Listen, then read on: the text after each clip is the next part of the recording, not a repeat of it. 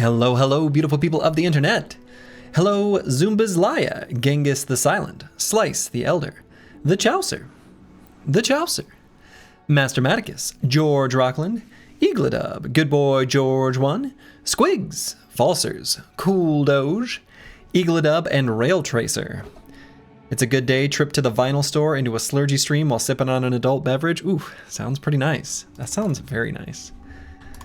Very nice. I have some wine. Excuse me.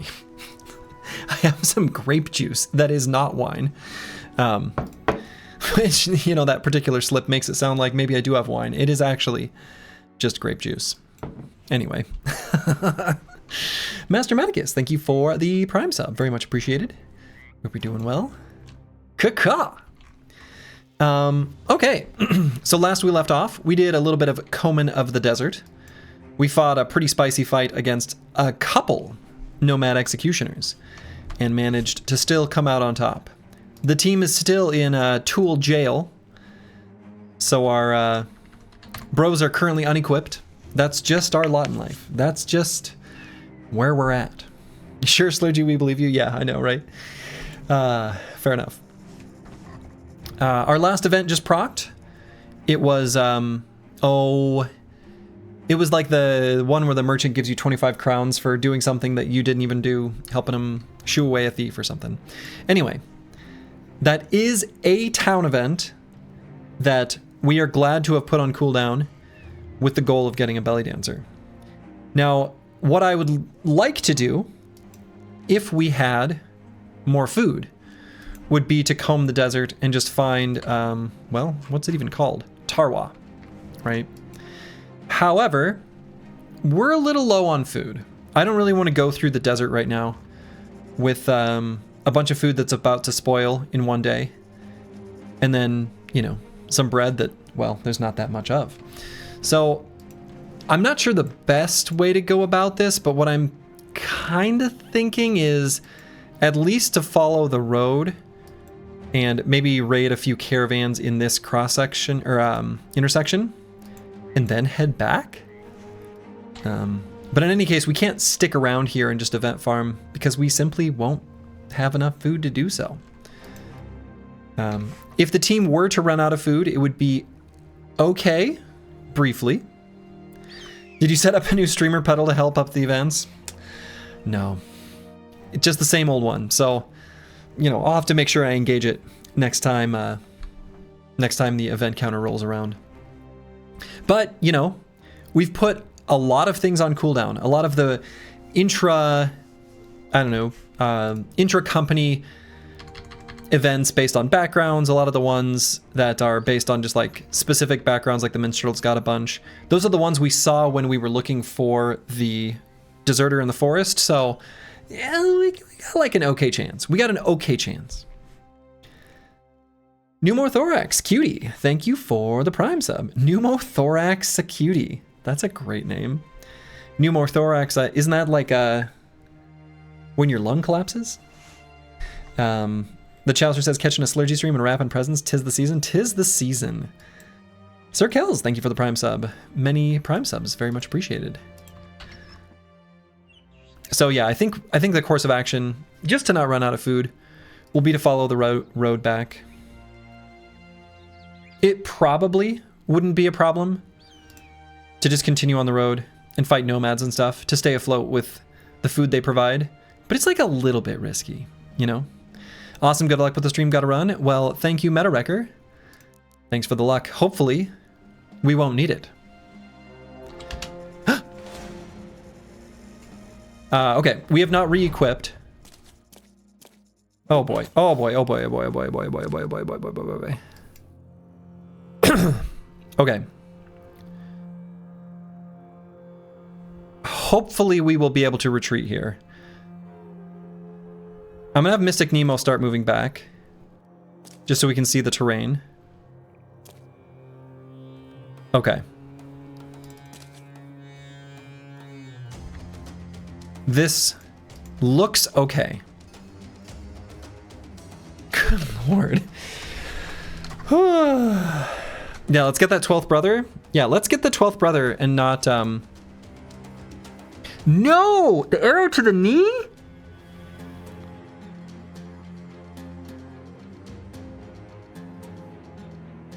I didn't even realize that hit.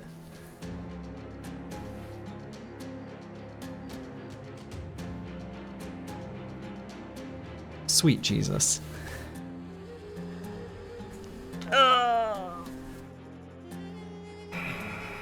Everyone's got a dagger.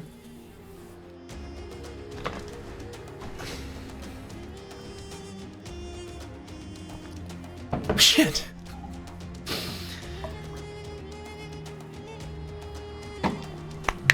Wow. I wasn't ready for, like... Okay.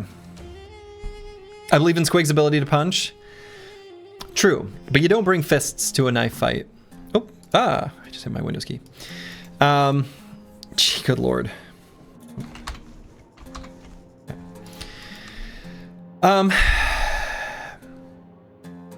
Okay, I mean, we claim the high ground. It is nighttime.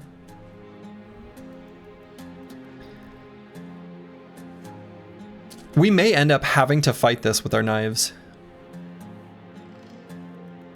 In which case I didn't want Mystic Nemo to run back. I should have looked for arrow to the knee. I just was not thinking of that as a possibility.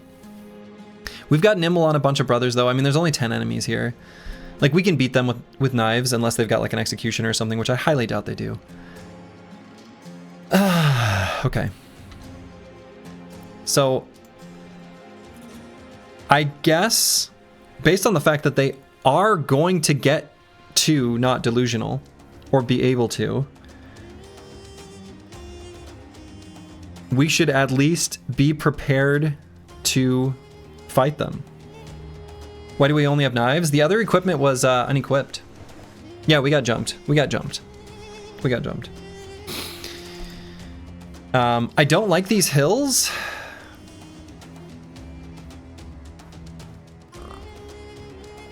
And Squigs doesn't have a knife for some reason. Oh no, we don't have knives. We don't have knives. We don't even have the knives equipped. Oh my god. We don't even have knives equipped. We don't have knives equipped. We don't have knives equipped.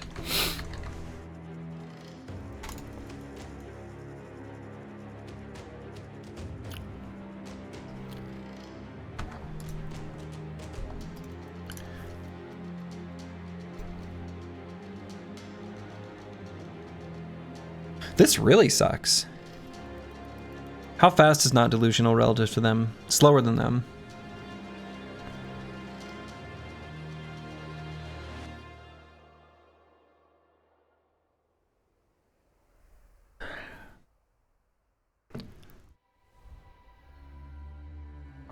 Your characters do gain plus 10 melee defense during the auto retreat. There's and an extra AP. Not that I really trust them to use it right.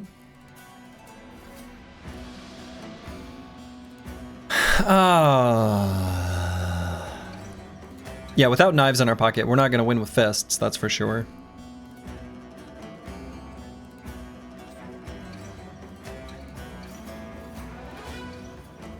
Wow. Auto retreat on the hill is 2025 Slurgy, right?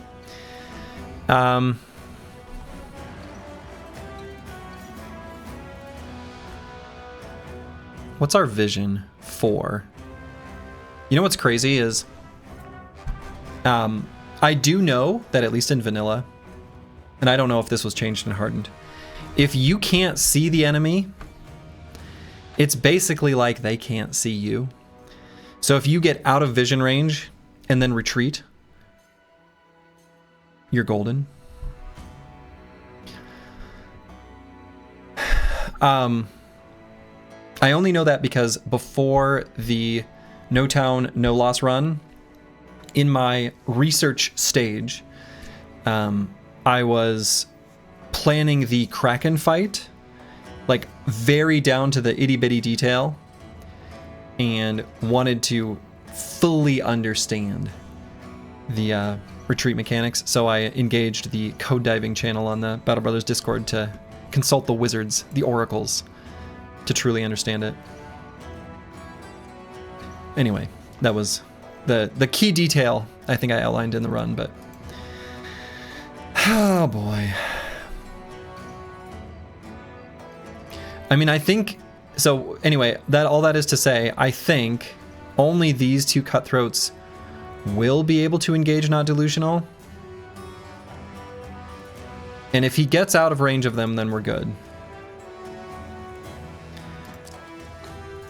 So I need to make sure we can't see them. Now, we also have strength in numbers that we can give him additional melee defense as we retreat. So I do want to have like Bad with Maps, for example, right there.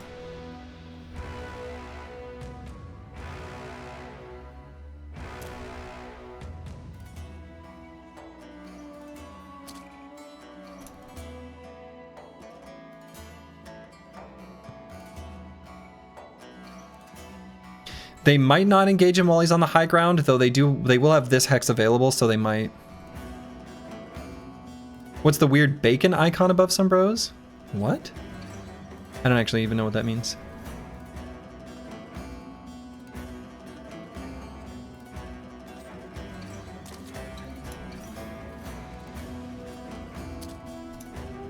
Oh, the banner. Okay, sure. Yeah.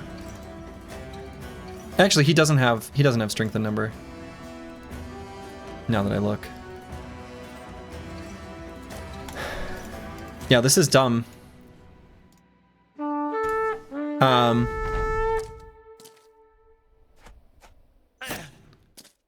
my god. So hold up. All right.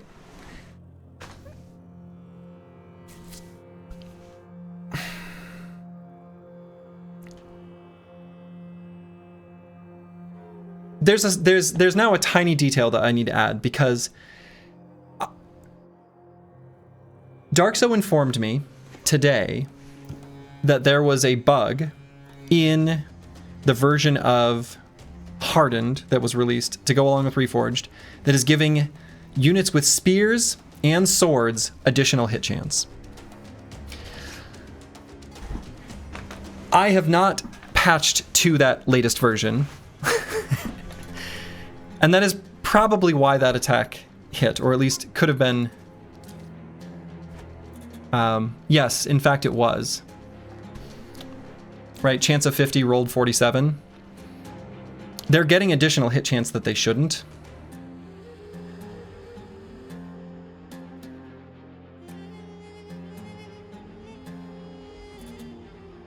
I'm gonna be honest. This is dumb. So, I might just Alt F4 this, to be clear. This is a dumb thing. If he doesn't escape here. If he gets out, then it's fine. Nah, I am gonna Alt F4 it.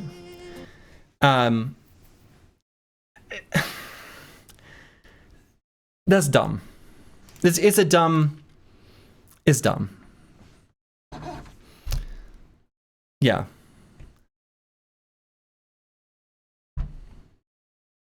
Yeah. That's dumb. That's a dumb thing. Well, I want to abide by my own challenge rules, right? But I am going to just equip the squad.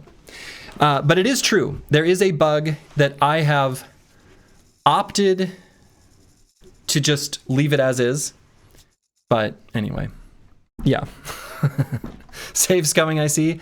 I mean, yeah. Yeah. We save scum. I mean, whatever. That's not, the spirit of the challenge is not that. Right? That's not what I'm... All right, now we'll let them fight us. I'm making a Reddit post as we speak. Yeah. No, you guys are good. No. No worries. But that was that's dumb. Especially since technically that nomad would have missed that attack if I was looking at the right line in the log. Now we'll fight them. Oh yeah, see, and I didn't even re-roll terrain. The terrain's the same, right? And that still hit. Okay. Now we'll fight them. Okay.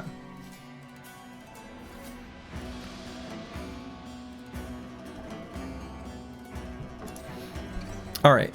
So what is the plan here? I guess scoot and shoot, but boy, I hate the terrain. The terrain sucks.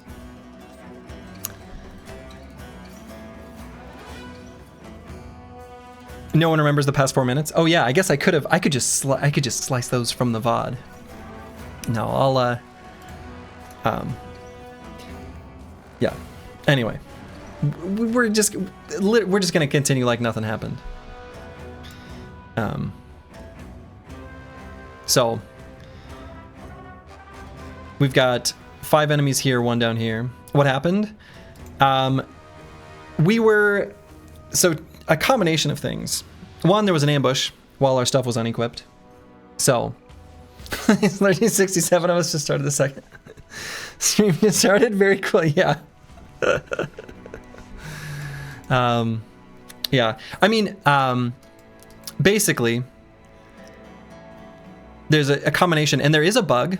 You know, I was mentioning that a second ago, that Dark Soul let me know about, where spears and swords, basically the thrust skill itself, yeah, I'll even show it here, has plus 10 chance to hit. This isn't supposed to be here in Hardened, right? This isn't supposed to be here, and I opted not to take the patch because it keeps it what I've been experiencing, and I'm not using spears or really swords other than one guy, so this is only to my detriment to not patch. Anyway, that actually would have made a difference in the hit chance there. Whatever. So, yeah, last I remember, Slurgy was drinking some knot wine. Yeah. So.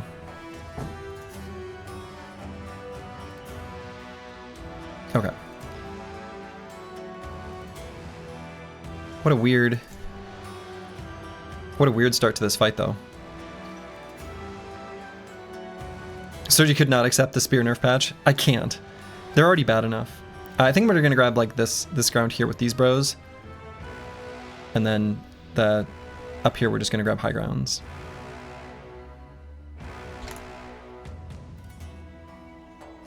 So do I still have?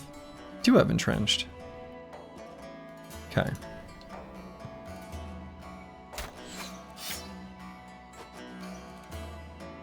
Okay. Boy, what a weird start to the stream. God. That's so strange.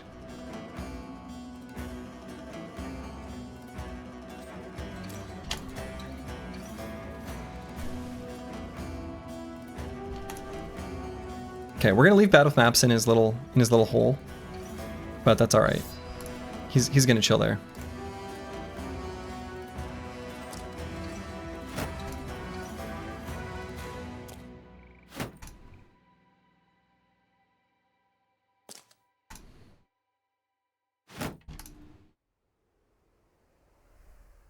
Anyway, how's everyone else doing today?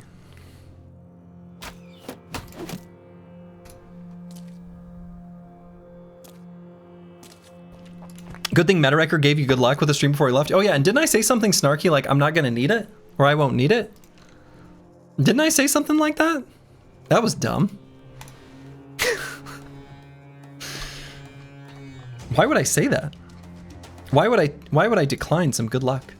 Why would I decline good luck wishes? Howdy Slurgy, how you doing? I'm good. I'm good.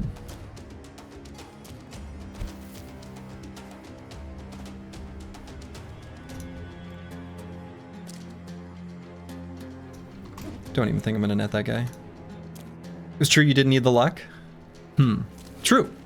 Because nothing happened. Okay, and actually he's Yeah, not in cover right now. Okay. Made some homemade cocktail sauce. You're considering drinking it? Ooh, I enjoy cocktail sauce, but ooh, I don't know. I don't know about that one.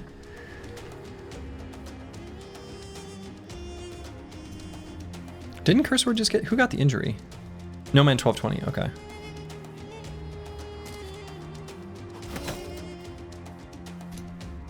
It's so good and you're out of shrimps? Okay, well that makes sense now. Now I get it.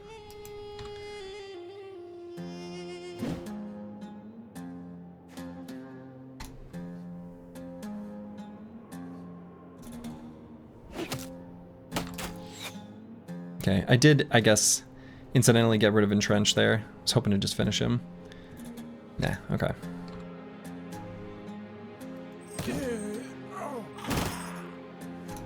Three-headed flail, putting in work. Let's see, does not illusional have a... He does, okay. Use like a tablespoon of horseradish for about a cup of sauce. You like it spicy? I do too, but... I don't know, I feel like it's still a lot. Okay, guess we lost our shield wall there actually.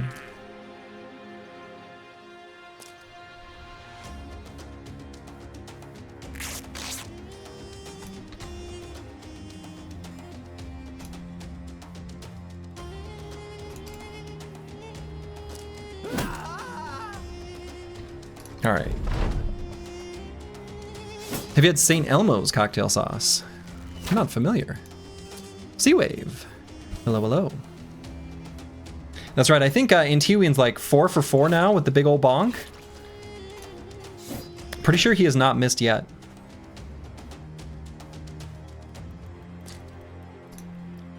Pretty sure.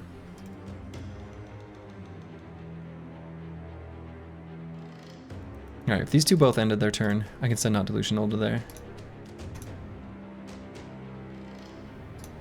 It's a restaurant in Chicago that bottles it and sells it. Costco carries it seasonally. Ah. I see. And I assume this is the season. Generally, things that are seasonal means now.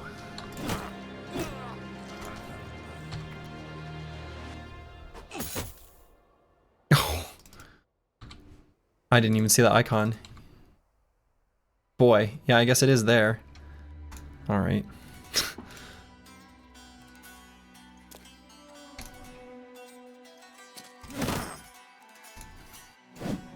Oh, Intiwian finally misses. Disaster. Disaster. I hate fighting in this kind of terrain. It's so hard to tell what's adjacent to what. Like, I don't know. It's just all a bit of a mess. You jinxed me, time to fire Intiwian. Get him out of here. But sir, how will you ever replace me? You can't even go to town. Get out of here. No, excuse me.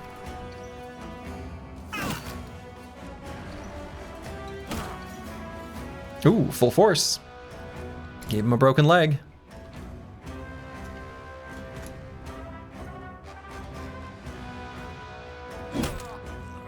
There we go. All right. Rehired. Yeah, we'd take anyone. It's true. We would indeed take anyone.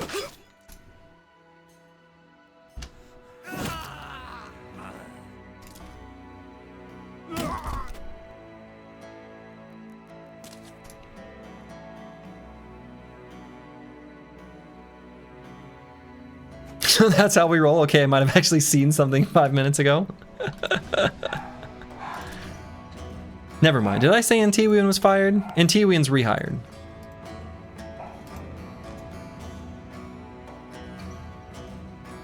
Okay, we'll just put No Man 1220 there.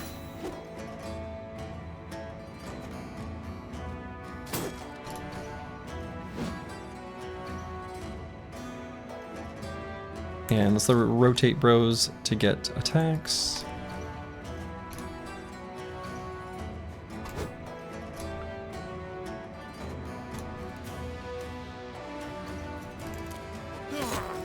There we go.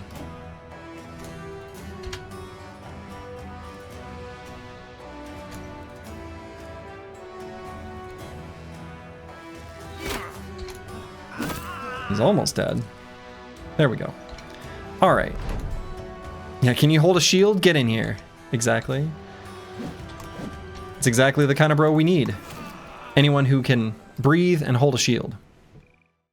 Give me your tired, your poor, your huddled masses yearning to breathe free, and ye shall get phalanx and strength in number. Beautiful. Okay.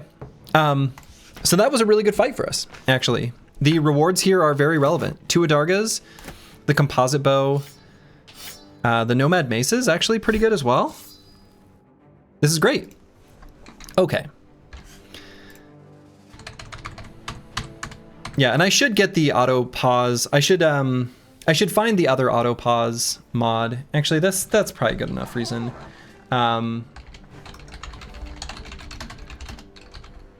Because there's a new one, right? There's one that's better than the one that I was using way back in the day. I think the one I was using like was auto pause when view enemy, but there's another more modern one with like options. I want to say that Choppy Cat has referenced it before. Anyway, we've got a composite bow upgrade. We've got some Adargas to hand out. Good stuff. And we also have our company banner now. I don't even have a great bro to give it to, really. I was thinking about just having a... Oh, not No Man 1220, actually. Curse Word will be the one to pull it out after, like at the end of his turn, kind of thing.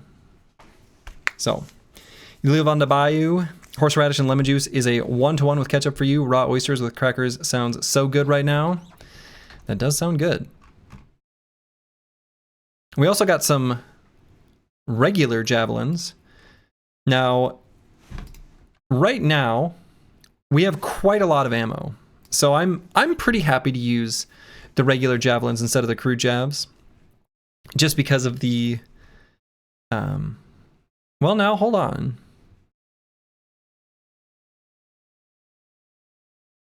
I guess they're lighter. And they, you know, the throw javelin is 1 less AP. It doesn't really, it does the same amount of damage, huh?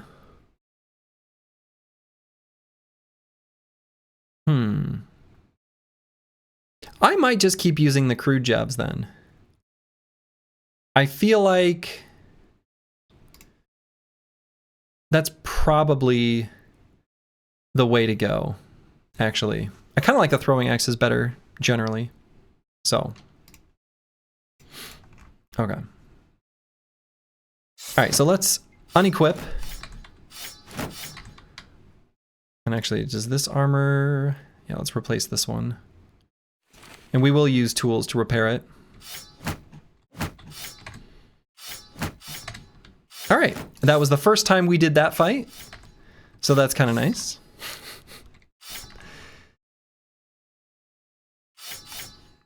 Okay. And did we get more food? I actually don't even remember.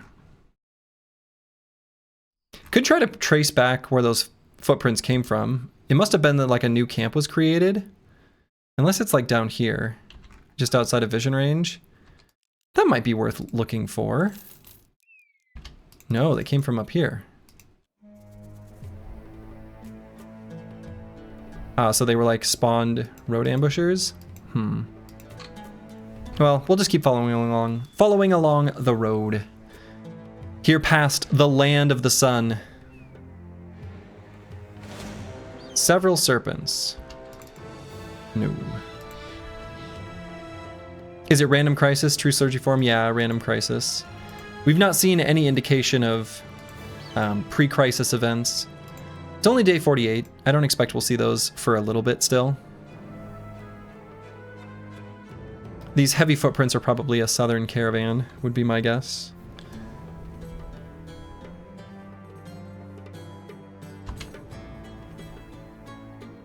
Yep. I'm calling it's going to be undead. Any other predictions? Praying for Holy War. Crusader could be pretty good. Ooh, sure. Converted Crusader is one that sticks around, even.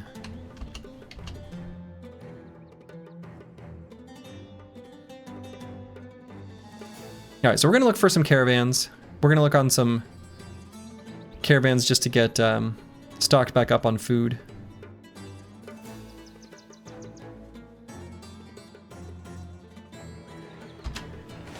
Or peasants. Peasants also have food.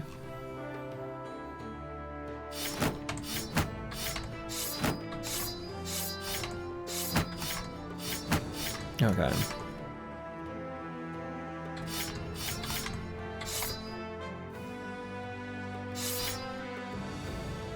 If you were hungry enough, well, where do you think the strange meat comes from? There is kind of an implication that the strange meat in the goblin camps might be, well, something you shouldn't be eating.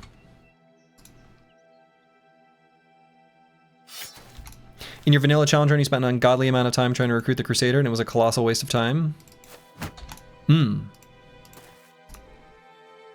What's the, like, I don't even know what the, I've never looked at the event to even know what the chances and such are. Long pork? Yeah, long pork, exactly.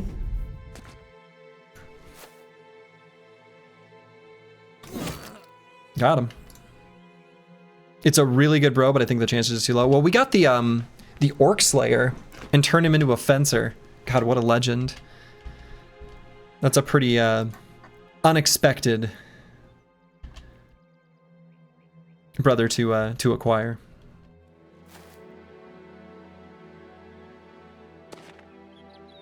Okay, we'll let them approach us next round. Okay, good. Just want to make sure that weapon specifically misses. Should have spent time fishing for events with higher chance. The bro quality doesn't matter. The count does. Definitely. Definitely. The count is far more important in the vanilla version of this run. Though I feel like in this, like in Hardened, I feel like bro quality matters more. But count probably still matters. It's still the more important aspect, I guess.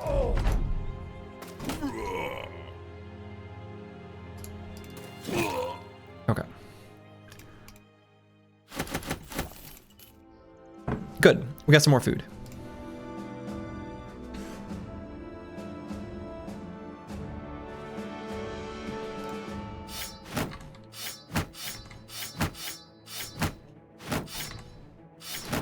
So we'll unequip our boys. These are my boys and they're always with me. Okay. And we're gonna look to collect a little bit more food.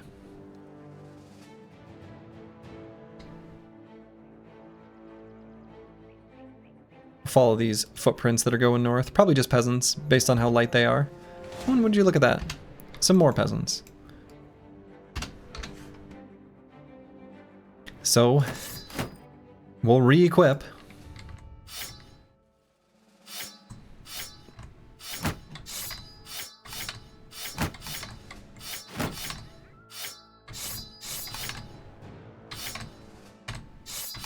Okay. I think stats are fairly irrelevant. Strength of number gives all the bros good enough stats to be useful. The only thing that matters is getting the right perk groups. But that's what I mean, right?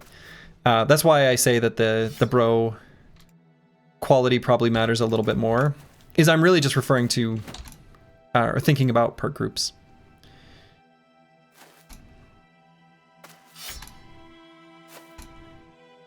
The fact that you have access to more means that bro is more flexible, and the bro is like arriving at a time where the flexibility matters more. That's kind of the way I'm thinking about it.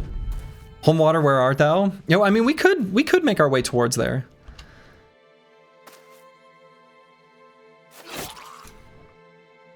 Oh, why would I block Antiwian like that?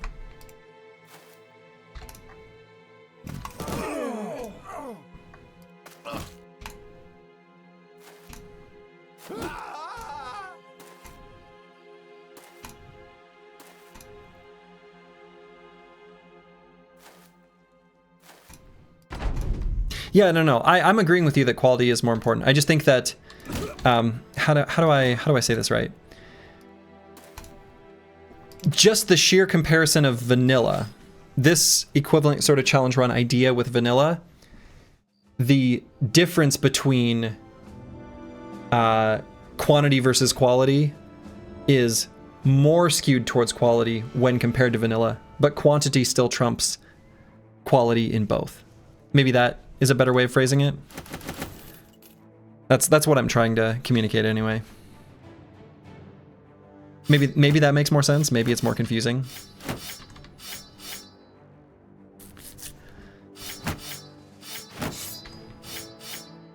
I get what you mean. Yeah, it's a weird. It's a weird thing to articulate.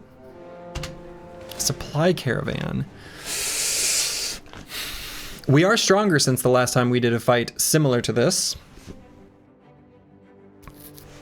It is a fight like this, where Cruza Complex was lost. However, circumstances are quite different at this point compared to that time, substantially. And they have a lot of things that will make us much stronger.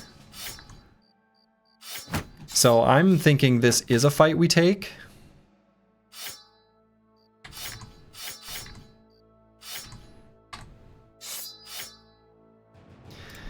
And let's see. Definitely need to be replacing that mace. Should have done that earlier. Let's take just a hot minute. Look at the gear, make sure it's all right. Okay, armors look good. Weapons. Three-headed flail here on Squigs. That's probably pretty all right still.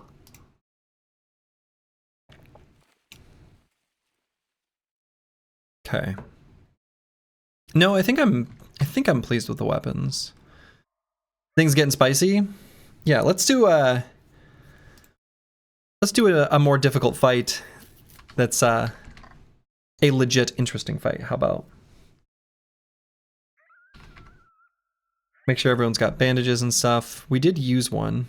Looks like it got re-equipped. Yeah. All right. Let's do this. Given that it's nighttime, I wonder if it's worthwhile to like bring the loot, play a battle song. Probably by the time our lines engage, I don't think it'll make a difference. All right, let's do this. So 4 to 6, 2 to 3, and 1, and the cart. So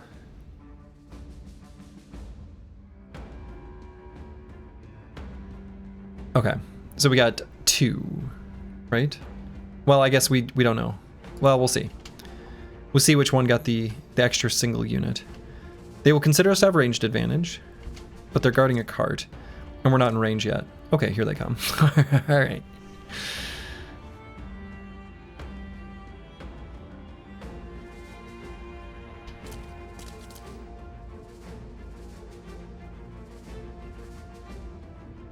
Could potentially put Not Delusional up on this high ground. Or we could even do it with the Chaucer. I think that would be fine too. That's probably better.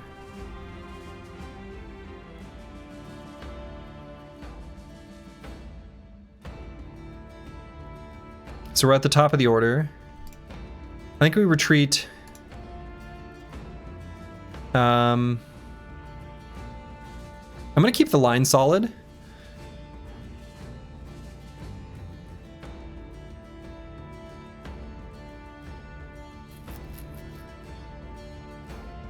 Yeah, I think we can do this.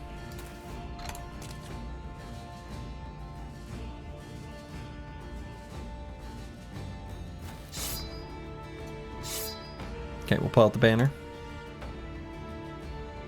Now Squigs is just gonna go to here.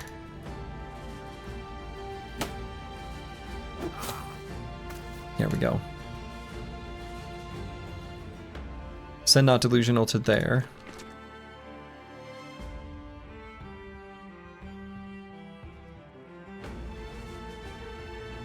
And actually, I'm gonna shoink squigs up 1.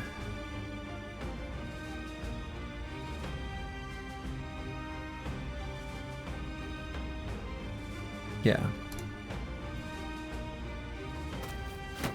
We're like very slightly split from where I'd like to be. But it's okay. All right. We can get the phalanx a little bit more joined up here in a moment. This also could leave a window. Okay, so that's their crossbowman.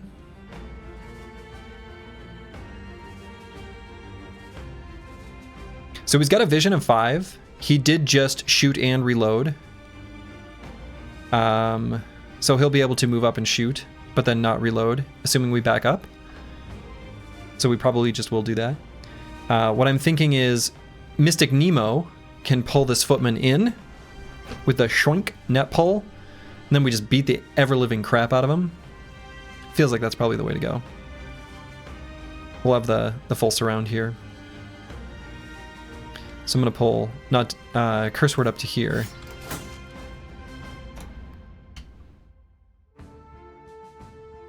So we'll wait there for just a moment. No man 1220, I'm going to attack. At least with that. And even if he's surrounding him with the net pull, I think that's fine.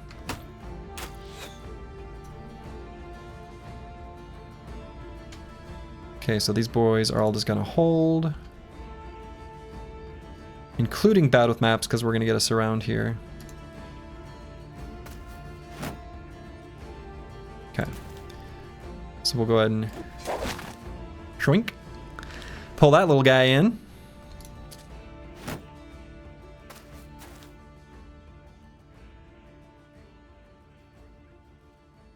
Not Delusional is just going to wait here.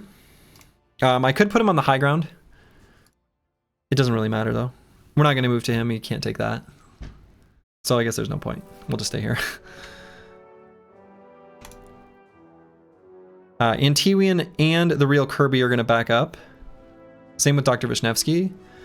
The real Kirby, how do we feel about him on the bottom? Fine, but I like Kristoff better because he's got 9. So I'm going to send the real Kirby here, and then Kristoff either stays where he is or goes to there. I guess if that's where we put Dr. Vishnevsky.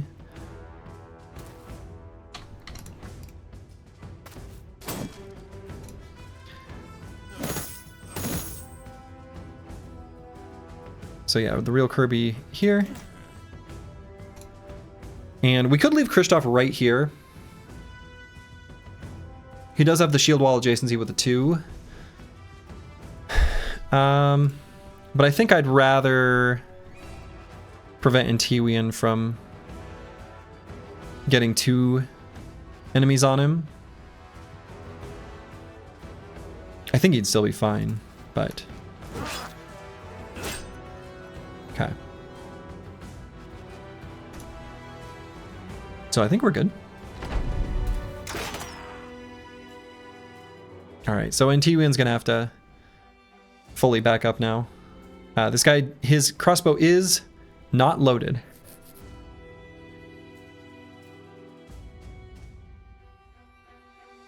And Antiwian's gonna have to back up at the start of the round because one of them would be able to grab him.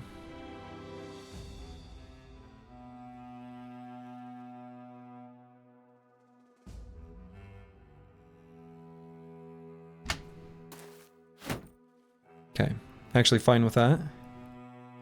So Antiwian goes at least to here. He may back up further. I reserve the right to back him up further.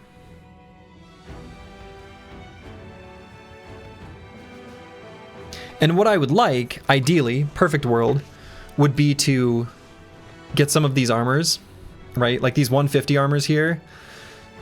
At the very end, we might try to net someone down and, you know, shank them for their armor. But for the moment, I'll refrain.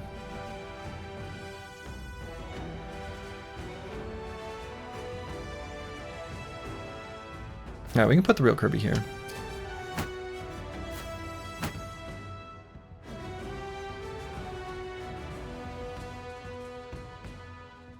And I wonder if it's worth to do the destroy armor. Yeah, I think it's better, especially yeah.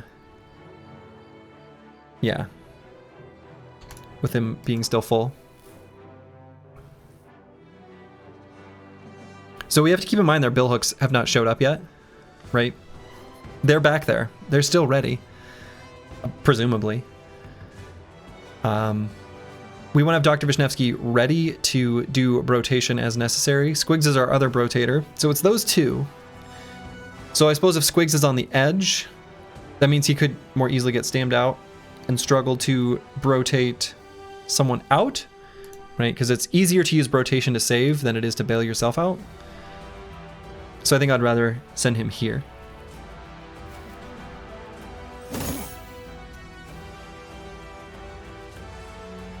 And I might send bandwidth maps here just to eliminate this guy as fast as possible. But I think I'm gonna hold, actually. Yeah, because we, yeah. Might need to go help out over here. I'm gonna wait on Curse Word. If we get a stun, this guy drops his shield wall.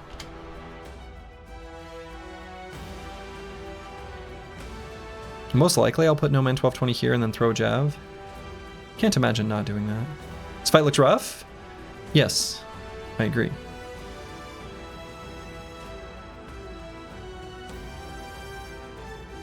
So most important thing is going to be damaging these Billmen when the time comes. So Mystic Nemo can get in position to shrunk, pull one away, and then beat him up. So I might end up putting Battle with maps like here, and then Mystic Nemo here. We'll be faster than them. We can net pull him. I think that'll be pretty good. Mystic Nemo is athletic, I believe, right? No, he's not. It's Dr. Vishnevsky that's athletic. Okay.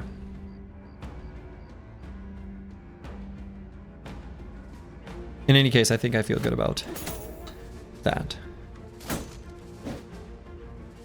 Missed both the stuns, only 12% hit chance. So after moving, our initiative will be lower than him. That's still fine.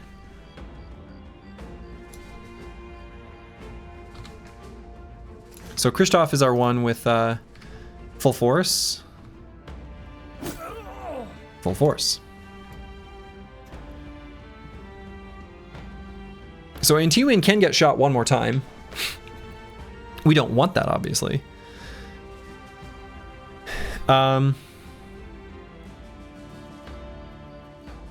He can't get engaged on from here.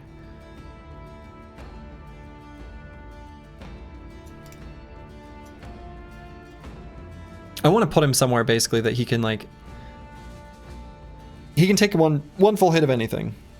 Right? I want to be able to put him in a spot where he can take the one full hit of anything. I mean, it could just be here, prevent this guy from running away.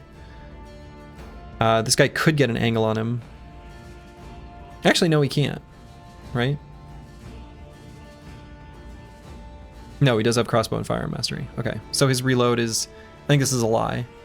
I think it actually does go down to 4. So he can go here and shoot. And then this guy could go and attack him as well. So given that they have that line, I'm not going to let him have it. So...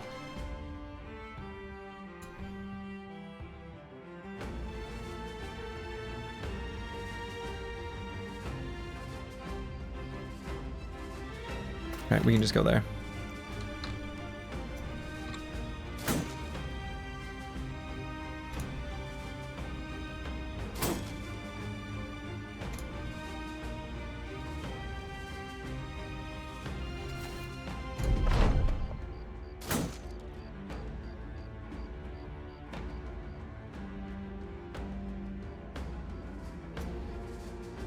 Gonna wait on Curse Word, same reason as last time. In case we get the shield wall to drop. Alright. We're gonna net pull this fella. Joink. Pull him out of position. Don't want this footman to be able to run. I can't imagine he'll be able to. I'm just gonna wait with Squigs right where we're at.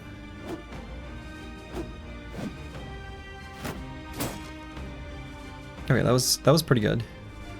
Kristoff's got an exploit opening stack.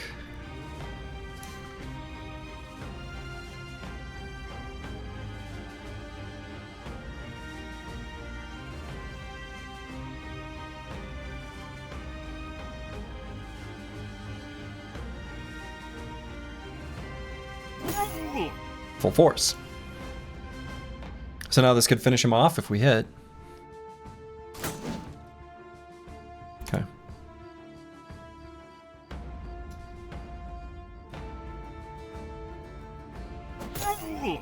Ooh, so close. Now he's dead. I almost don't want to attack this one.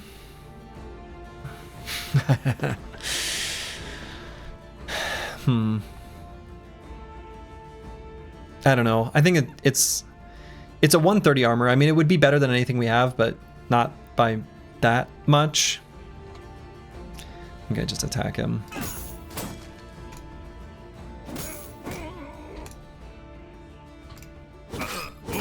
Alright, we've slowed this guy down for next turn. Minus 18. That's pretty good.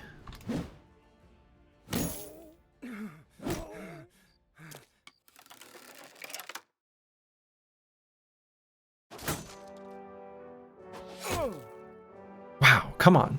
Kill him. Kill him.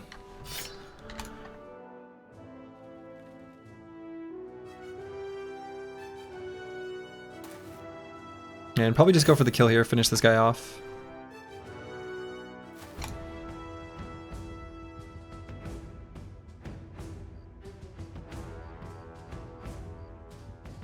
I don't know, this guy's only got one attack. Let's pull in T-Ween back.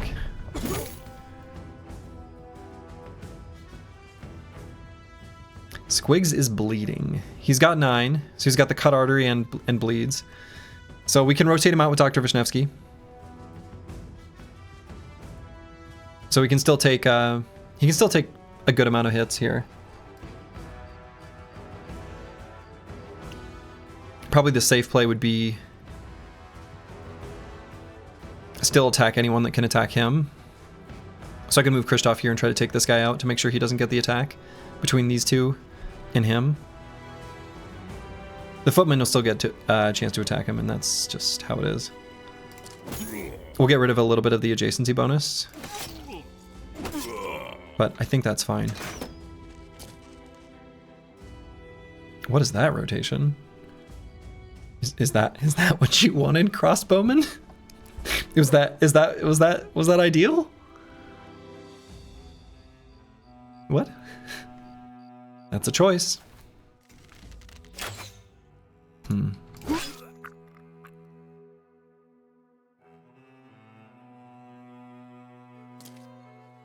Okay, we'll at least crowd this guy. And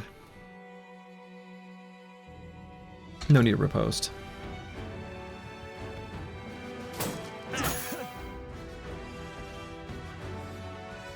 Okay, we're gonna let this footman try to run first before we rotate out Squigs.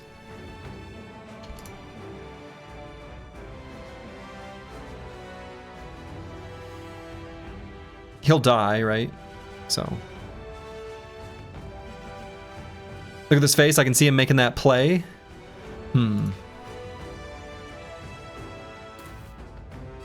Next level play.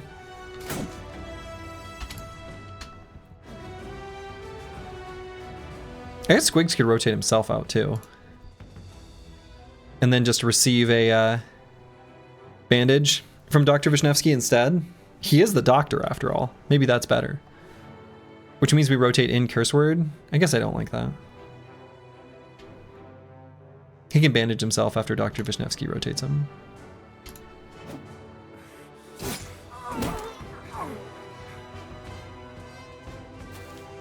I guess Dr. Vishnevsky doesn't have it. Well, all right.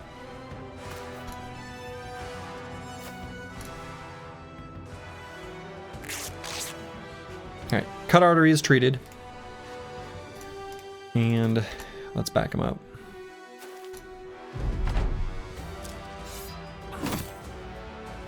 Why are they doing this? Why? Why? Yeah, what kind of doctor you sending me to you doesn't even have bandages, right? Also, what was that rotation? What are these rotations? Why are they sending the crossbowmen in? Like, what is this? I mean, I could dagger him down. It's not like he doesn't have, like, he's got something, right? We kind of want what he has. Okay,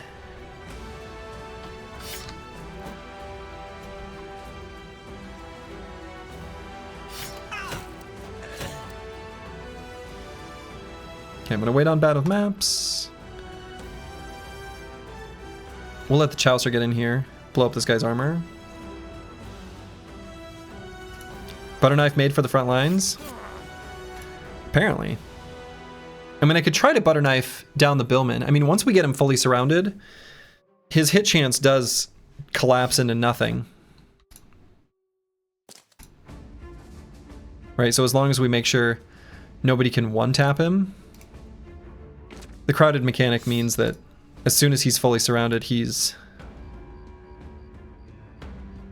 you know, he doesn't do much. I'm pretty convinced actually that is what I'm going to do.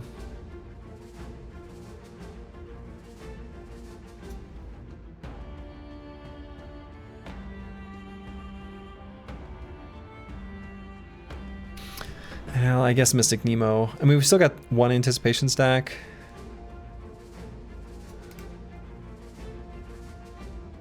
We can eat one bill hook attack because of anticipation, and it's not that much though because his dodge is pretty low. Really low, comically low, because we waited. Get some of it back.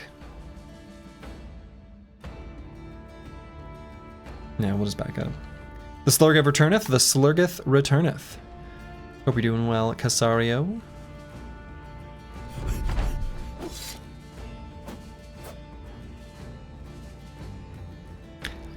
He tried to puncture me. I guess I'm nimble though. So what do I care?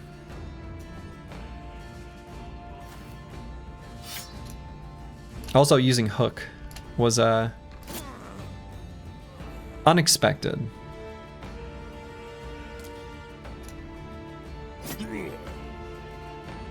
Okay. Now we just dagger him down. Whew. Desperation moves, I guess. Pretty weird ones though, right? Didn't that seem weird? Can the mod be updated to fix the spear and sword bug without damaging the save file? I think yes. Ulz Zeren. I think it can, but not knowing, I'd have to talk to Darkso to be sure. I thought about asking him that question today and opted not to.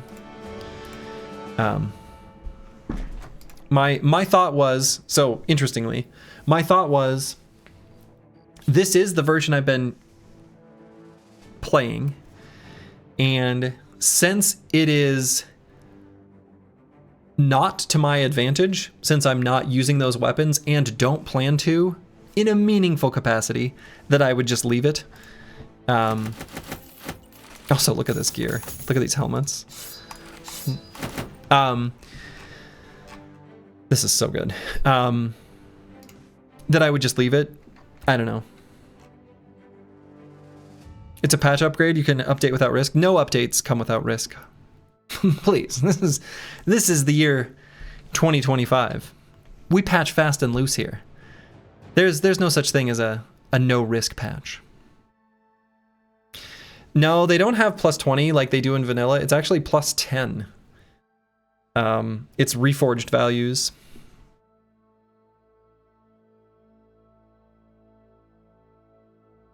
I showed it on the tooltip earlier. All right, let's equip one of... I suppose Squigs needs heavier armor. So on Squigs, I'm going to put definitely something beefier.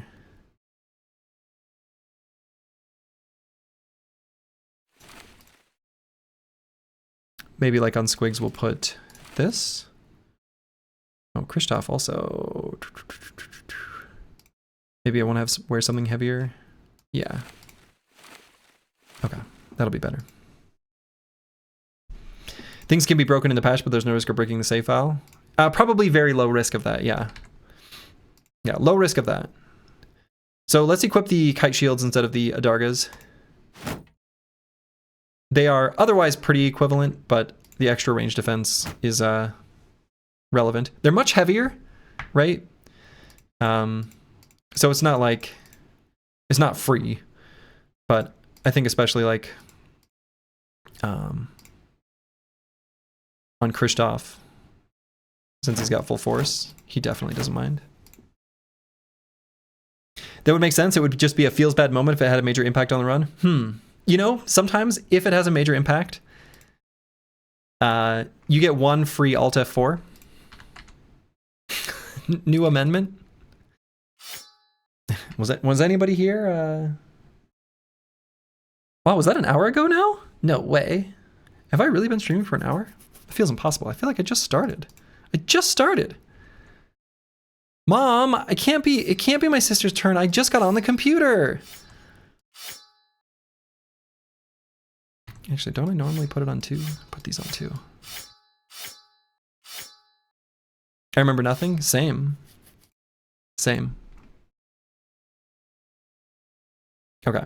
What else? So we got these padded nasal helmets. Could put this on Not Delusional. I mean, of all people, I guess he's the only one we'd want to have a light helmet on. I was here, but Men in Black busted in. Here come the Men in Black. What a great song. They had a great song.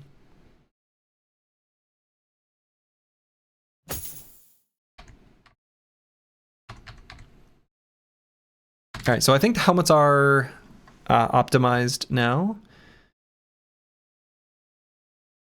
We're going to be spending a bunch of tools on the armors. Excuse me. All right. Home water, where you at? Where you at, home water?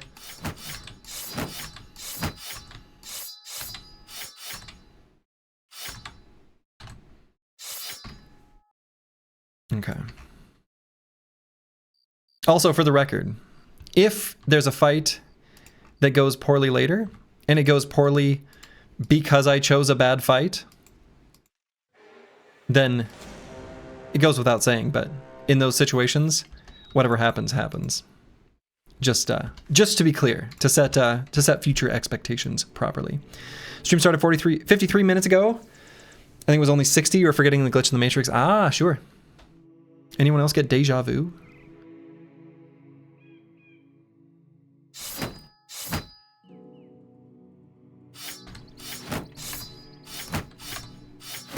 You know that cat you saw just a minute ago?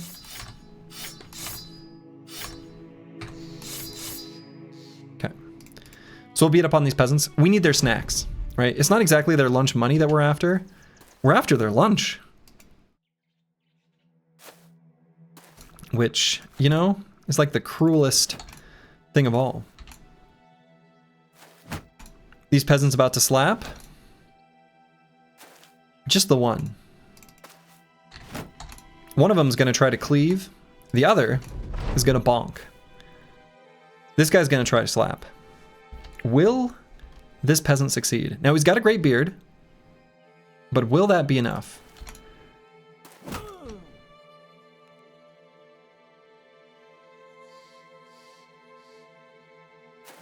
No, I should have just waited. Oh well. This won't matter.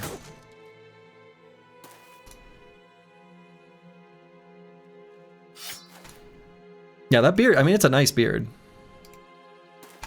No doubt about it.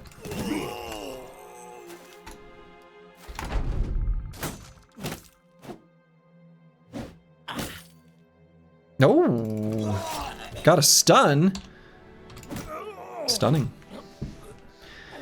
I should have waited. Slurgy gets 3 peasants. It's okay to charge. I mean, right? True. Hey, we're conserving tools right now. Yeah, he did get a hit in, right? And now we have a ton of food. I actually think that's enough food. I'm gonna head back down south. Probably won't be able to get back to Karakhan for the next event proc.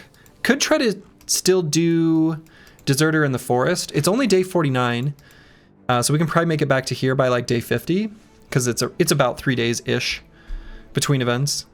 So I think let's head down there. So we're just going to continue down the road from whence we came. We have accumulated a sufficient amount of food to continue our desert adventures. I'm gonna have to repair a knife. I've got too much stuff. Okay, well, that's all right. Yeah, would you look at that? They're coming right for us.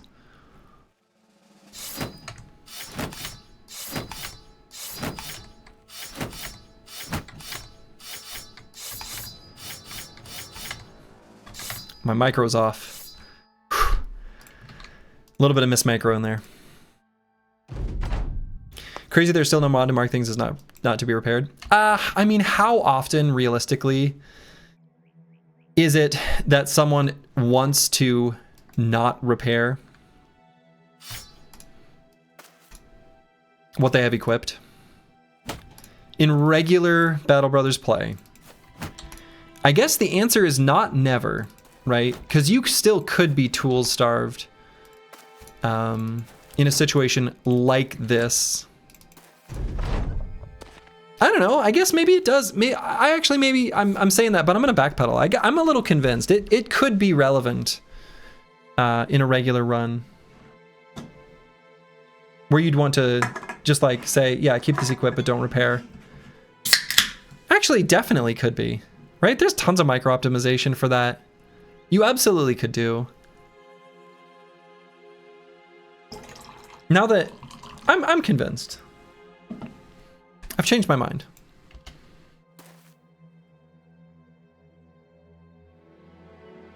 All right, I'm gonna back up 2 more hexes.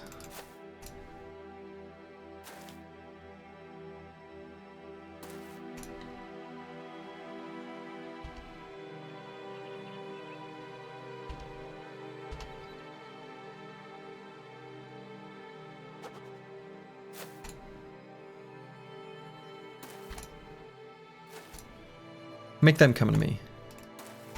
We're gonna be efficient here. Plus, one of these nerds is gonna grab this high ground spot for sure. He's gonna be like, I love this hex. Not that guy though, he's busy applying bandages. Oh, and these nerds just want a shield wall. Just kidding. I never used it before your challenge run, but it made your early game smoother on normal runs, not wasting early tools on shit armor. Yeah, I mean, right? Now that I think about it.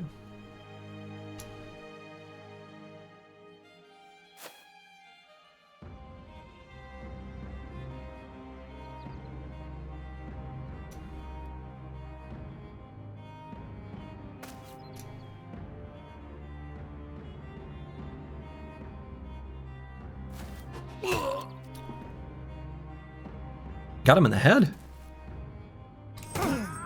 Got that guy in the head.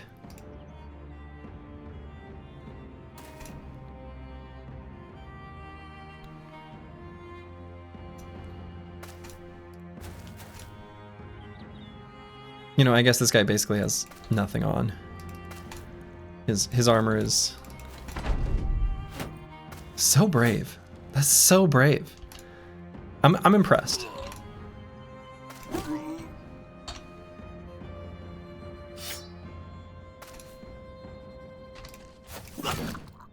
Got him. 2 tools. And I'm going to grab these bandages. But what I am going to do as well is leave some stuff behind. Right? There are things that I'm carrying around. No need to use the bludgeons now that we've got the nomad maces. We don't need to carry around this many wooden shields.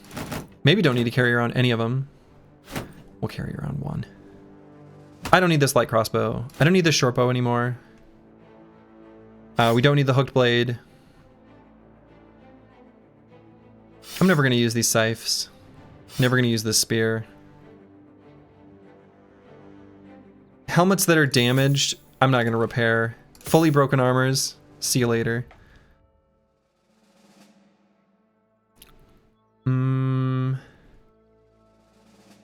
These 60 helmets, we don't need these.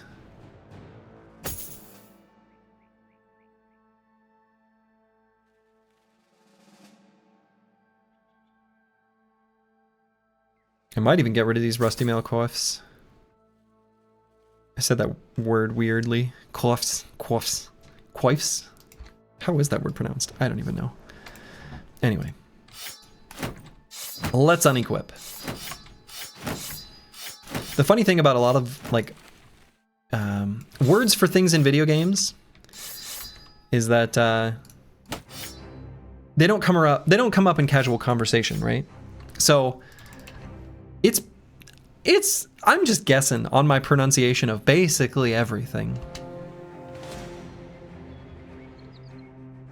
I keep the butcher's apron, please. I may want to use it in my free time. Emphasis on free.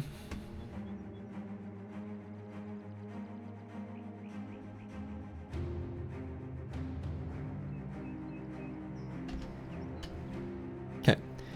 Easily dodged this fight. They're already fielding a halberdier and arbalester.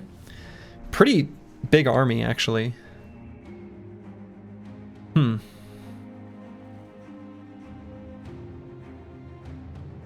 Hopefully this route is safe here. Not for them.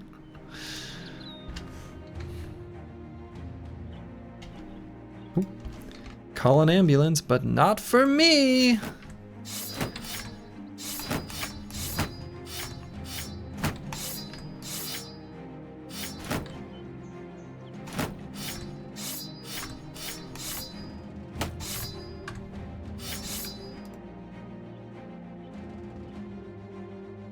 Why does the sprite have a farmer's hat? Well, they're just simple peasants.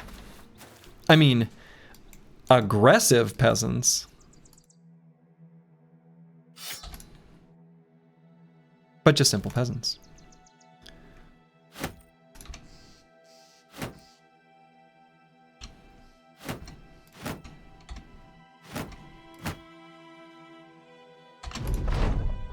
My sprite? Oh, our sprite? Well, we're peasant militia.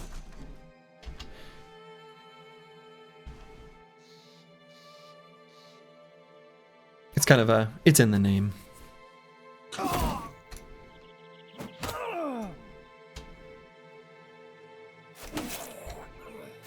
Oh, I guess, you know what? Go home, buddy.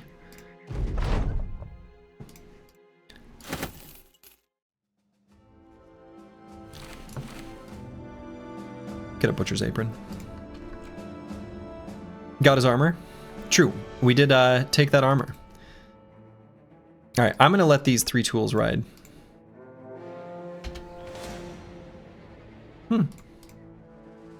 How convenient.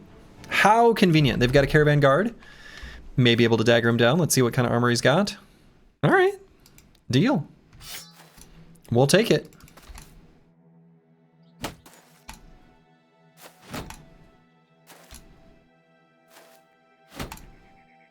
We do indeed want this armor.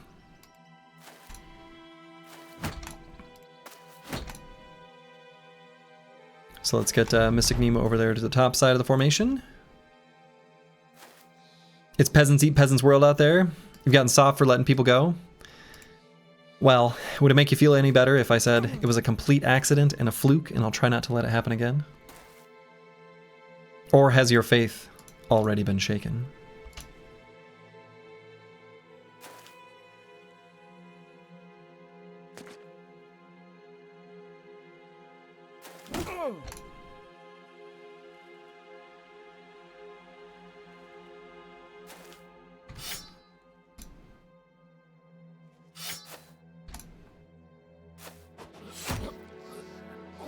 Got him.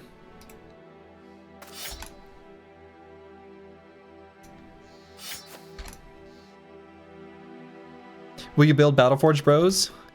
Yes, kind of by necessity. Like, we've got bros who that is their only defensive perk. just reforged things.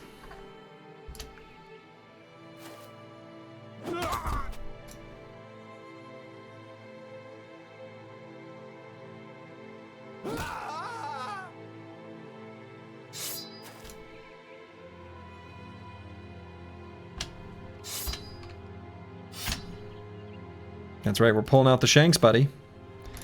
How do you feel about that? He's like, guys, you got kind of a crazy look in your eyes. That's right, buddy. We do. We do have a crazy look in our eyes. What of it, Mr. Caravan Guard?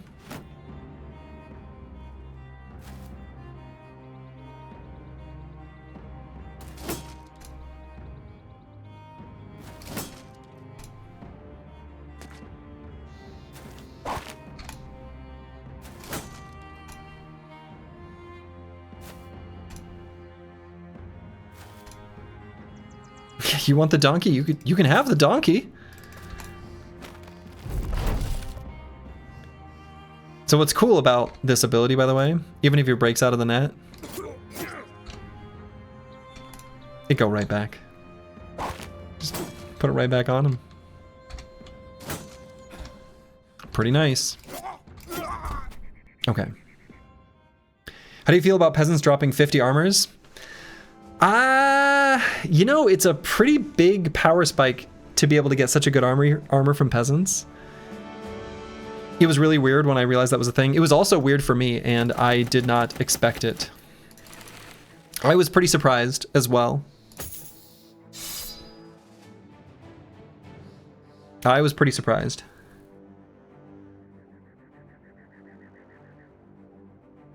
I mean, for normal gameplay, I don't think it really matters much. I think it's fine. I think it's actually okay. I shouldn't say it doesn't matter much. Like, it matters, but I also think that it's okay. Maybe is a better way of putting it.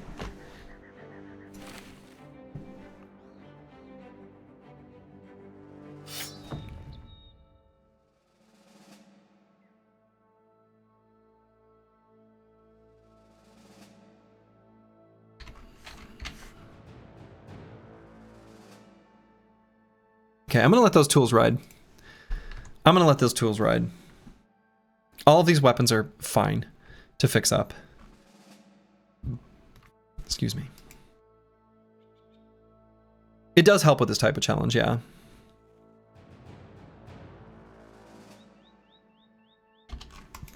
So I have a choice for the next event proc.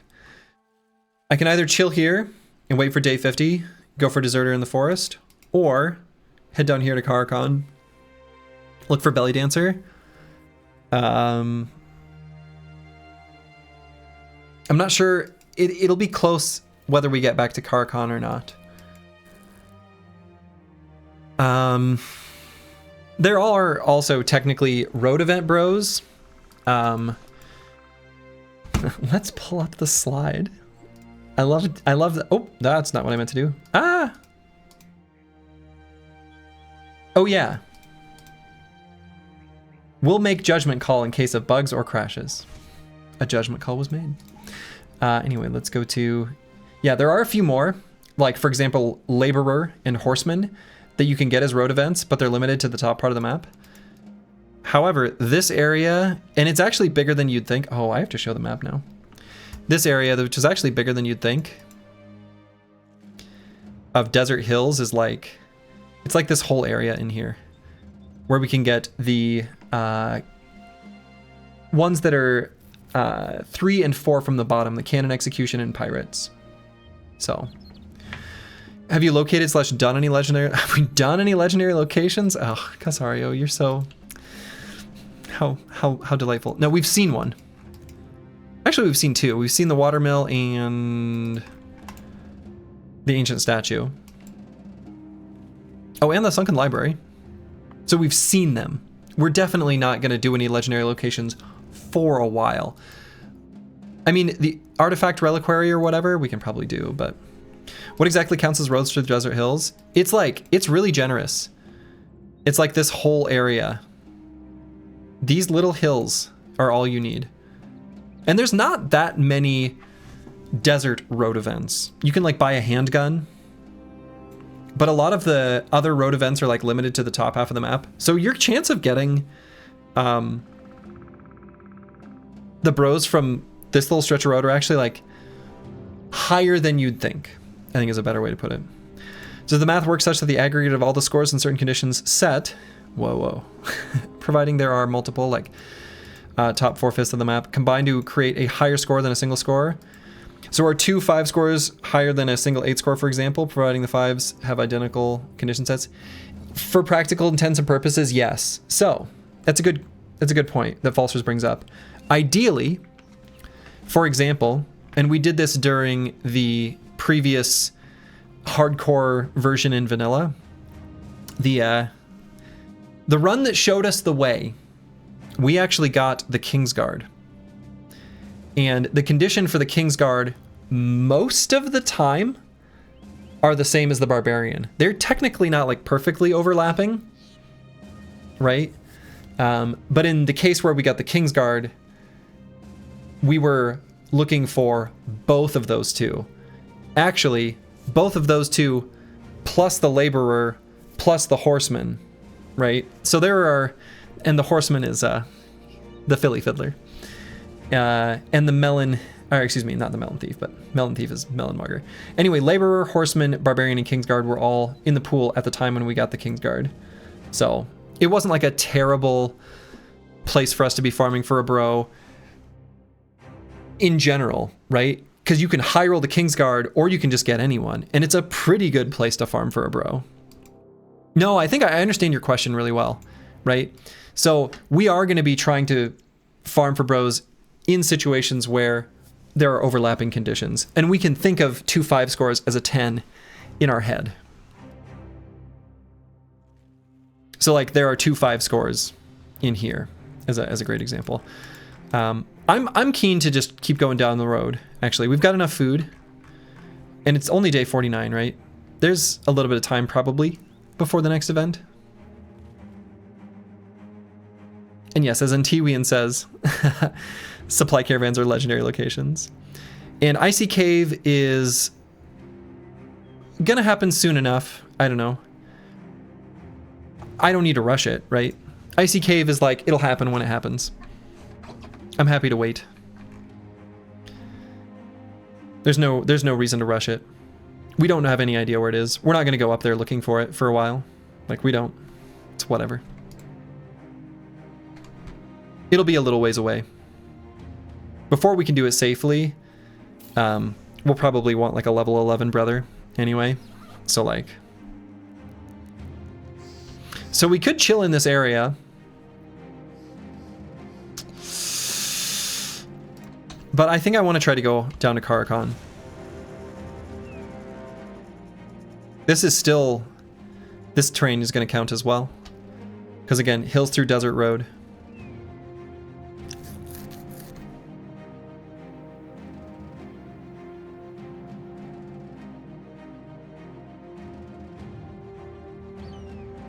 Okay. All right. So now we're going to look for a belly dancer. Oh wait. What is this? What is this actually?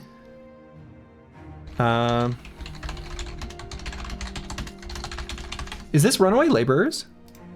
No. Who is this? What is this? No. Okay. Creepy guy.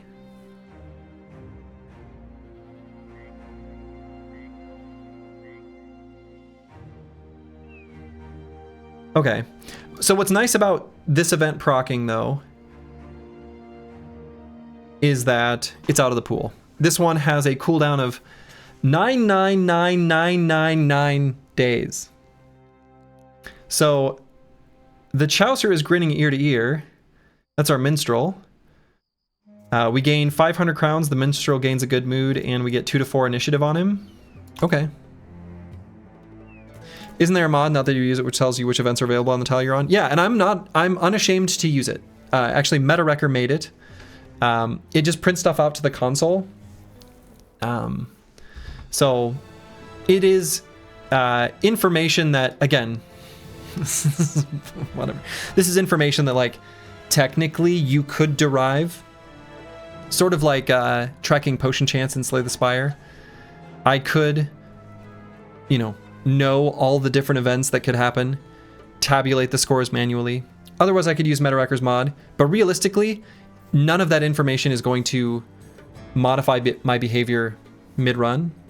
I did use that mod extensively before the Anatomist run to make a plan for Event Bros, right? So, where I checked scores under different conditions with different, like random starts with different traits on the bros and things like that, just to get a feeling for like what the data looked like before that run. I don't think MetaWrecker ever like released it to Nexus mods,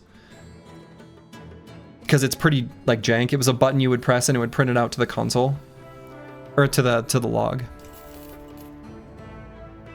Okay, we lose 500 crowns, we gain 1,000 crowns, or 500, anyway, you get it, you can do math. So now we can say last event was day 50. But again, it's another event out of the pool at this location. So what we can do, and do we care about his initiative? Oh, we do. Oh, we definitely do. Okay, great. Actually, I'm pretty happy about the initiative there. Wonderful. Oh, also this grape juice. One thing I do with this grape juice. This is homemade grape juice. This is like from my wife's family. They have like a whole bunch of grapevines. They don't make wine. They just have a whole bunch of grapes. Anyway, I like to just add my sparkling water to the grape juice. And I have a slowly diluting grape juice beverage. Homemade toilet grape juice. I mean, basically, we just like boil it, strain it. It's like really bitter because it's just exactly what comes from the grapes. And I think the grapes are supposed to be for wine, like the variety. So they're pretty like tart, but I actually really like it. It's really good. Blakebird. Good evening, gamers, indeed. Okay, so what I'm thinking is, let's move this way. There is another city over this way, and we can explore the desert. And there's no difference between Karakan and Tarwa as far as getting the belly dancer. Both work equally well. You want to grow grapes once you move? Yeah, I've thought about putting grapes in our backyard. We had a trellis at our old place with just like a few grapes, and I've thought about Ifrits, injury machines. Yeah, I've considered it here. But I think I would want to I was thinking about just doing it right up. Ooh.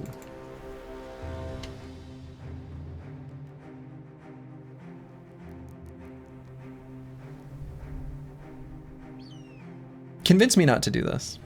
We're going to chase these nomads to fight them. Convince me this is a bad idea.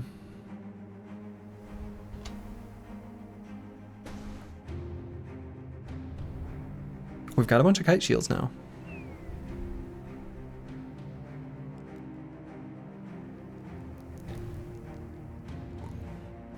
Cutthroats are no problem at all. Desert Stalker could have a warbow for us. Blade Dancer can get handled by this net.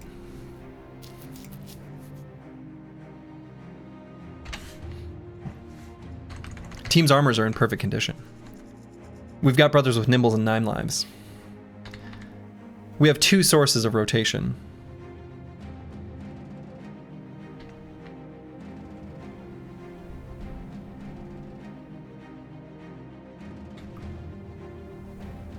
If Nat handles the Blade Dancer, how do we handle the Executioner? Military picks. Can I try to talk you into the fight instead? Yeah.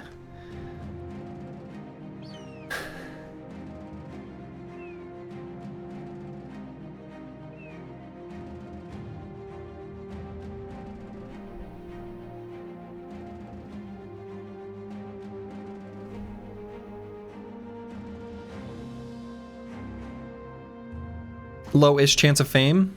24 is not bad.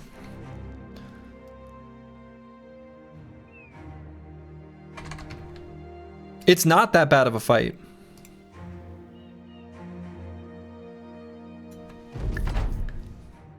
So, like,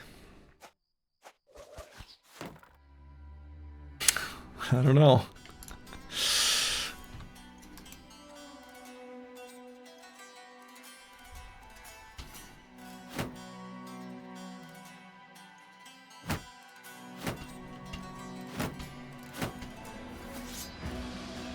We got to take those hard fights eventually. That's where we're going to find our shiny items.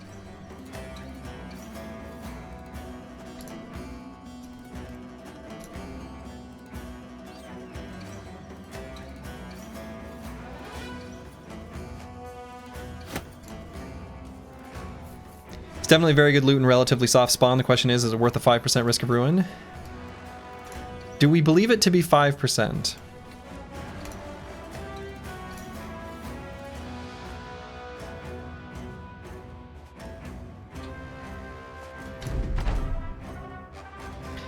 Counter argument, we're technically entering a settlement. Nomad settlement? Oh boy. True. That's a good point, Blattenberger. Does that count as a settlement? It's a tent city. Yo, that high ground hex is kind of annoying, huh?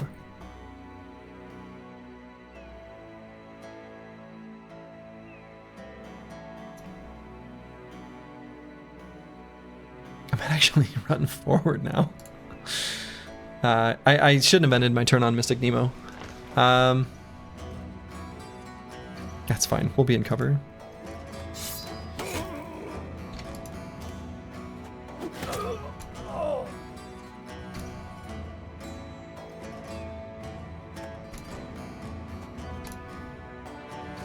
Church is saying this is both your 7-month and 8-month sub anniversary. ¿Por qué no las dos?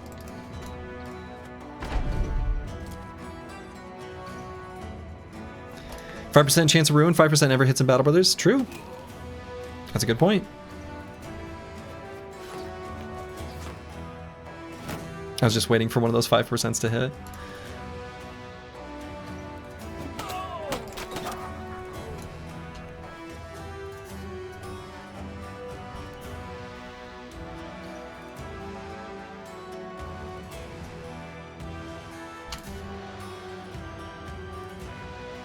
Okay, I think I just like run and fully surround these remaining nerds.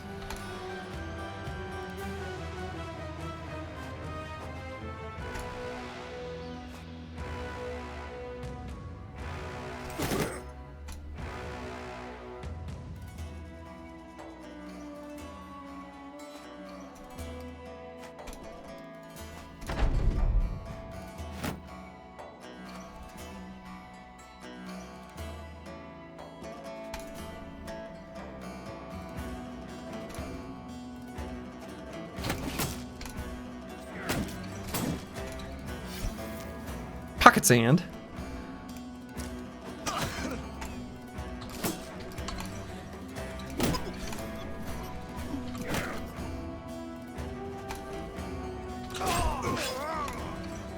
This guy's got iron resolve. Sorry, I said that really loudly.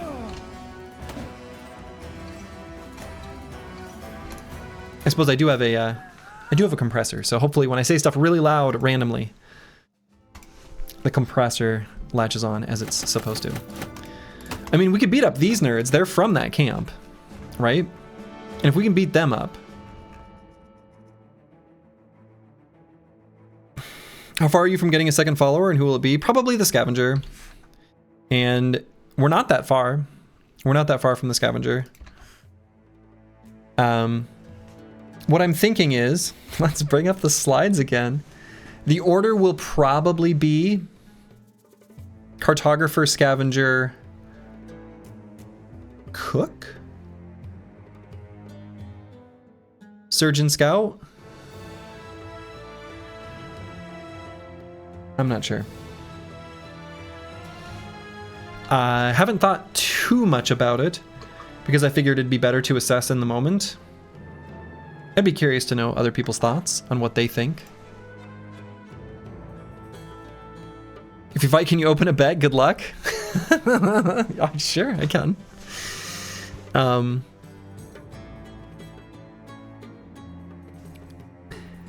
So I would do this at night because of the Desert Stalker. But honestly, the Nomad Cutthroats are like nothing. We're like a lawnmower to them. They are absolutely no threat. The Outlaws, whatever, there's just one. The only threats on this battlefield, the only threats, are the Desert Stalker, the Executioner, and the Blade Dancer. The Archers, like a little bit, and the Desert Stalker, but if the Desert Stalker can't see us, right? I mean, I know they get the camp defense bonus, but just because they can see far away doesn't mean they are accurate from very far away. Right?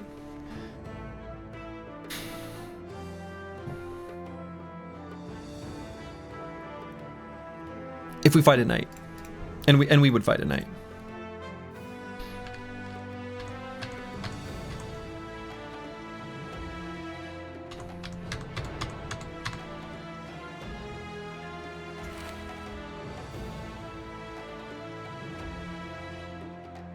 So long as we have nets, it feels not too bad from what you can see. Of course, you don't know Reforged.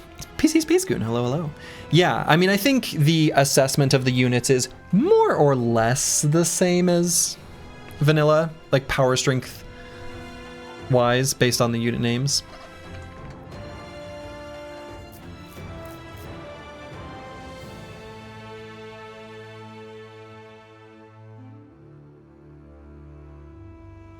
Oh, I probably should have a helmet with less vision penalty here. And maybe even here. Problem is these bros don't have nimble yet. If we had one more net, I think it's a much safer fight. I agree with that. I agree with that.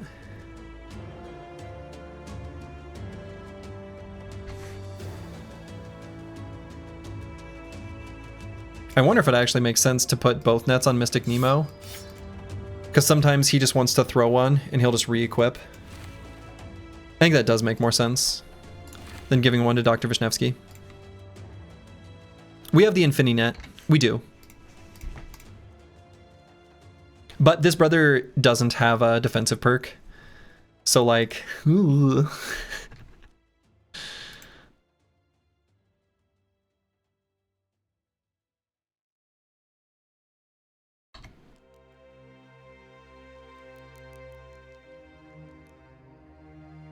Dusk is Denight.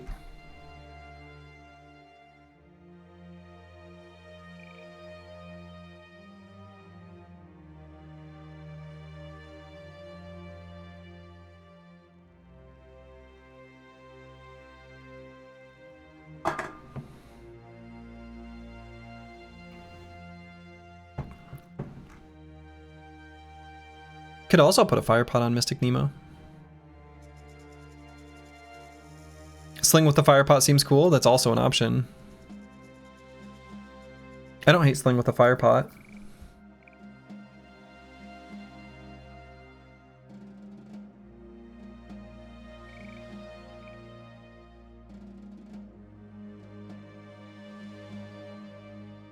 I suppose actually I'm curious. I want to see something. So something I'm curious about is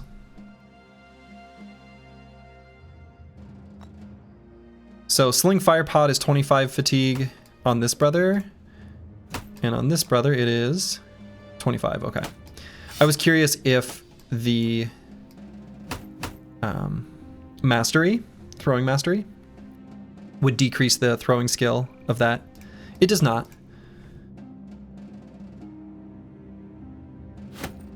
Okay, so we'd have to do it like this, but I think that's actually all right.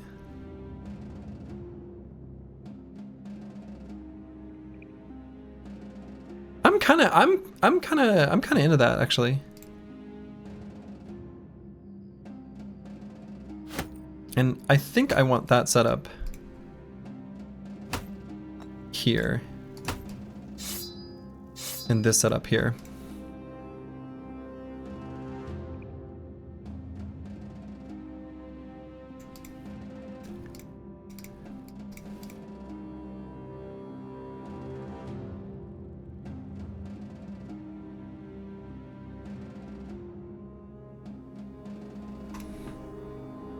You're not my real dad. You can't tell me what to do.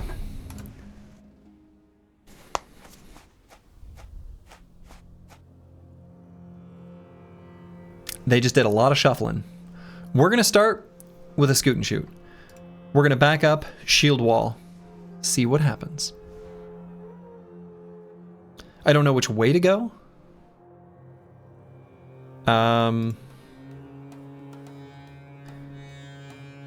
Let's get these fireplaces here. So let's go up and to the left.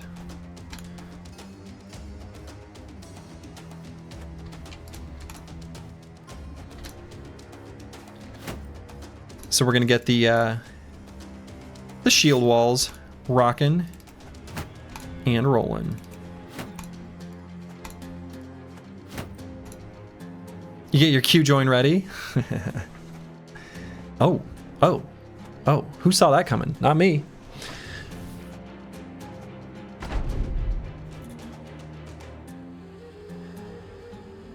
I didn't expect him to charge in the second half of the round. That's a little weird, right?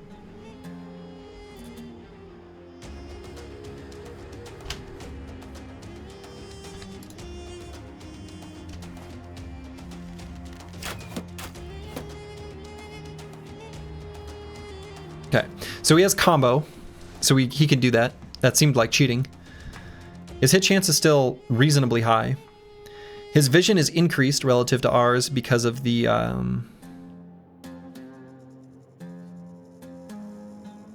Oh, it doesn't show it, actually. Do they not have the... Why are they not... They should have the effect where they're defending a camp.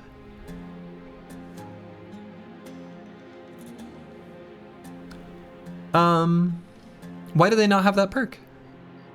Or does that not work at night? The Defender's Advantage perk or whatever? Does that not apply at night? Nomad camps down on fortifications? Yeah, but it still applied in the last one. I'm pretty sure? Or did it not?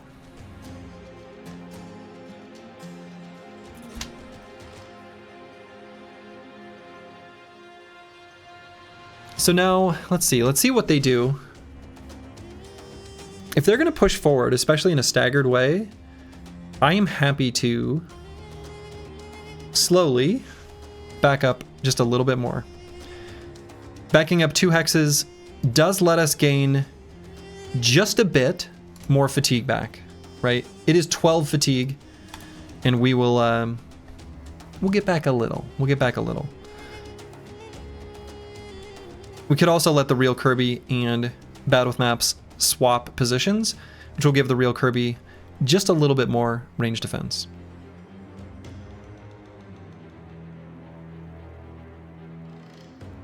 Considering that's who they're targeting.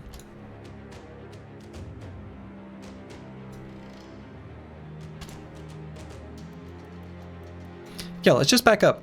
I'm just gonna back straight up.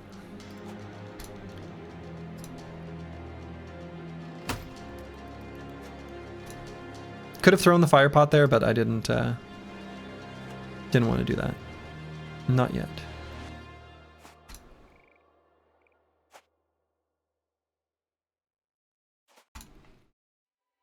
All right, so we're gonna have the real Kirby and Bad with Map swap positions. Also notice that because we are euphoric, that our squad is starting confident. The whole front phalanx is confident.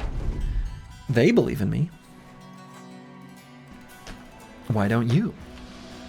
All right, let's see if they move forward in the second half of the round again. If they don't, I'm happy to wait 1 round and simply replenish our fatigue. We've got our shield wall. Happy to just phalanx it out.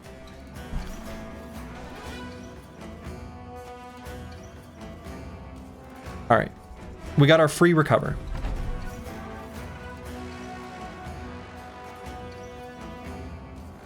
We still have...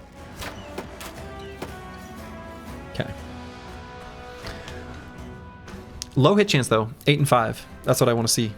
That's what I want to see. So they only have a he only has a 5% chance of hitting the Chaucer. And he has this is a warbow, by the way. We want this so bad. They would also be confident if you ran them into block monolith right now, so that says something about their judgment. They just trust their commander.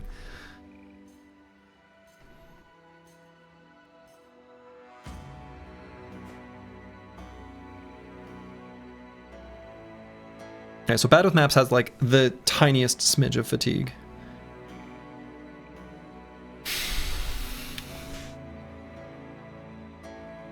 I wonder what they're doing back there.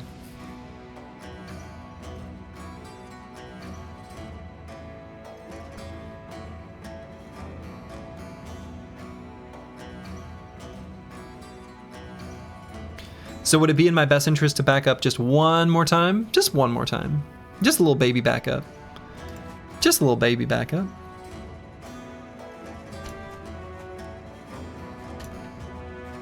But then we're going to scooch forward.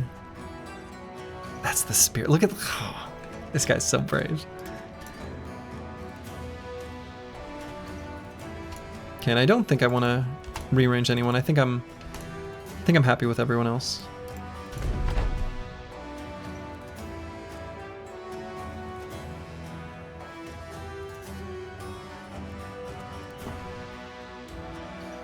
Everyone's at pretty much full fatigue now, except for Bad with Maps, who's mysteriously still at 2. Oh, because he's icy. We have just a little bit of encumbrance. All right, that makes sense now. So do I push forward?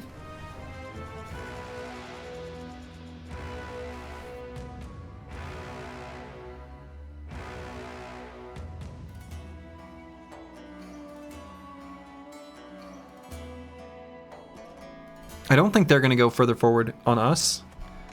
I think this is all right.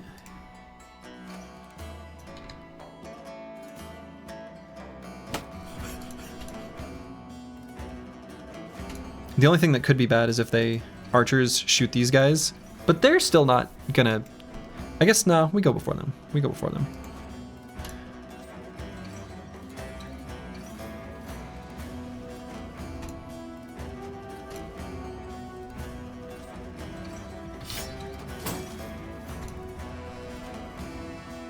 We still don't actually know where the Executioner or Blade Dancer are.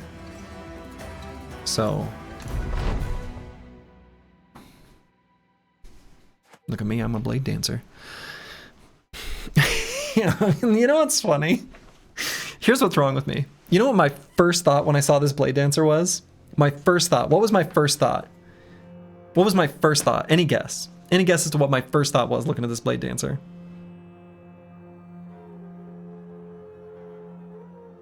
He's holding a katana? No. I mean, that's a close second, right? Dang, not sword lance? No, although, yeah, that wasn't my first thought, but that's a very valid first thought. Would be nice to dagger it. There it is. Roofin got there. This is reworked from vanilla, but these armors are like crazy good. They're crazy light, I guess I should say. Anyway, we will probably not be daggering him down. And by probably, I mean, we're not doing that.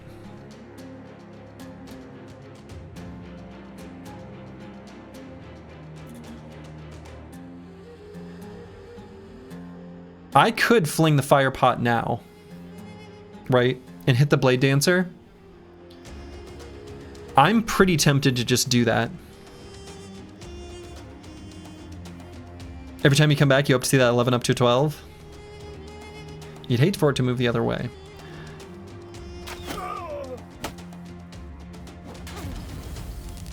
Okay.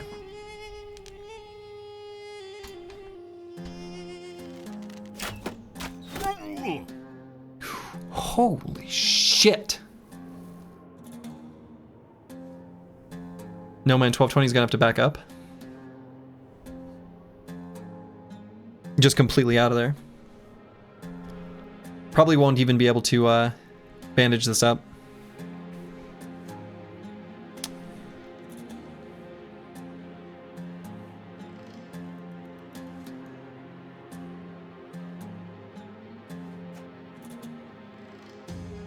That's a choice.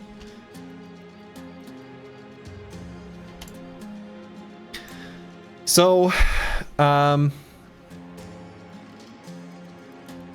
Given his range of 6, or vision range of 6, technically I could throw and back up just to here.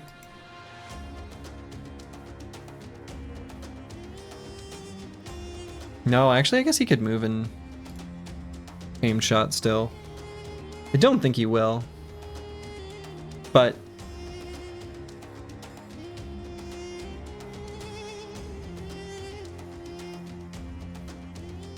yeah, just run forward is probably correct. But what I'm going to do is actually, I'm going to do it at the end of the round. And the reason I'm going to do it at the end of the round is I want to know if they have like a unit that's flanking us that like we can't quite see, right? Like an executioner. I want to make sure we're not running into that. So I'm going to wait with No Man 1220, but we're going to run with him.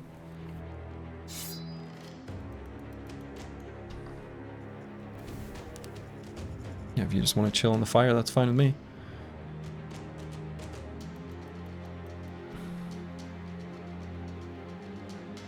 So I want to make melee contact happen. Just a little baby melee contact. Just like the little cutest little melee contact.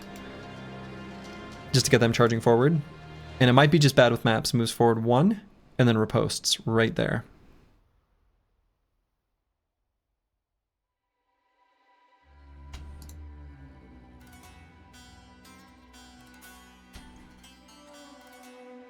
And everyone else is just gonna remain stationary.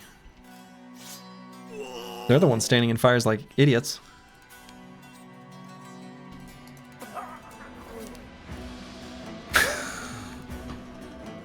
We can't get melee contact if he dies.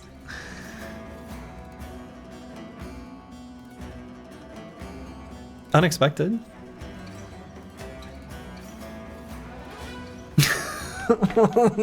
Shit. I guess I didn't really fully think that. Like that, I don't know. That wasn't part of the calculus. I wasn't ready for that. Huh.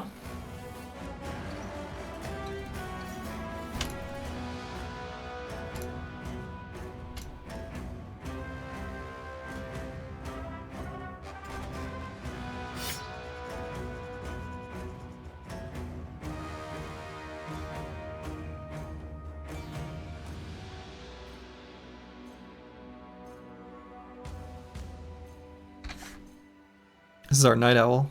It's kind of nice.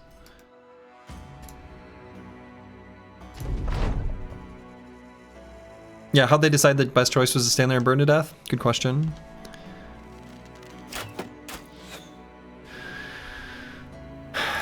Kind of need to...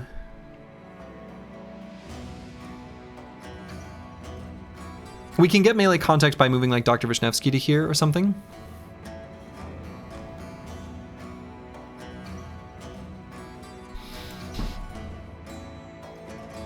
This guy's, his defenses, by the way, they mostly completely come from dodge. And by completely, I mean like, if we've got him fully surrounded, we can do some serious work to him.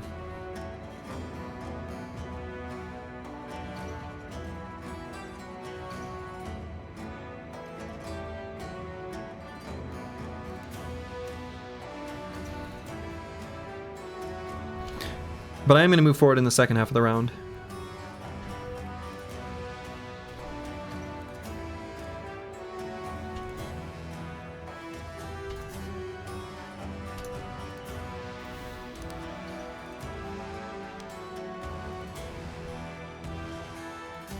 Or maybe I wait for this flame to go away.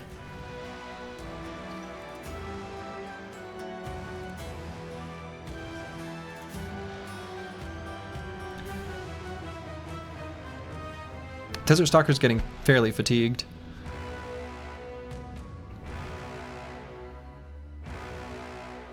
He's got a scimitar in his backpack.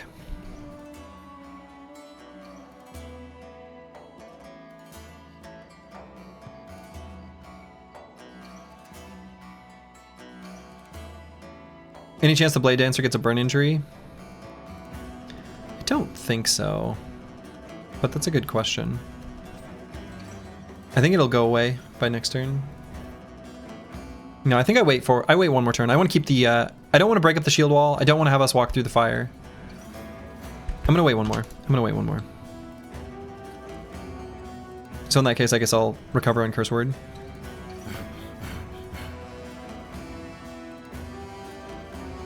And we're just going to chill exactly here. Still.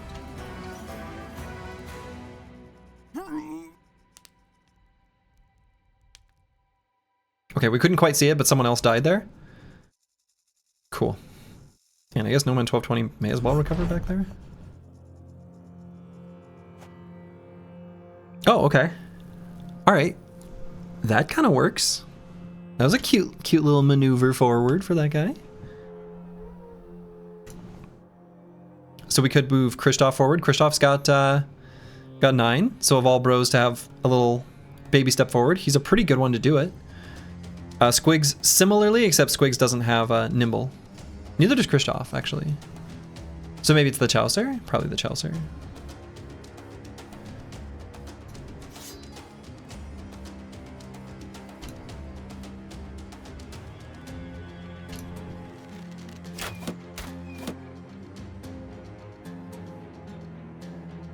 Okay, that was a 27% chance against Antiwian.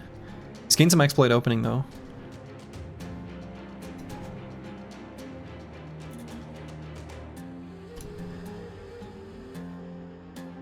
The nice thing about moving the Chaucer forward is we may be able to put Mystic Nemo like here and be ready to shoink Blade Dancer into a full surround that he's not ready for.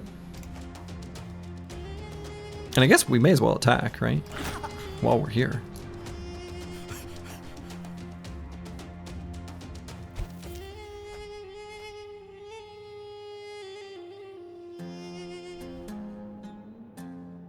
And what is his attack range? I feel like his vision was 7 earlier. So he'll still be able to see. Okay. So we'll just go to here for now.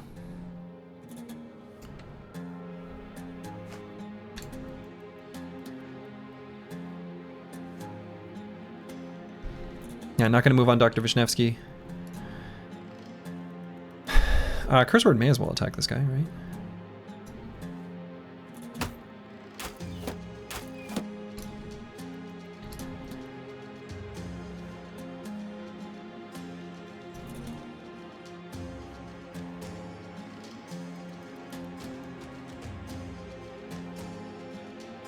And is there any benefit to pulling Antiwian in? I think maybe, just in case. I don't know. I don't know what's going on here exactly. Case of Executioner.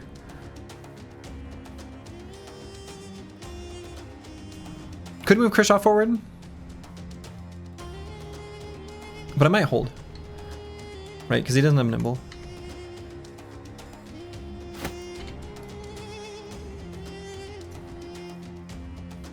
No Man 1220 is our Night Owl.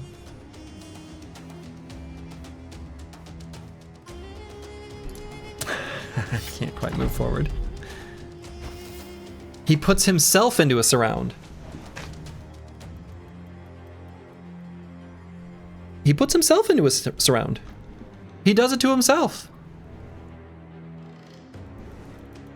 Well, all right. I think we net him and pull out the other net. Right? This is why I was pretty happy to put 2 nets on Mystic Nemo. We can just net him. He's elusive. No, he's not elusive. Can we not see him? Why can we not target him with this net?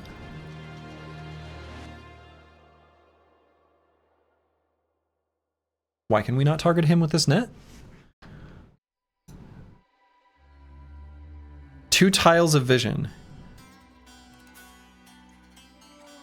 Shit, you're right. That's technically 3 tiles away.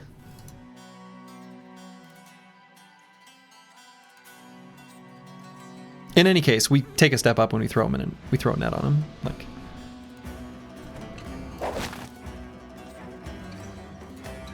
and do I leave Mystic Nemo here?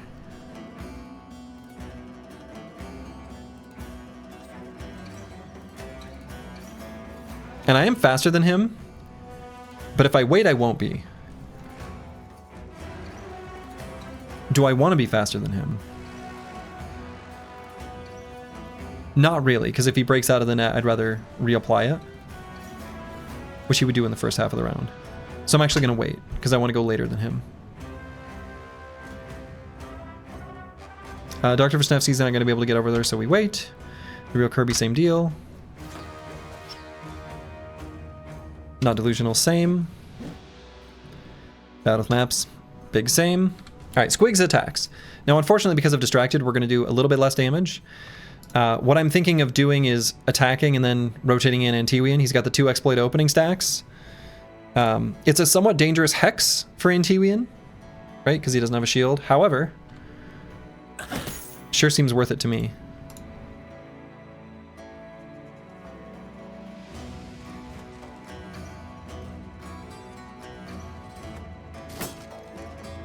So what I might do then is wait with Kristoff. Because we might... Antiwian and Curse Word actually might kill him. And then Kristoff can take a step forward and keep the shield wall for the Chaucer next turn. Okay, hit him in the head, which, you know, I would normally say was bad because his armor was there, but we just completely... We neutered him. This guy's irrelevant now for the rest of the fight because of his injury. I'm still going to finish him because, well, he's right there. And we want to move Kristoff into this hex. Okay. Okay. So I guess I have to re-shield wall. I guess yeah, I didn't think about that. But that's fine. We're going to move Kristoff up. Or the real Kirby, or both.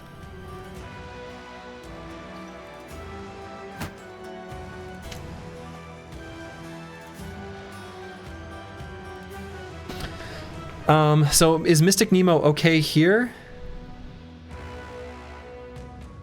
Yes, but let's take a step back so that we can bolster. And we'll be ready for the Executioner next turn. Stabbed him while I was trying to collect the pieces of his own skull. Exactly. All right, and we got him confident on Mystic Nemo. Yeah, so we're gonna get Nemo ready to net this guy. Now, luckily, actually, I maybe shouldn't have even attacked this Cutthroat. The Executioner does not have that perk that nearly every two-handed weapon enemy does in Reforged. He cannot move 2 hexes and attack.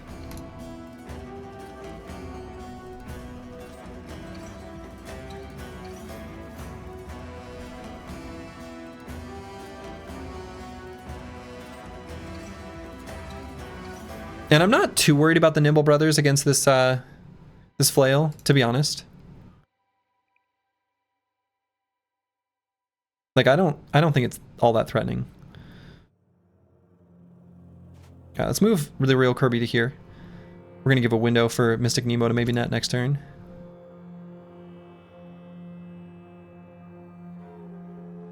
Not delusional, I think I'll just have Chill right here. I don't think we need to move him. He's got Mace Mastery, right? No, he just has the Bone Breaker. And Tiwian's got Mace Mastery. Still might try to stun this guy, but we're just gonna stay right there. Battle maps can attack. Right. We're not gonna get a kill, so that's fine. Yeah, No Man 1220's got to stay right there. And we have to worry about the Desert Stalker too. Desert Stalker's still there, and he's gonna attack, and it's gonna hurt. Full force. A little bit of a spooky hex for Kristoff. Chaucer could just finish this guy. Seems good.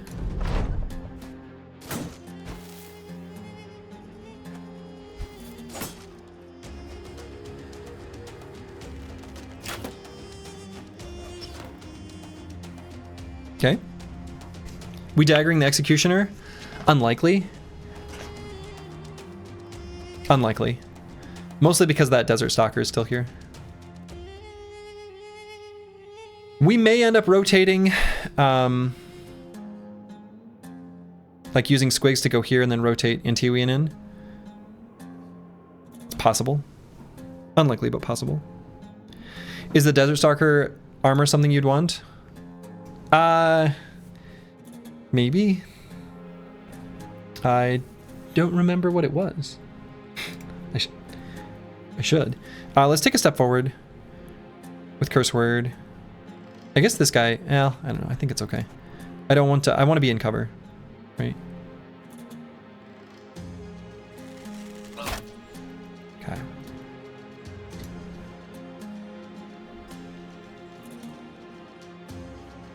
Seems like they'd be wearing something useful for a nimble guy. He might be. No, I mean, his helmet, yes. Right? We like his helmet. His body armor, less so. And last turn he had to recover. I see. All right, the real Kirby's just gonna wait. Although I suppose they can... No.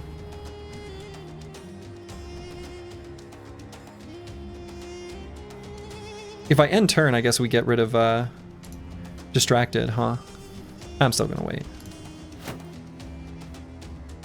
Dr. Wisniewski's definitely gonna wait. Mystic Nemo will pull out the net, but wait and maybe end up doing nothing. Maybe it'd be better just to end turn. Make sure I'm before the Executioner next turn. Be earlier in the turn order? Actually, that's pretty relevant, right? Yeah, I'm just gonna end turn. Bad with maps, technically, on a super high roll could kill this guy, so I'm not gonna attack. Could riposte. Aha. Okay, so no man 1220 is gonna evade. I see. We accidentally created a bait. Okay. Full force.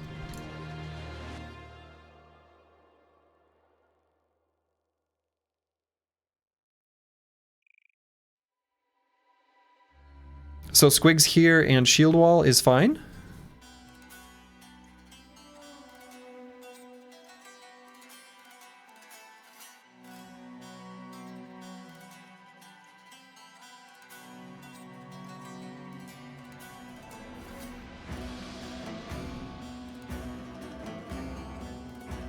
Yeah, we're a little too cramped. I was gonna say if there's a way he could step into here, maybe, but I think we want to reapply shield wall. And we'll just get in here.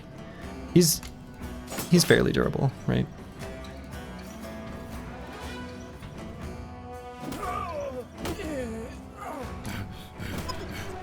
Okay, wanted to end turn there. That way we had the ability to exert zone of control again.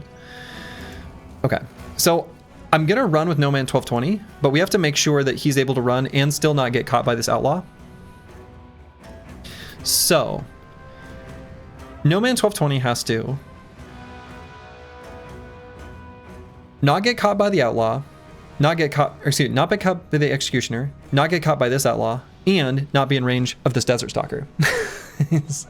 So what we can do is like move Antiwian into a position to block this outlaw from being able to get to him. We could also just have him flee the battlefield. Yeah, that's true. We could just have him like run to the edge and flee. That is a thing that exists now. I don't think there's any risk of it. He's got full fatigue right now. So he is a little bit encumbered because of the injury, but yeah, you can solo flee. You can solo flee.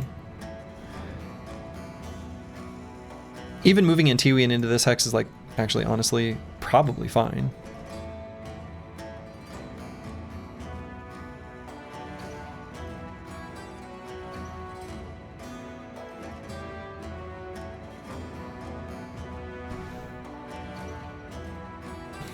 I ain't no coward. Well, you know, sometimes we're all a little discretion, etc., etc. Is there any downside to a solo flee? That's a good question. That's a great question. I don't think so. God, I'm so tempted to move Antiwian here. I think all the resolve checks are just so good. I just want Antiwian back to hit this executioner, but maybe I don't. Let's just go here. I like the resolve checks. I think we'll be able to attack them, and yeah, he'll be all right. So I don't want this executioner to be able to attack not delusional, so we'll go ahead and move him here. Cool. Could go here, get in range of this archer.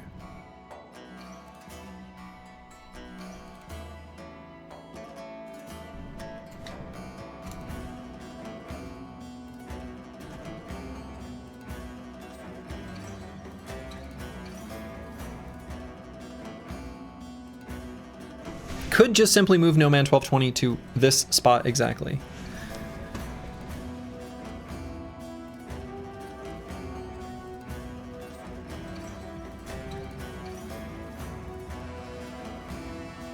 Surely they lose sight of me and lose interest?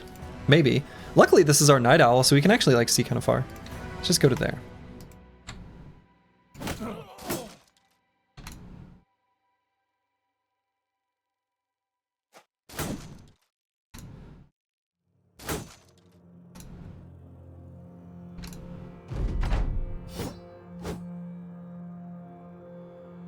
Mystic Nemo's of course gonna wait. Did lose our, or going to lose our shield wall there.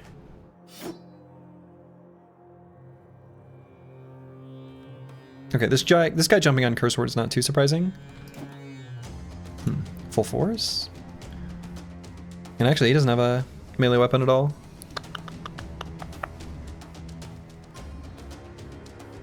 It's a little bit of a spook. Might have to have Mystic Nemo net him, which is fine. As long as this Executioner doesn't do something we need to deal with. So I'm going to wait till the net's on him before we attack with Dr. Wisniewski. Can also just rotate Curse Word out. But then this Executioner goes there for sure, so let's not.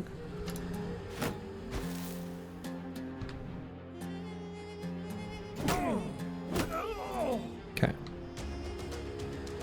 Yeah, I can rotate him with Dr. Wisniewski. Exactly. In T-Wing, let's go ahead and... Boy, do I actually intentionally build up more exploit opening stacks?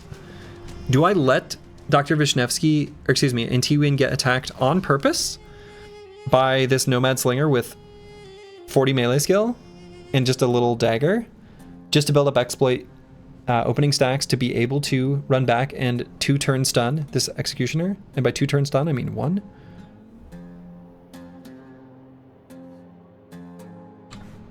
No. We just miss instead. Stacks retained.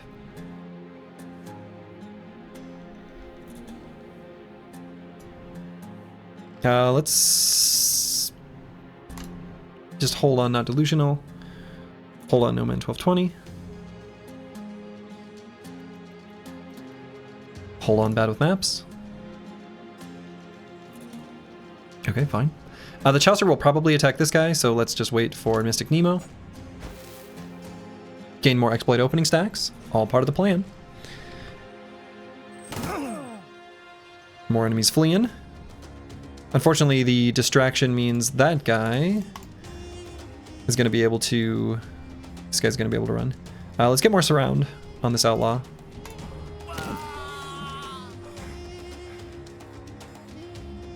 Stinking pocket sand. So, yeah, I mean, I don't know. Maybe I just rotate. Maybe I just rotate and save the net. And get the net ready for the Executioner.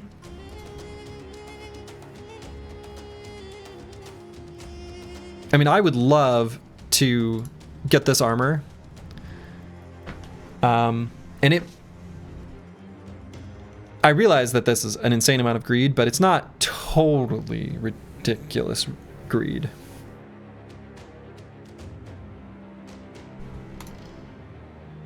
It's just a little ridiculous.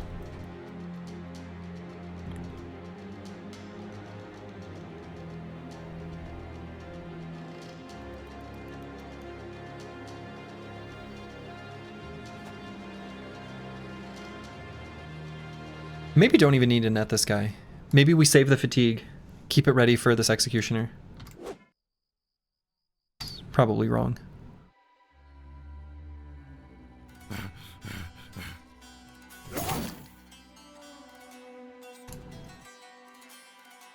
Alright, curse word faster than this guy, so he'll be able to reposition. Alright, got that stun. Do I move non-delusional to here? To this Desert Stalker? Yeah, I think that's fine. That was very brave of me to just do.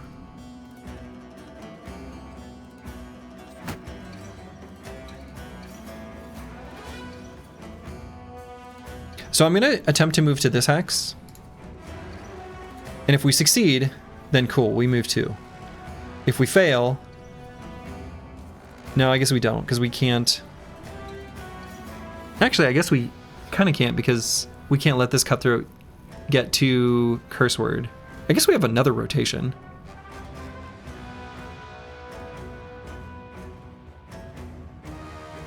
And this outlaw's gonna die. Dr. Vishnevsky has another rotation. And will be exercising his right to rotate. Alright, do I attack the second time with the Chaucer, or do I...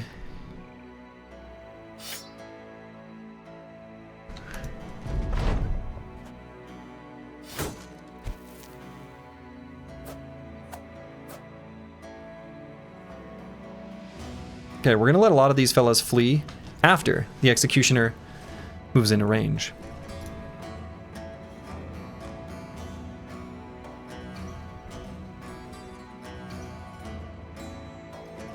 Could leave Curse Word here as bait.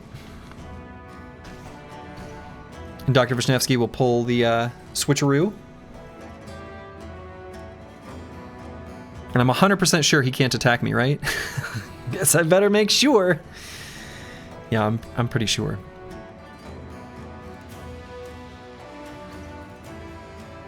And he's not going to be able to kill these Nimble Bros, right? Nimble, Nimble, Nimble. And we can get a very nice armor. So we wait. Squigs, we could wait.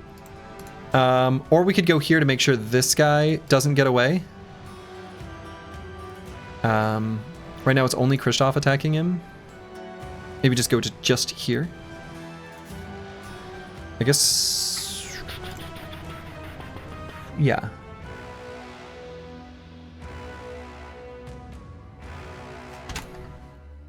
And Tiwian still does not exert zone of control. Currently has 5 exploit opening stacks. If we end turn now, we go before the Executioner. We're not going to be able to get to him, though. So I guess we just wait.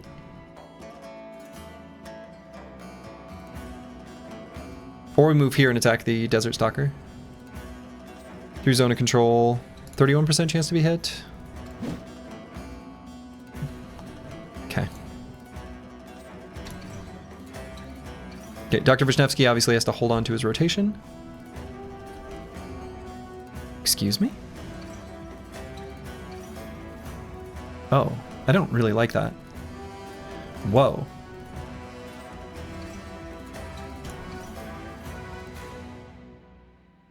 Have shield push, but it doesn't really do us any good.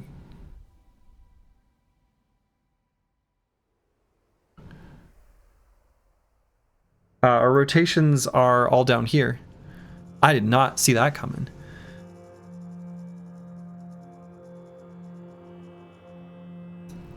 So either stun or shield push, but shield push doesn't really help us. Oh boy, Antiwian's in a shit ton of danger. Whoa, what a absolutely, utterly bizarre maneuver.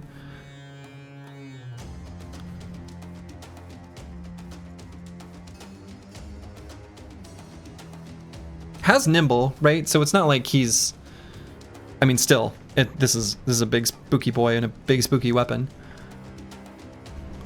I am totally shocked that this Executioner did not jump on Curse Word. I really thought that would happen, but I suppose not Delusional's isolated.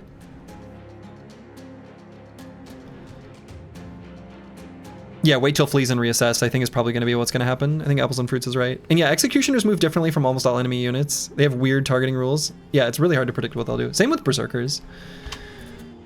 But yeah, I think we wait until these flees and they all die and we reassess. Although I might attack with Battle Maps.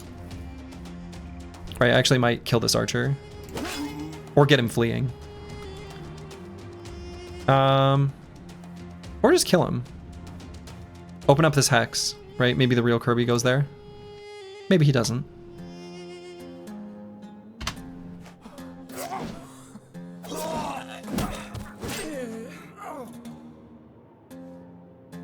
This guy's back. All right, we don't have shield pushes or anything. So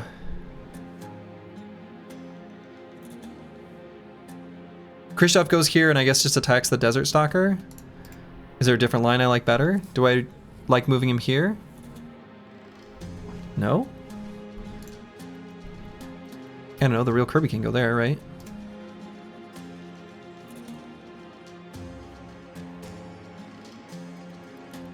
So you're playing checker while the executioner's playing chess? Apparently.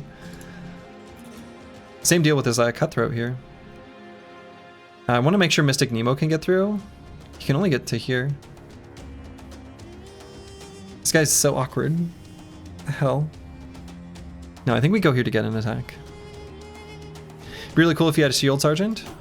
It would be cool. Full force. We destroyed his helmet though.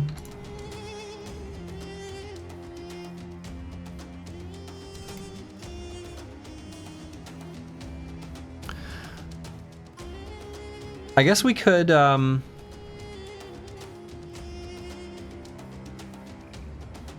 the spot for Mystic Nemo to take this hex.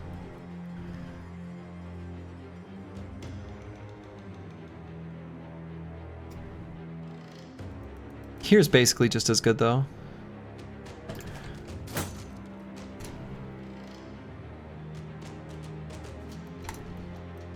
So I guess curse word. It's our chance, 68%. We'll regain 1 fatigue.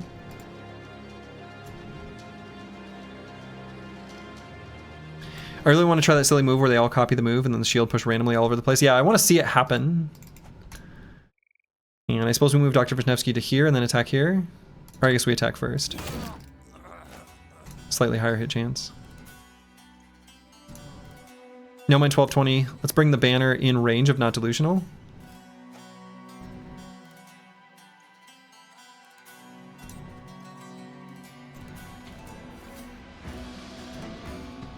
And do I go for stun? I mean, the shield push doesn't do anything.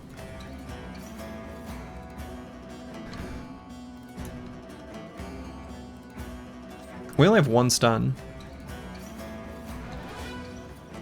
We have 1 shield push, 1 stun.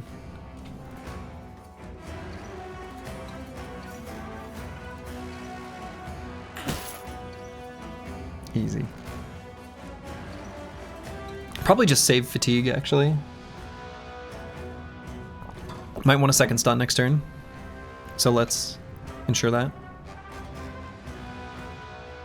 The Chaucer, what are you doing with that dagger, the Chaucer? That's a little early, don't you think? Streamer luck, yeah. Indeed. Stab. You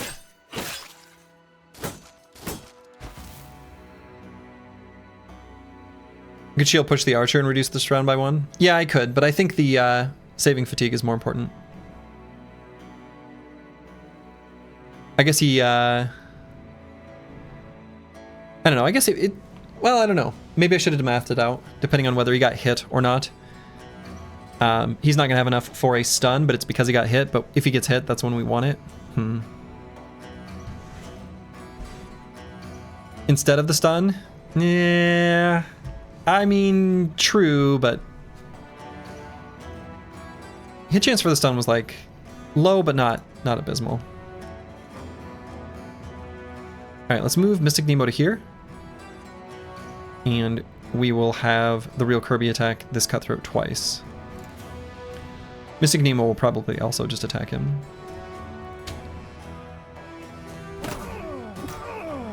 Okay. So we'll wait on Dr. Wisniewski. Christoph probably attack here. Okay, full force. Wait. We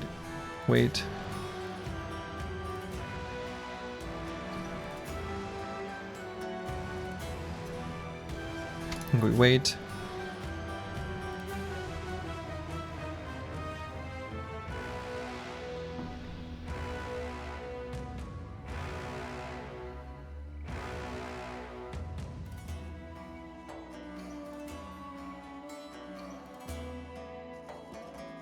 Yeah, full miss.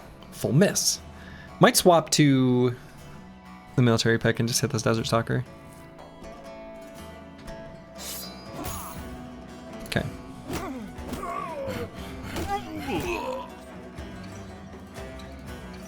So I can move curse word to here and then attack this guy.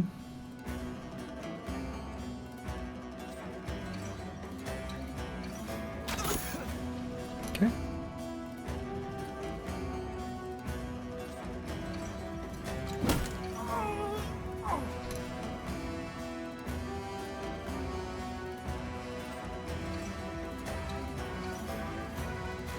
We could let Not Delusional get attacked one time. Right, he may get injured. We have rotations. I think it's time to start thinking about our net play.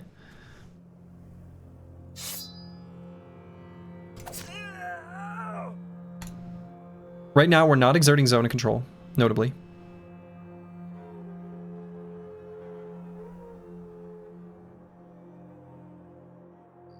Can't quite go for another stun. Could just move battle maps here to try to finish off the Desert Stalker.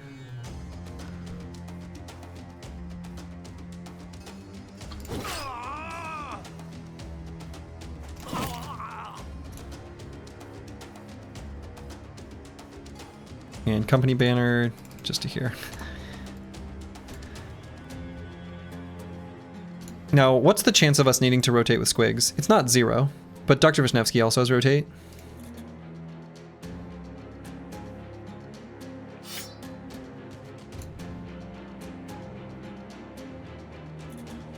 I'm not going to push him, because actually I'm fine with him attacking Not Delusional.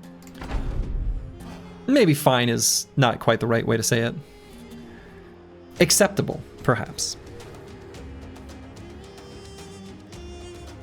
And I believe every one of these brothers can survive one single attack of any kind from this Executioner. Right, Mystic Nemo does not have Nimble, however, he does not have Flexible either. And his RDEF is pretty bad. I was gonna pull him, but maybe I let him get his turn first.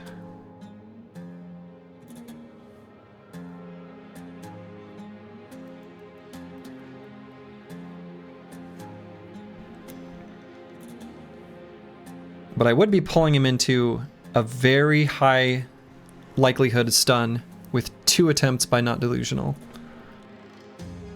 Extremely high likelihood.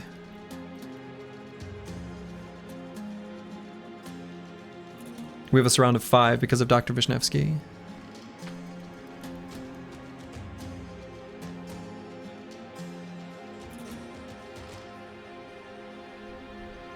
Even if he gets hit in the head, I actually think he's probably alive.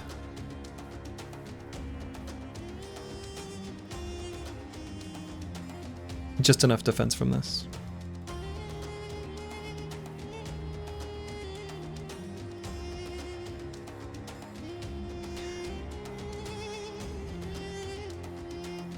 Oh yeah, don't worry about the, I wasn't gonna do that preview. I was just like looking at, sorry. Yeah.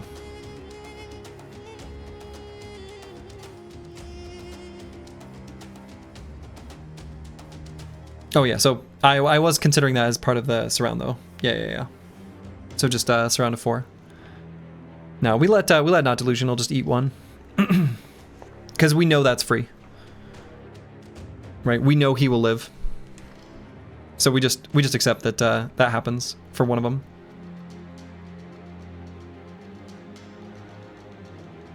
I was worried you thought it was still stunned. Oh sure, yeah.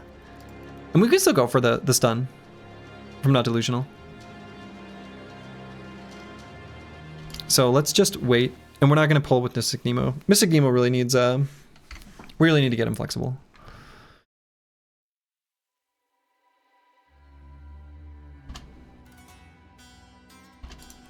So we're just gonna wait on all these guys. Stun? Okay. Got him again.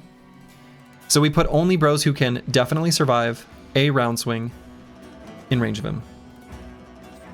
So Antiween is one of them. Dr. Vishnevsky's another. Though he is also like a rotator.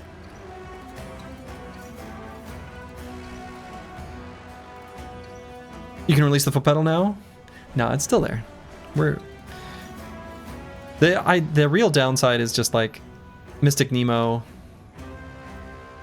That's the one. I mean, I guess I can go with the 2-turn stun from Antiween as well. Or 1-turn stun. Between the 2 stuns Full surround. Yeah, I mean...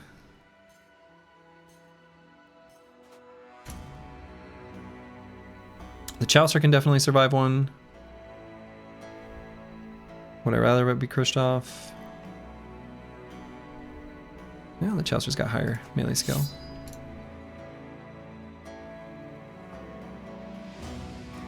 Let's get our strength in numbers. Bad with maps? Maybe, but good with stabs. Has nimble.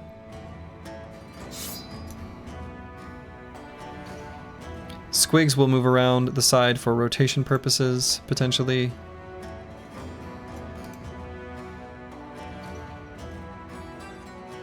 Kristoff will for the company it up. And Mystic Nemo. Here's the deal, I could throw a net, which is like, you know, I lose the net. Did the Warbow drop? I didn't even look.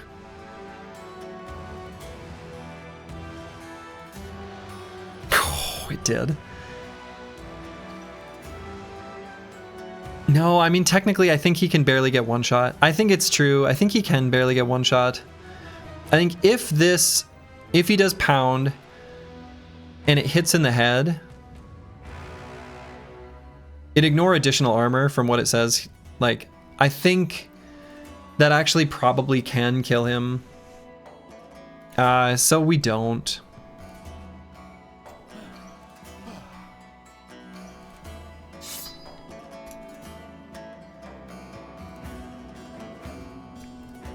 It's so... It would have to be such a high roll. And I kind of want to hang on to the net. How greedy is that? I don't want to lose the net. But maybe I just net him.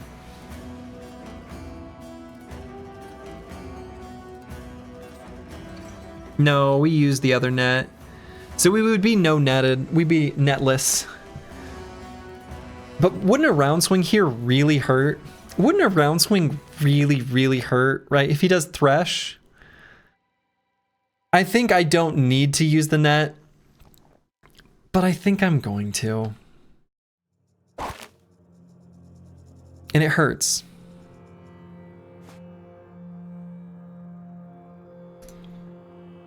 We probably can stun him again. And in fact, we did. But like...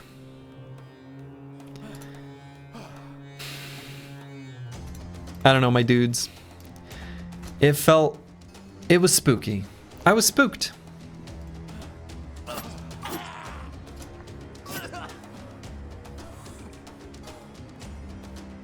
How rare are nets? Never mind, can't buy it. I mean, no, it's a valid question. We can get them from goblins. We can get them from the new brigand line in Reforged. Killers, etc.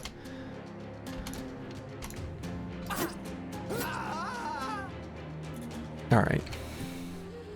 We lose the net. I was greedy in taking the fight, but I'm not gonna go to any position where we could. I don't know. If the Thresh had gone off, everyone would have lived, but damn, the tools would have hurt. So, yeah, nets aren't... They are common in the mod in general, but they're not common where we are on the map right now. Pretty clean fight. We only actually really got hit twice, completely, like at all. Oh, no shiny. There was a decent shiny chance in the camp, right? Huge pile of crowns and tools. Holy buckets. We got a Shamshir. We love the Shamshir. The Warbow. Delicious. This is really good loot. And we got the Lamellar Harness. Now, we did not get his helmet, but this armor is excellent. Extremely happy with this result. All right, so what do we want to leave behind? Because we're going to unequip stuff to make use of the tools. Let's get rid of Scramasax. Get rid of these flails. Low durability nomad maces. Be gone. Extra helmet. Damaged armors.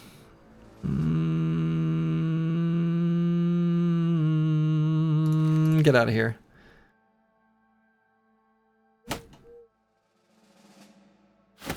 We don't need this much strange meat. Probably should get rid of a little bit more. We have extra Adargas now. We'll pick up more Adargas. Possibly still want these Nomad Slings. I don't think I'm ever going to use the Pole Mace, so let's just keep one. Yep, might be something I want to use later. Maybe, maybe. Very unlikely. Okay, that's probably good enough. Very nice loot. Very nice loot. Okay, so who's gonna wear the lamellar harness? I suppose maybe Kristoff here.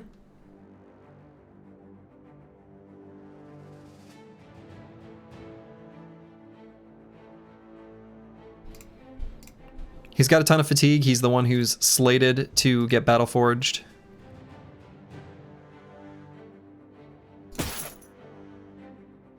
Cool. Very nice. This Shamshir, it's gonna look pretty nice on Bad with Maps.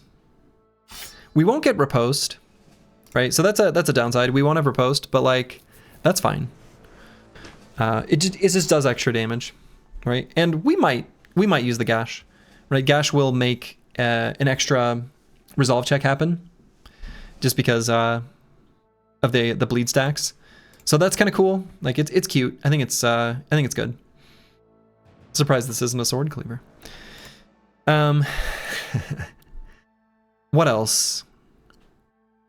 We have this two-handed flail.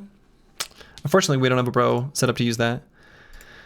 But more exciting than anything else here is, of course, the warbow. Probably I'll give it to No Man 1220.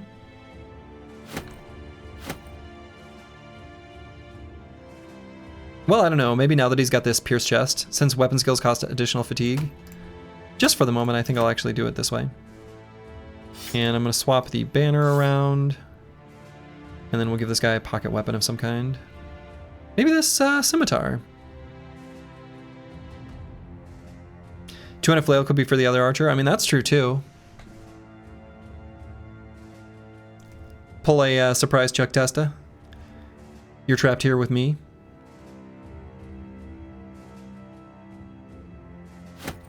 Actually, I'm pretty alright with that. I like that. I agree, apples and fruits. I think that sounds really good. Alright, so we've got this leather lamellar armor we can put on someone now as well. Let's just throw it on No Man 1220. He sure gets shot a lot, doesn't he? Any other things I want to replace? This reinforced nomad helmet is actually like slightly good.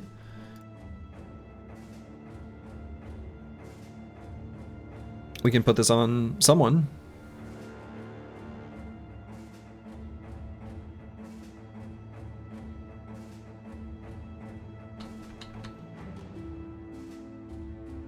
One of these bros without nimble. Well, I guess that's not very many. Slightly good is almost the best type of good. It's pretty close. Just throw it on not delusional. Giving him a little bit of armor is actually fine. And I think that's it. Very nice. And we've got a ton of tools now. Shit, we can even repair what we have equipped.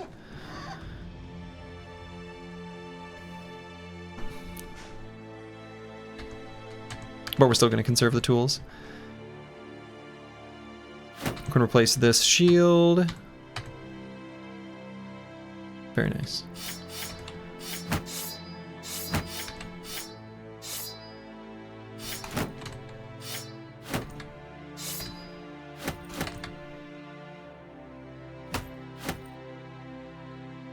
And we're going to fix up that warbow.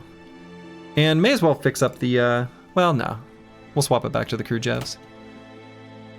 Even though I guess realistically we're often gonna, well, whatever. This is fine. Wonderful. Well, Doubters in shambles. Another, oh, duh, of course. We gain initial renown for our victory because it was more than 12 enemies. I was paying attention to that, and I knew what ambition we had, and I was ready for it. We have unlocked another seat of our retinue, which means we could get another retinue here soon. Scavenger and Surgeon are both ones I'm considering. Trash Comms, hello, hello. Seems you joined at a good time. You did indeed. Let's find where this other town is. Yes, yes, yes. I'll take a look at our retinue. We're going to check out where this other town is. And we're going to try to be back by like day 53 to proc another event where hopefully one of these brothers will be waiting for us.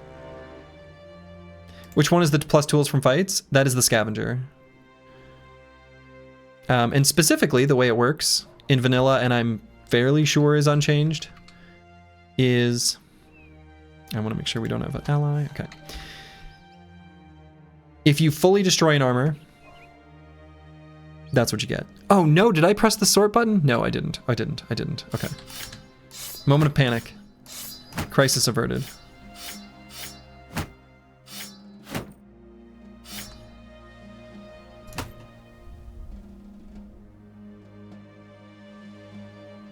There's a little orphan wandering around in these dunes asking for 3,000 gold from strangers. He's like, but I'll pick up armor, like chunks from the battlefield, and like if when you shoot your bows, like the arrows that don't break, I can get you those too. All right, kid, you're hired. What's your price? I was hoping like 3,000? 3,000.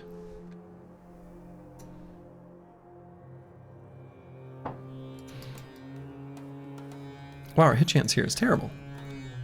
What is Ella? Got 58 range defense?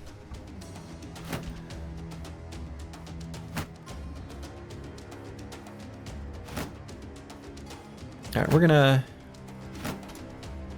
scoot.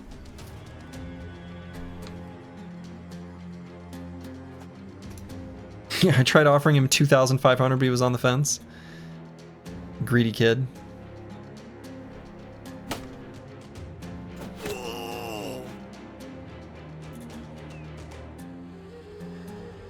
There's a pretty big difference in hit chance.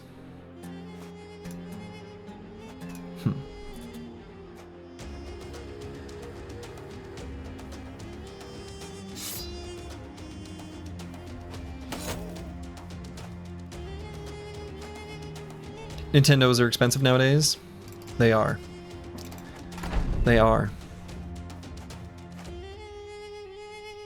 Game Boy's not going to play itself, you know? Kirby's Pinball Land waits for no one.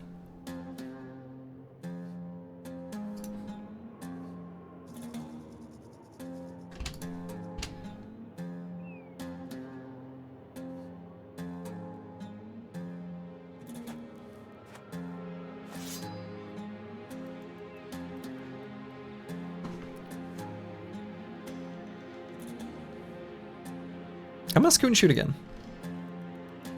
I don't like their attitude. At least they know how to self-advocate. It's a tough skill to learn. True. That's actually a very good point. Oh, look at this extra range. Oh, beautiful. I was really hoping to see the first volley from that warbow. Really like, you know? But, well, what you gonna do? But yeah, advocate for yourself. Always. At your place of employ, you probably have more value than you're giving yourself credit for. Advocate for yourself. No one else is going to do it. HR is not your ally. It's an important skill to learn.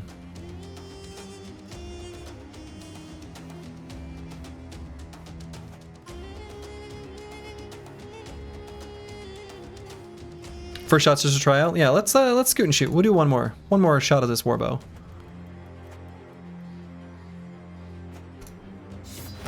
One more quick baby shot.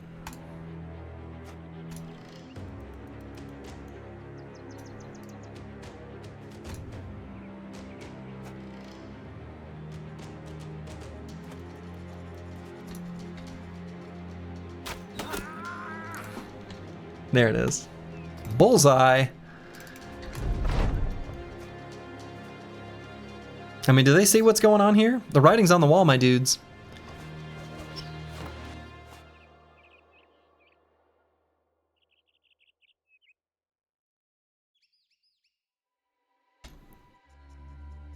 Based on their current positioning, they can only hit my shield walls. I might just stay right here.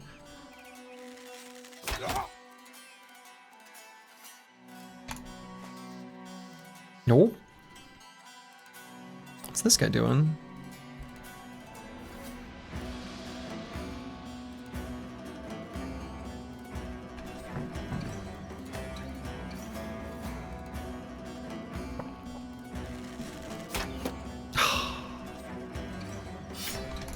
We'll pull out the company banner to pretend like we weren't really trying.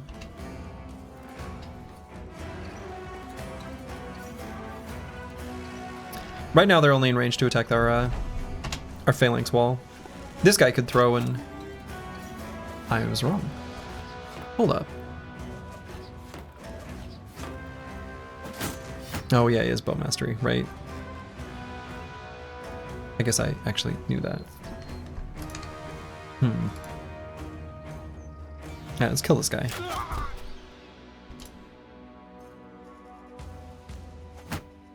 Yeah, we might need to push forward. We'll do it in the second half of the round.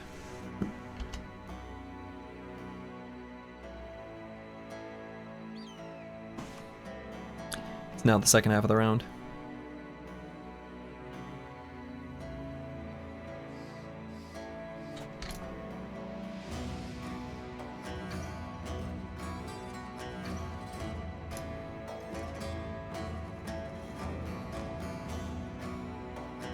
If we rotate Battle with Maps, he can get to this hex. We get 3 attacks on this guy.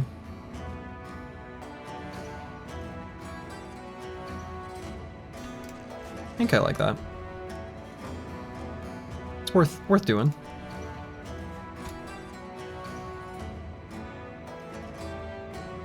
So if these two bros go here and here, these two go like here and here. Okay.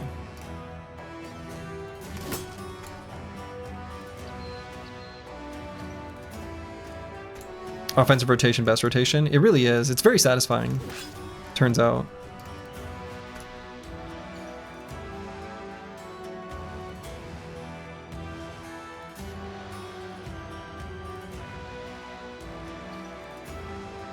Alright, actually what I'm going to do.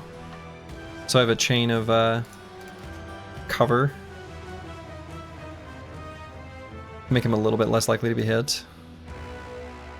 Let's see, what is the cost of the quick shot? 17. That's pretty wild. It's really a lot. And I'm actually just going to move the Chaucer to here, just to cover.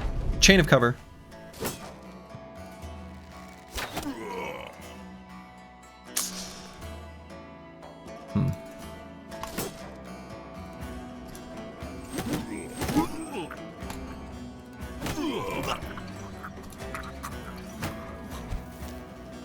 Yeah, let's make sure this guy can't sling a rock.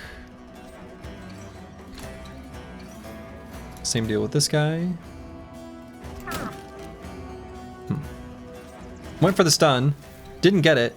Did dislocate his jaw though because of the special fancy schmancy perk. The one that let us do injuries based on damage to armor. Bone Breaker.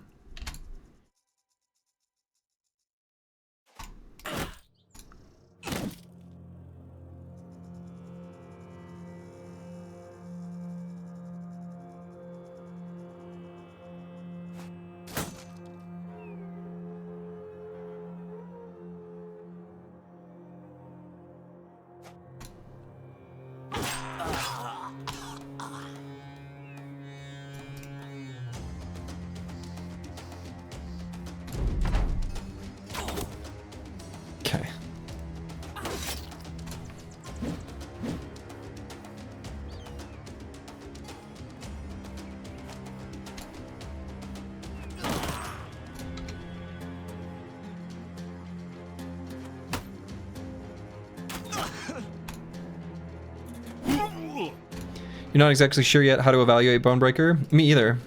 I feel a lot better about it now that it injure Ancient Dead, because that feels like the most relevant time for it to come online. It can do a lot of injuries against the enemies that are most threatening. It's a hell of a lot better than Crippling Strikes. I set the bar awfully low there, didn't I? Anyway. But it kind of does the same thing, right? Like injure when you otherwise wouldn't. Anyway. Like, this perk is better than proceeds to name one of the worst perks in the game. Eh?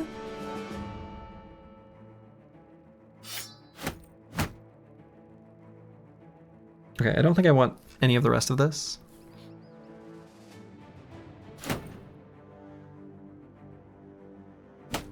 I don't need that many extra slings. I'll carry a couple extra, right? They're nice, like, tool sinks.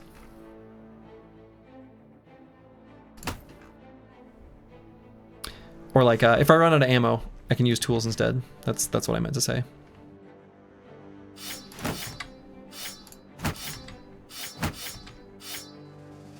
We may have to replace this three-headed flail. I don't think I'm gonna fix it up.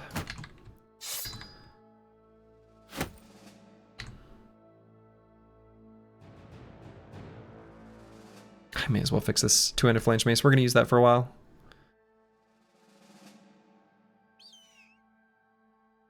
And there was another group of nomads down here. Let's go find them. They weren't anything special. I guess how far do I want to chase them though? Sometimes they can run a really long way. I wonder if it's better to just loop around and look for the town.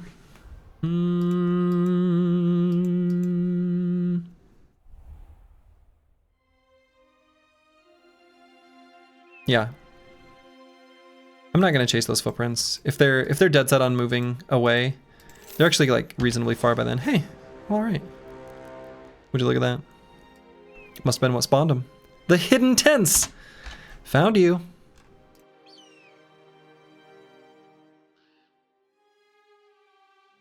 Alright, what happened to this guy's nomad mace? Oh no, he's not the one. He is this guy. So do I replace the three-headed flail now? I think I do. Make it past tense? I like that. That's good. That's a good one. I understand your joke, and it is funny. It made me LOL out loud. That's right. The hidden tense shall become past tense. I like it. Okay. Unfortunately, they're one random one-off outlaw. This would have been a position or situation where maybe we could have daggered him. But looks like that's not going to be the case. All right, warbow. Next time.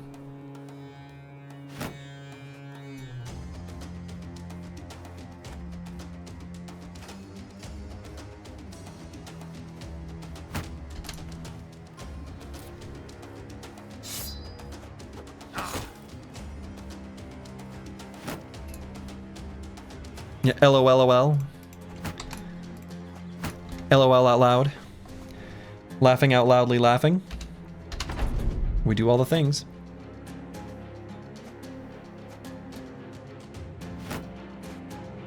They've positioned themselves defensively.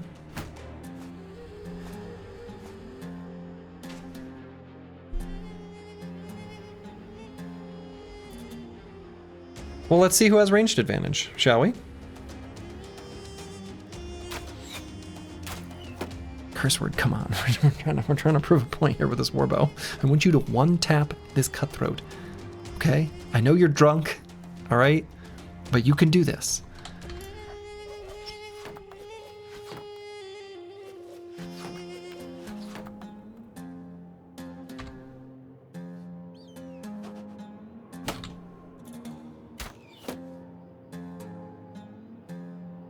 Okay, we're gonna do at least one turn of regaining our fatigue from our shield wall and scoot. We may push forward next round. These guys are, after all, aiming back there.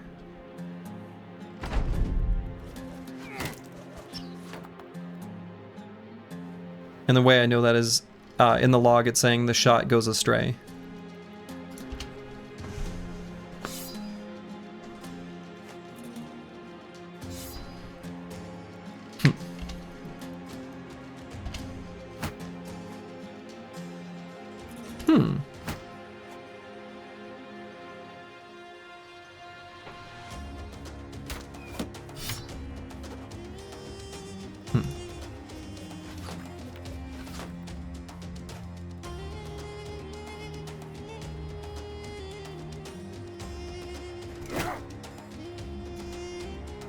Alright, we've got an angle. A free shot. Come on, curse word. Okay, that was close to a one-tap. We gave him a an injured kneecap. That's pretty good.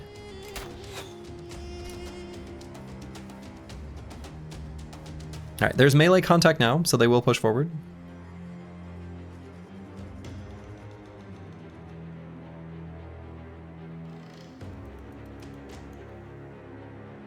I could just kill him as well. That's like kind of tempting. But I'm not going to. We're just going to wait.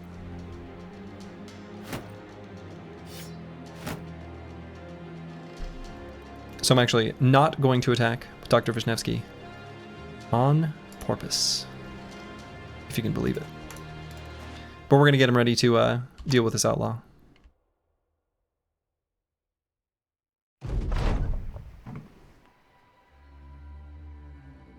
Come on, nerds, get up here.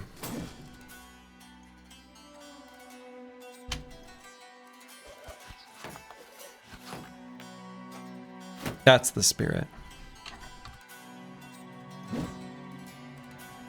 missed? Huh.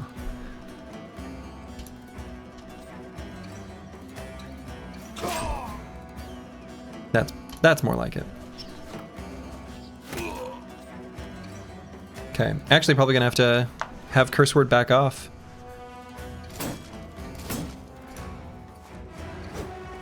We'll need to get nimble on those brothers.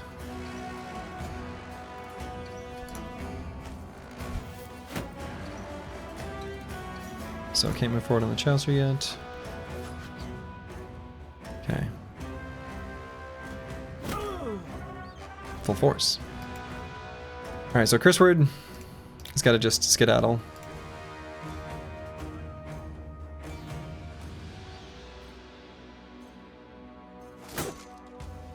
I'm surprised at how small a lot of these camps are. Well, this is the lowest tier of Nomad camp. So, even in vanilla, this is like, this doesn't appear too strange to me.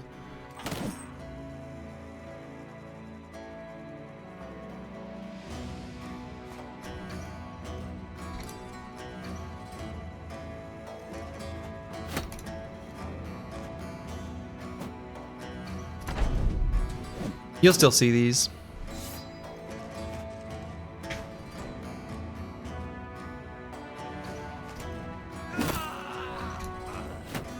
Okay, kill the double gripper.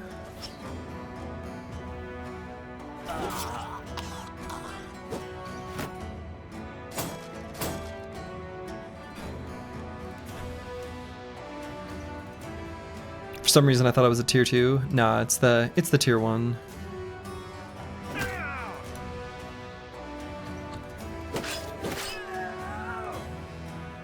Nice shiny new weapon. Can put to good use.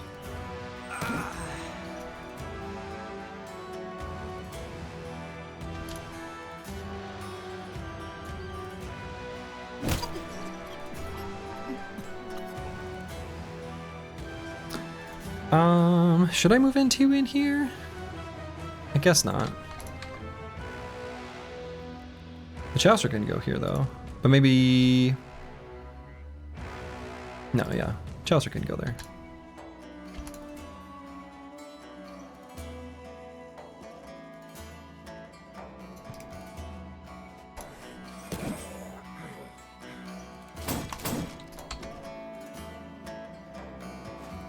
Okay, make sure that guy does not run away.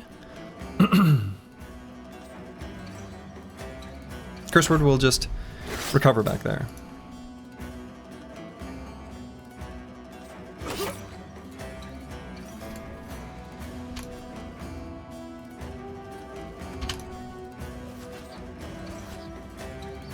Okay, so we're gonna try to optimize them taking themselves out because of the fun factor. I suppose if we get a good enough surround on this guy, while these other ones die, that might be enough to just make him break, especially if he has a little bit of hit points missing, which he won't. But if we'd hit him, he would have.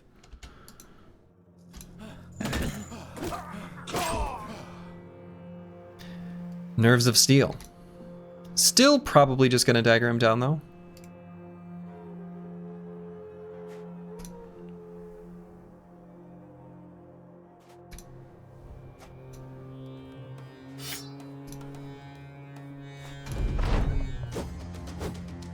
Okay.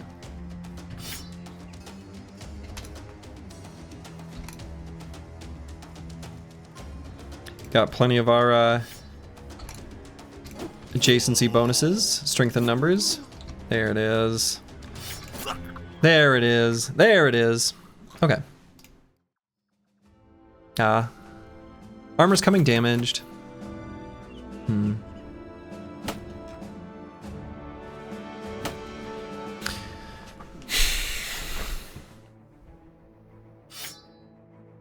See how his nerves fold after 6 guys with daggers around him? Exactly. That does change the calculus a little bit, doesn't it? I guess I don't even grab that armor. Sad. In fact, I'm gonna leave an extra one on the ground.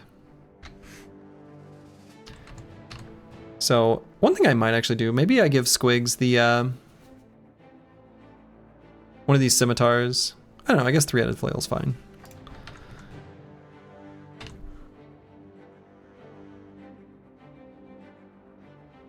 There was something there I was thinking I was gonna, from that loot table I was gonna do something with, and now I don't remember what it was.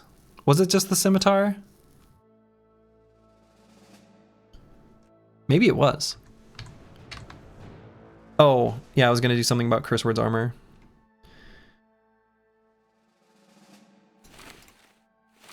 Just replace it. And then I guess the Chaucer as well. He's got nimble. Just put on the apron.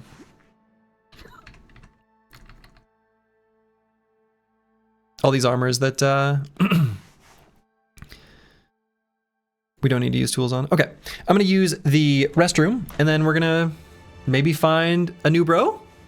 Well, we'll see soon. All right, be back in a moment. I've returned. All right, so let's head back north along the road. But first,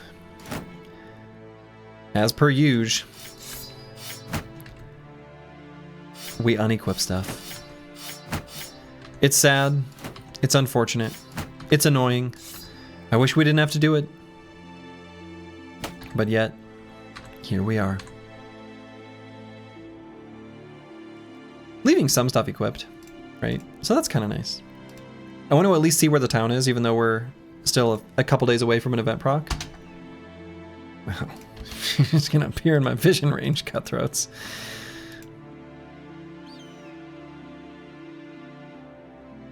God, they're so fast though. How far would we have to chase them? It feels like they're moving at almost the exact same speed we are. That's so annoying. Actually, I feel like we were basically not gaining on them at all.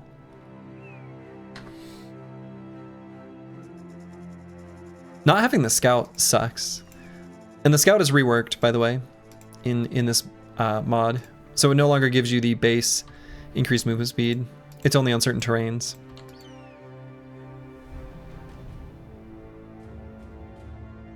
Whatever. Okay. Hey, look at that. Raid 4 more supply caravans, finally. Okay, the game is... Why would he even put this one on the list? At least they put this one on the list on the same time as this one. We're not quite professional. Otherwise, we can do that one just for free renown.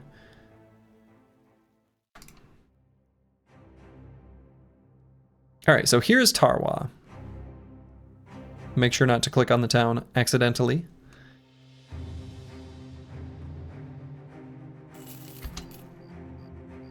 We'll do a little loop around, looking for other nomads and, well, I guess just nomads to fight in the desert. And then we'll make our way back to Tarwa by day like 53. Let's check on our food situation. Okay.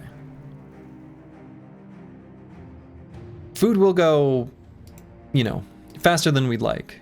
So that's something to keep in mind. And we're pretty far from our food replenishment sources. And you do use more food in the desert.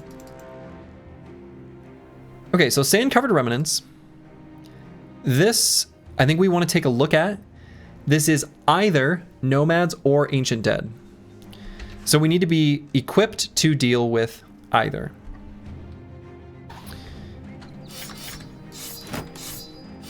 So far, all these weapons are pretty good for both. We've got throwing axes on Nomad 1220. You love to see it. Curse word, however, does not have any alternative option. What I could do is give him a bill hook. Because we've got this warbow. I'm fine just shooting it twice instead of using the crude jabs. Maybe I should just be doing that in general anyway. And we'll have the bill hook in case it's undead. We've got pretty good melee skill. Actually, he'll be pretty good at using the bill hook. This weapon's fine for either, and this weapon's fine for either. So we're pretty generically equipped to deal with either threat. Let's take a look. Let's see what's here. Nomads.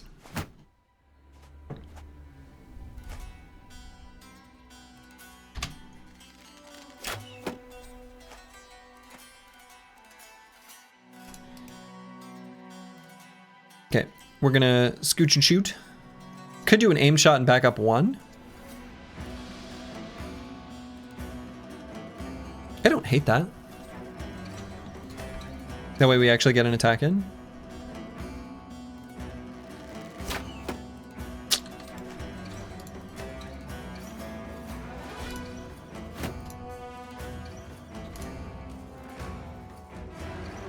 $15 with fortifications. Yes, but it's mostly just cutthroats here.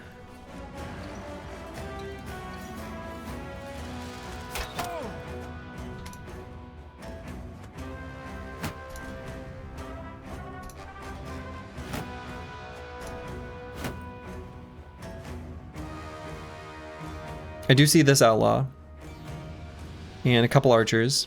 It's not like a nothing burger camp, right? We have to take this one seriously, but should be able to handle it.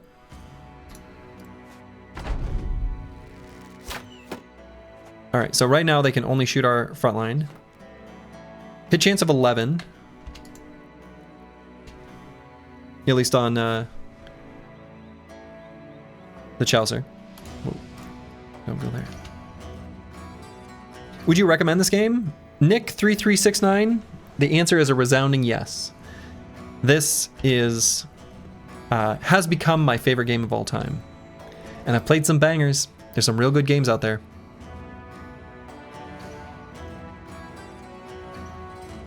All right, this guy ended his turn already. I actually might wait with Curse Word to see if a different target presents itself. I like how contextually it's mostly just cutthroats. It sounds safe, but in real life that'd be terrifying, yeah. So Nick3369, I was once like you. I was watching a player by the name of Filthy Robot, and the reason I was watching him was because he appeared in an interview. Like he did like a, I don't know, something with Jorbs once. I don't know, they were just like shooting the shit. And I was like, all right, this guy seems interesting. I watched him play Battle Brothers, and I was like, all right, I don't know. This game looks like the graphics look dumb. Like, I don't know, it wasn't, I was not sold. But after playing the game just a little bit, I was like, yeah, okay, I'm having fun, like kind of building a company. I had my first successful company. And I I was thinking, I'm just beating up on everyone on the map. I'm so strong. I got ambushed by a noble army in the swamp. Arrows were flying everywhere. Pole arms bared down on me. Their footmen were unhittable. And I got annihilated and thought, this game is awesome. Bought it, bought all the DLCs. That was a few years ago now, and I put in several thousand hours. It's the game that keeps on giving. I've played, let me put it this way. The amount of Dota, oh, I cannot see while it's open on Steam. It's approaching my playtime for Dota. I've played a lot of Dota. So.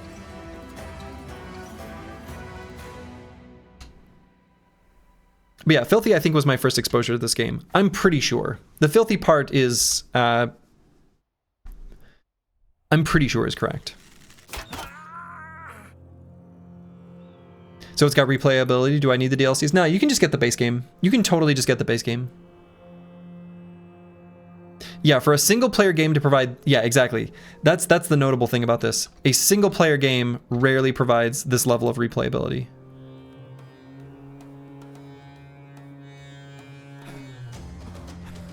All right, if we're just gonna sit here, we might as well press the blue skip turn button. Yeah, the DLCs are awesome. And I also recommend them, but you can just play the base game and have a good time. I don't want you to feel pressured like you have to.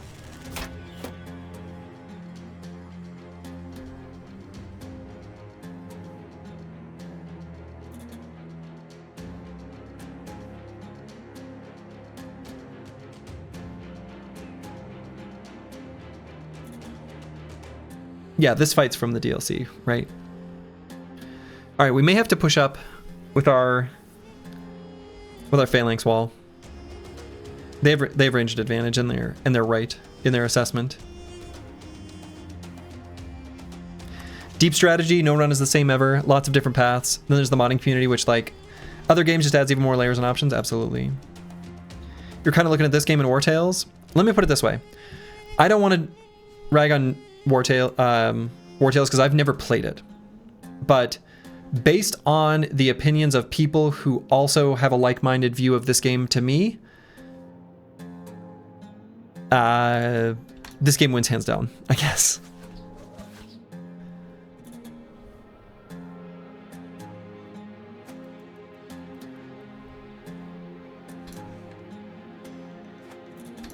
War Tales and Battle Brothers are thematically similar, right? They look like you're doing the same thing.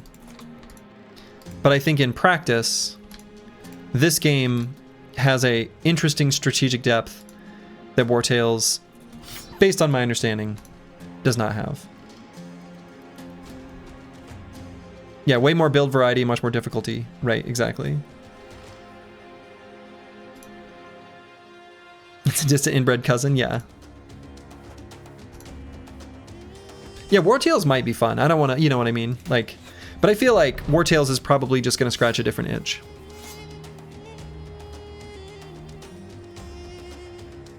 Like my thought on War Tales, based on, again, this is sort of based on hearsay because I've never played it, is it's like a game you solve and then you've solved it.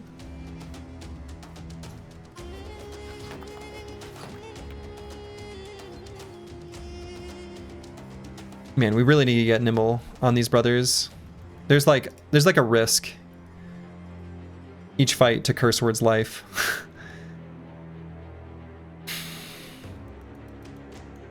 We're gonna have to push forward again. Oh, whoa. Excuse me. Where did you come from, Talib the Snake? Oh my.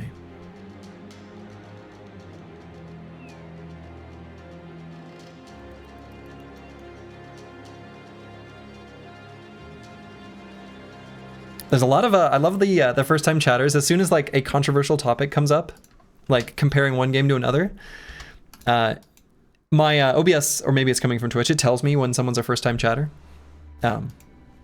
Anyway, it's funny that every time that happens, how many first time chatters come out of the woodwork. It makes sense, right?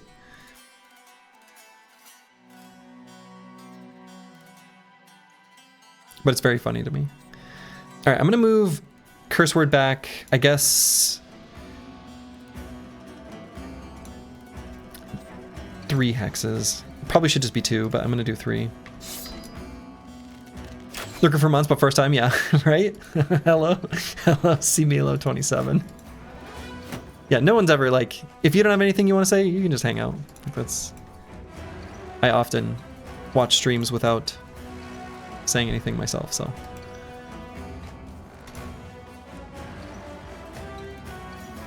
That's my typical, anyway.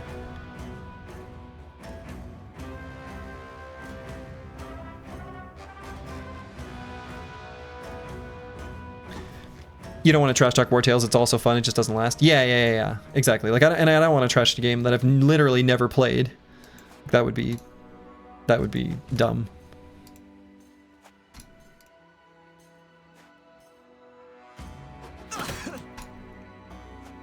So anything I know is just purely from like hearsay.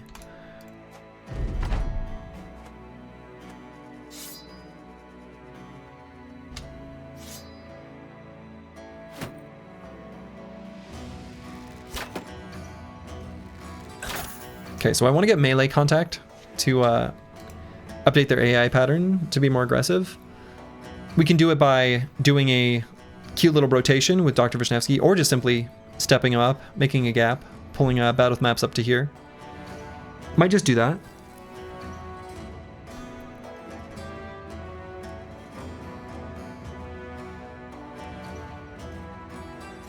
Probably just will.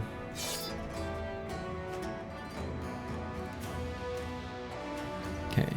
Now, Talib the Snake does have some armor that we would like to dagger down. Wartail's issue is repetitive. Like after 2/3 of the game, I did not replay. Yeah. Yep. That's my understanding, what I've heard from others as well.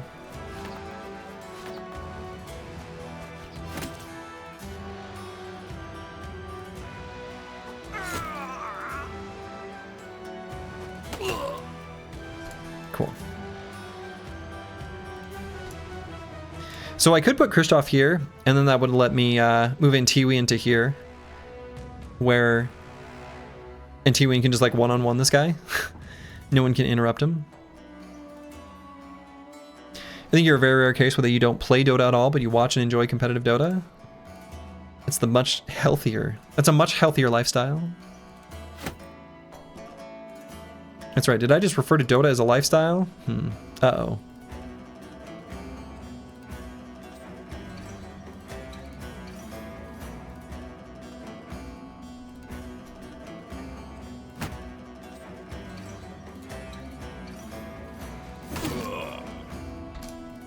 Okay, so there is melee contact on the battlefield now.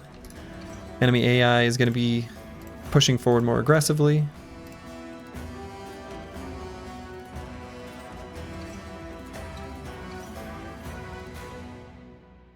Okay, and I'm going to move Antiwi in here so that we've got cover from this old wall. You got your unhealthy fix from Smite, as cured when it eventually died. You know, I always had my eye on Smite as like a, ooh, this game looks fun. And I never pulled the trigger. Like I always like watched it from a distance like, this might be for me. Never decided to play it.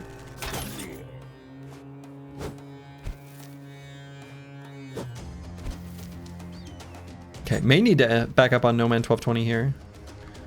We'll see.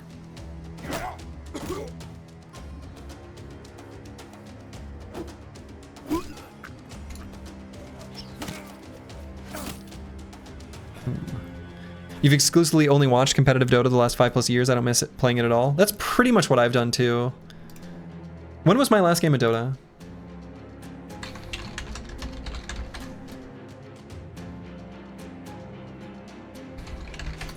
Hold on, let's look.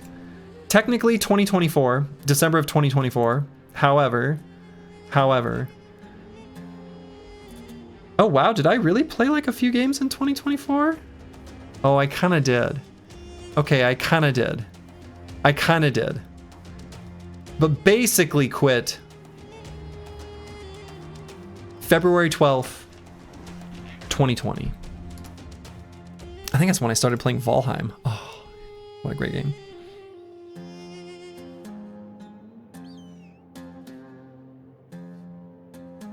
Yeah, let's get this stun. Let's not. Let's pretend like we wanted the stun.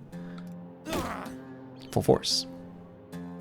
You went to TI in Seattle twice, TI 5 and 7. Hey, check this out, Static. Hold on, 1 second, 1 second. You're still with me? Hold on.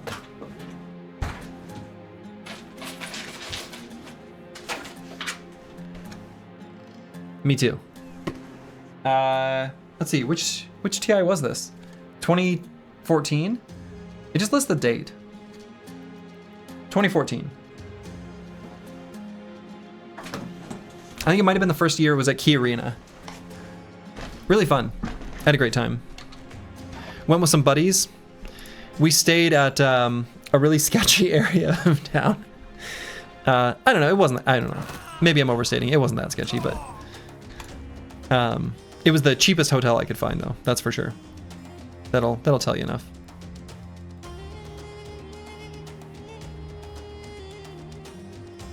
Okay, we may end up needing to back up No Man 1220 as well. Probably do. Yeah, we're gonna need to get them nimble ASAP. I smell nerds, oh yeah. Smite was really, really fun. It suffered from what every multiplayer game with a small player base suffers from. Getting even matches at high levels. Yeah, that's true. Also, high res, while not dedicated / passionate, did not have coding and balancing skills on par with the big two MOBAs. It didn't help it was on an ancient engine and filled with spaghetti code. Wall of text? No, that's a good wall of text. I like reading stuff like that. That's like interesting and insightful information. Yeah, I mean, that all kind of sounds about right. There was a game that I wanted to like or liked the idea of that I ended up kind of had exactly the problems you just described, Zeldist. It might have been, it was like a MTG-like game. It was like a card drafting, but there was like a hex grid where you'd place your units and they'd be able to move at each other. This is like a decade ago.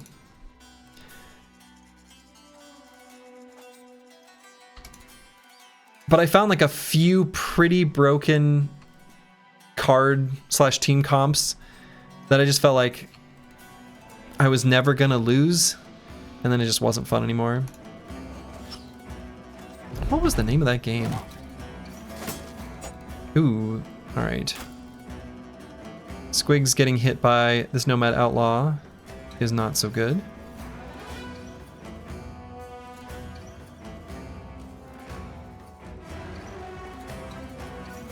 He will be able to rotate himself out.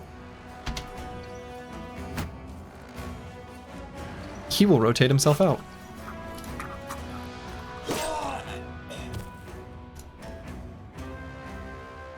So the Chaucer, you're in.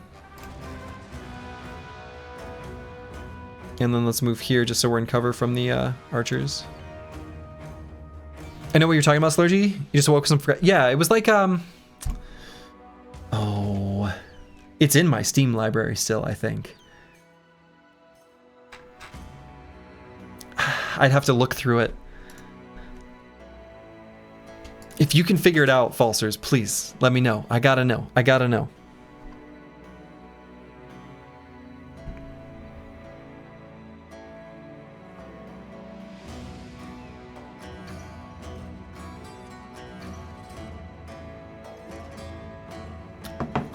Okay, do I engage both of these two ranged units with not delusional? I think so.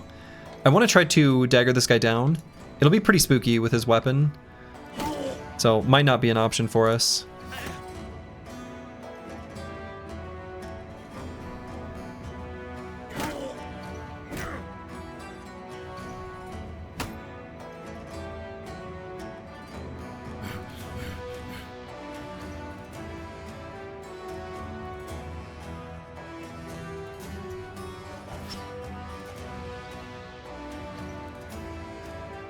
We definitely are using a lot of tools in this fight.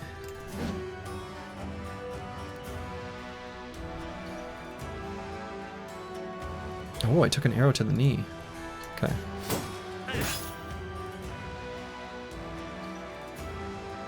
Alright, so let's get the real Kirby and Bad with Maps down here.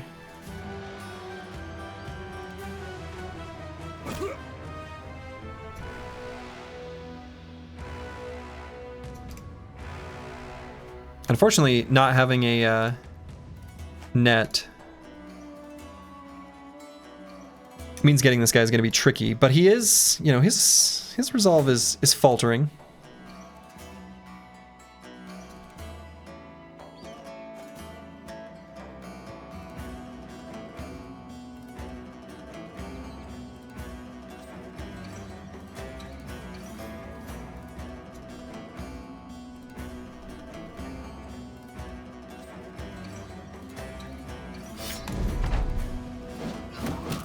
Oh, that guy gets his 2 attacks. What a nerd.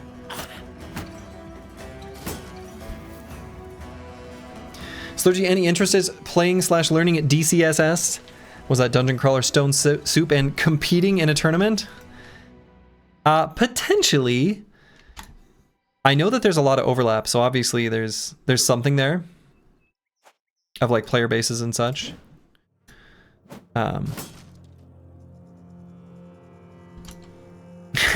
Competing is heavy air quotes, of course. Full force. But, I mean, maybe. Yeah? Yeah.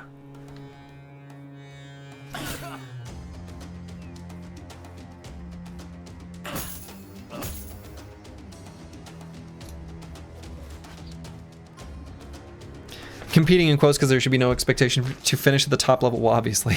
But you can absolutely compete against yourself in the specific challenges. Yeah, exactly, right? Yeah, no, that makes sense.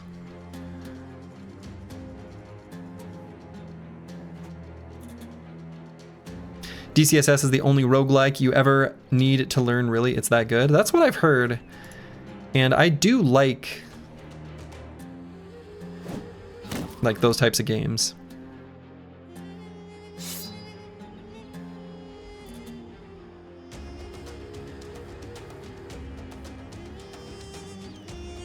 Yeah, I'm gonna have Squigs recover just in case we need to have him, you know, do a rotation. This guy is gonna get 2 attacks. Maybe I should be more afraid of that than I'm giving it credit for with bad with maps here. Technically,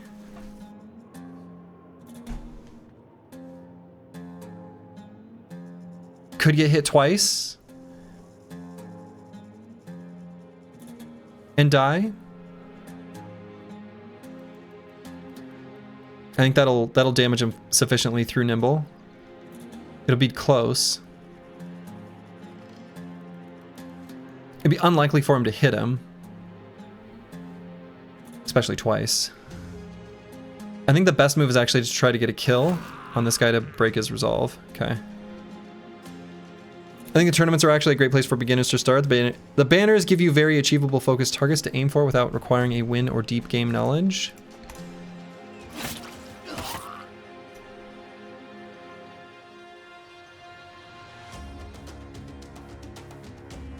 I'll take your word for it. So what's the chance of this guy getting hit here? It's so low.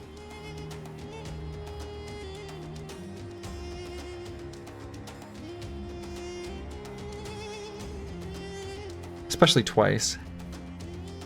And I'm not going to cause a resolve check with regular attacks. The only resolve check is actually going to come from the dagger. So I think pulling out the dagger and doing a puncture is actually like the correct play.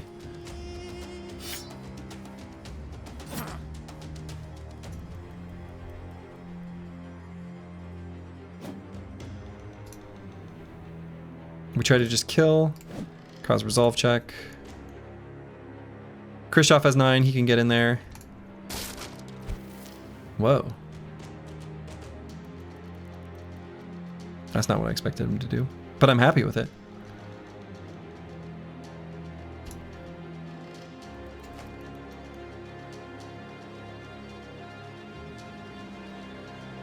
We've got to be able to dagger him down next turn. There's no way that fails. Yeah, the shield break is that helps us.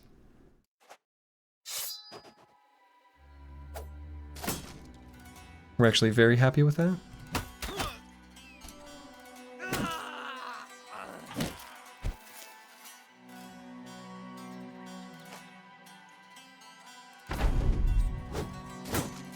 Plus, like, the real Kirby is gonna be fine to 2 attacks there. So it's like extra big, who cares?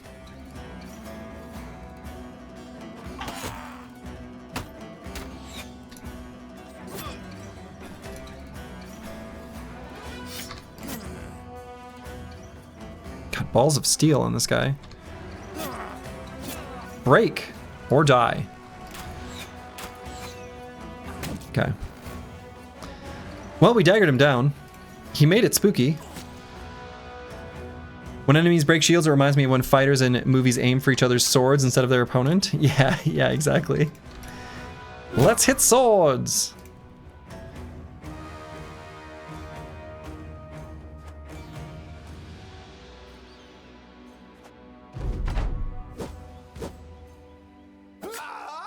Okay. Sergey, I'm desperate for trying to find the name of this apparently obscure game. I swear it started with an F. Ferraria. Yes. Faria.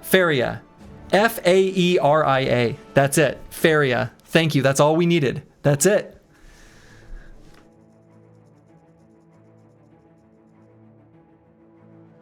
Yeah, it was like the concept was good.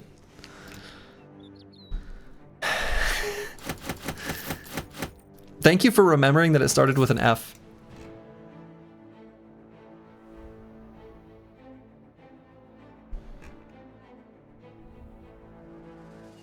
Balance patch, July 6th, 2021. That was the last we ever heard from the developers of Faria. The hive mind awoke, yes. Also, that fight was kind of spicy. Secretly during all this nice conversation. There was some spice there.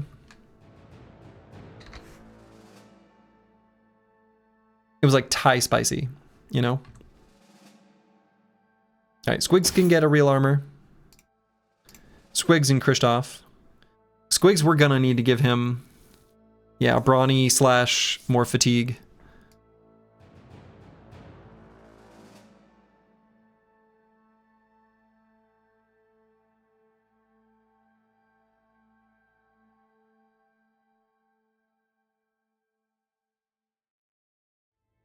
Okay.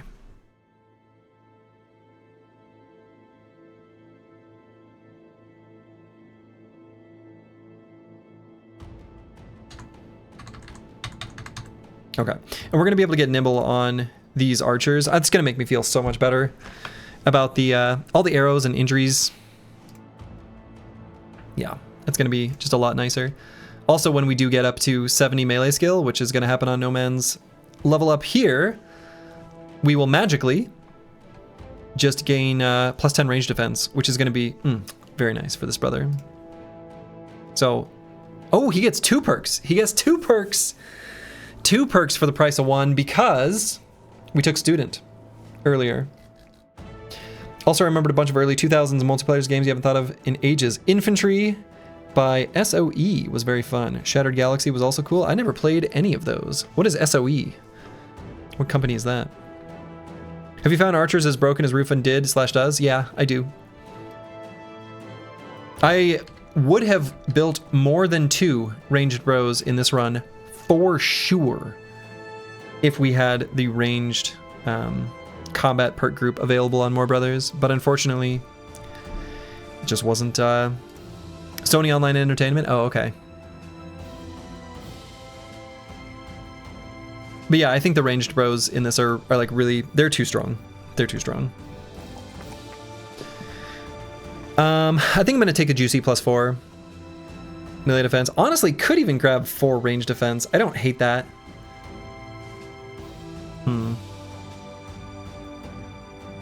Yeah, we don't have the bow perks on our bros at all, so we have to make do with bows with the ranged perk groups. I actually might go with range defense here. It'll only be relevant against certain types of enemies, but boy, they are going to be gunning for No Man 1220 specifically because he is a ranged combatant. He's got, I mean, he ticks all the boxes for how ranged enemies would otherwise want to attack a bro if scatter bonus were completely removed. And we're at 8 base, which is actually not bad. That probably gives him more survivability against ranged attacks than the 4 hit points. Like, almost for sure, right?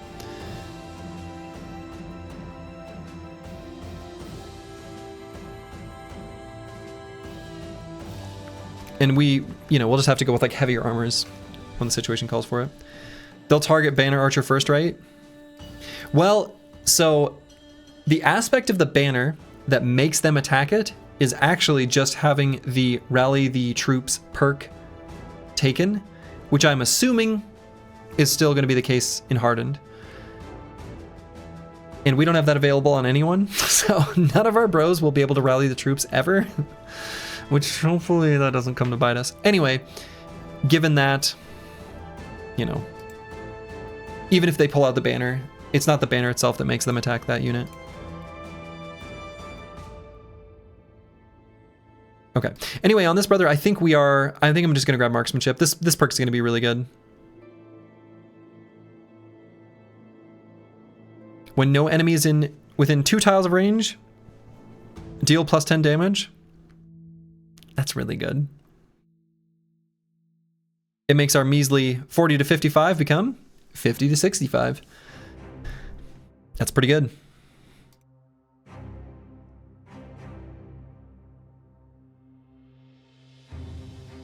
Okay, and on curse word, yeah, we're just gonna grab nimble. That's a easy choice for this level.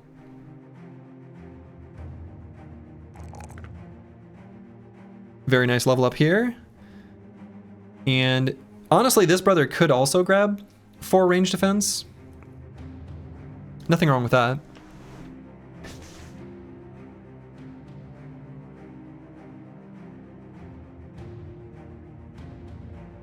I think it's the highest value of the things here, or even 3 melee defense.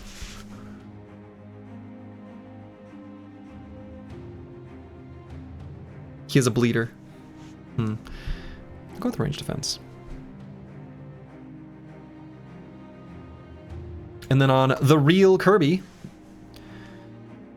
probably either full force or duelist. Duelists provide more than just damage here. The +2 reach makes it so that enemies are just far less likely to be able to hit us. Now when we're adjacent to 2 enemies, which is usually the most we're ever going to be engaging one of these brothers midline formation, at least that's how it'll be once we're fully leveled up and the squad's kind of in place. Anyway, you know, even just gaining 1 reach is actually pretty good. It'll be just enough that we're going to have more reach than most enemies. Pretty good damage. He's got tons of fatigue, so the full force is like not super relevant for a little while. Love seeing that +3 here in melee defense. That's really good. Yeah, rally the perks. That's true. I did always say rally the perks. Yeah, I'm gonna take duelist. It's good damage. And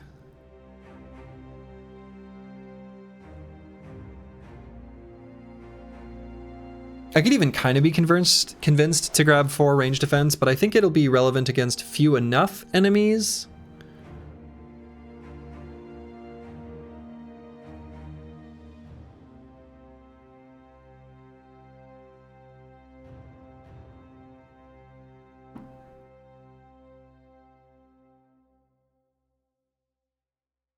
The fatigue really doesn't do anything for us considering we're a hammer boy. +3 resolve is fine, but we get so much bonus resolve. We're basically sitting at a 60 because of strength and numbers, based on the way he's eventually going to be midline, right? He's not going to be on the edge. So like 2 hit points is kind of whatever, even though he is nimble. It's a little bit whatever. 3 fatigue is kind of whatever. 3 resolve is kind of whatever. I'll take an opportunistic 4 range defense. It'll be good this level, and I think it'll be fine for several more fights. It's fine. It's fine. Okay, so then there's definitely armors I need to reconfigure. This one. Bad with maps. needs a new armor. We'll fix up this padded leather. Who's going to be on the edge? It will be... I'll tell you. Christoph will be one of them. And then on the other side, it will be... basic... Well, so Christoph on one side for sure. And then on the other side, kind of off a tiny bit, it'll be not delusional. Is going to be the plan. And then Intiwian's going to be sort of able to be placed in more dangerous hexes. Again, this is all like a when the time comes for this bro to shine. They're just babies right now. They're working their way up. They grow up so fast, though.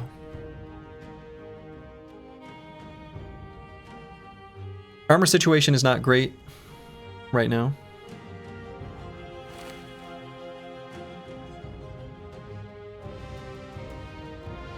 Level 8 baby. Yeah, a lot of it's gear, though.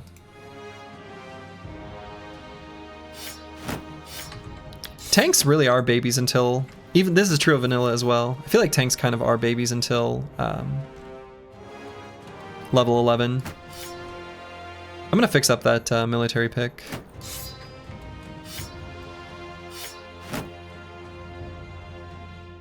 Anyone want the fancy hat? Oh yeah, the fancy hat. Yes. Either Christoph or Squigs. Probably just Christoph. He can actually wear it. And then we can give this padded flat top helmet to someone. Let's give it to the real Kirby. Good call, apples and fruits. Thank you. They just have a lot more room to grow power-wise. It's just funny considering how many enemies they face down. Oh, well, yeah. And facing him down with like a two-handed flanged mace, which is definitely not eventually how I'm going to use him. But it provides the value right now. So, like...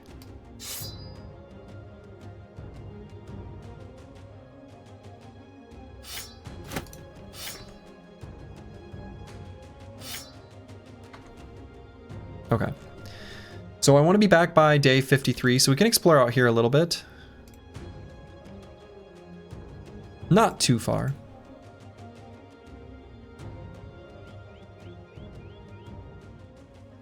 We are currently in the Badlands, not the desert. They look super similar.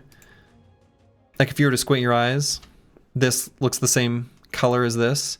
They're like so close. But they're a little bit different. How did the 12th bro meet Dave? Disemboweled by a billman. A tale as old as time. Since time immemorial, bros have been bonked on the head by a billman and claimed by Dovcool. Dave can be cruel. Okay, this is actually like a pretty serious camp makeup for like this small of a camp. Also, we're getting very close. Okay. That puts us in range of getting, I think tooltip is just still updating. That's funny. I could get the scavenger before this fight. Could potentially miss one payday. I guess I kind of can't if we're going to sit around Tarwa. That's too bad. I think I'm going to do this fight at night. They've got the 2 to 3 marksmen. It's actually a pretty, like, this is not a messing around camp. But yeah, I'm not going to get the scavenger quite yet. We do have a warbow. I'm still going to wait for nighttime though, because it's on a hill against the marksman. I feel a lot better now that these two bros have nimble.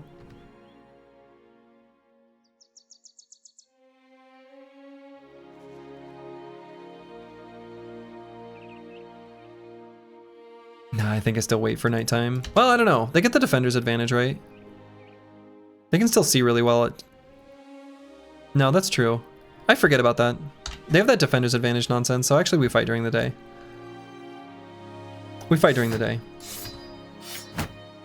Something something, blot out the sun with arrows, something something. Then we fight in the shade. Thank you for attending my TED Talk.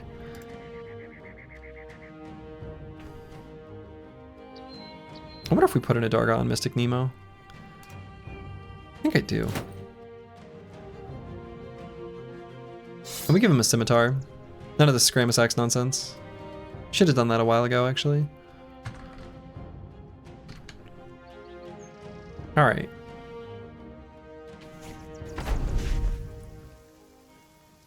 Oh. I suppose it's this type of camp, so this is what their hill looks like. Alright.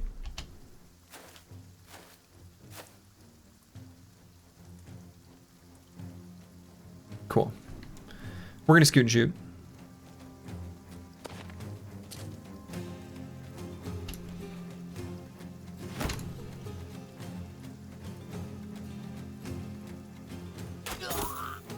So good. So much damage.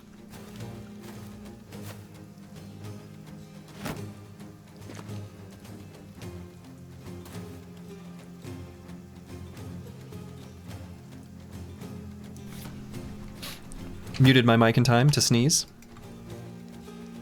Next level play.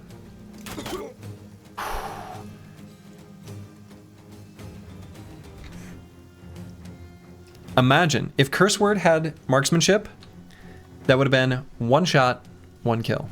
Professional streamer, that's right. Right? If we had marksmanship on this brother, that would have just been a kill. That's crazy.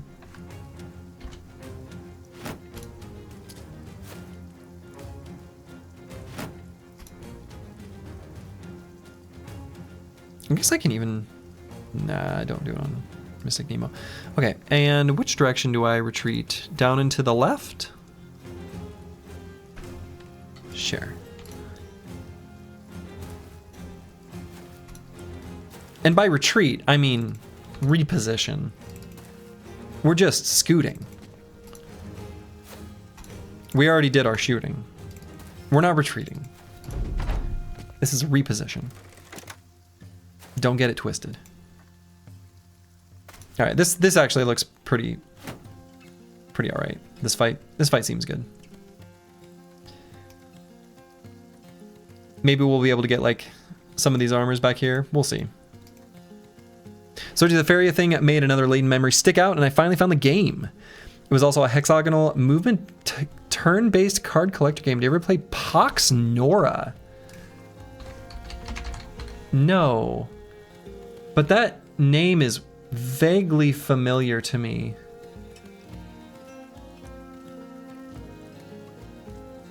Why does that... I have a vague memory of that existing, and I never played it. But I don't know why I know that that exists.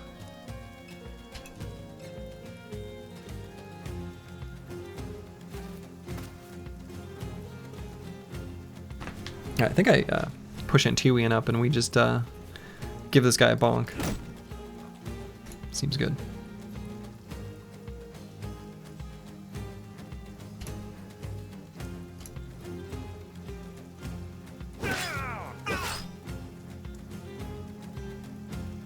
Yeah, bonk. That's true. I should make the sound. I should say it correctly. If you don't say bonk, did it really happen? I don't think so.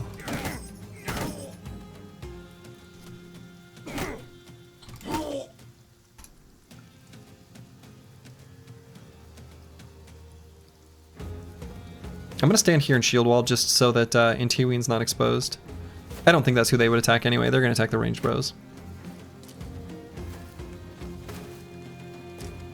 Despotzini, hello, hello. Yeah, only 11 bros, very sad. Let's rotate just to attack. What?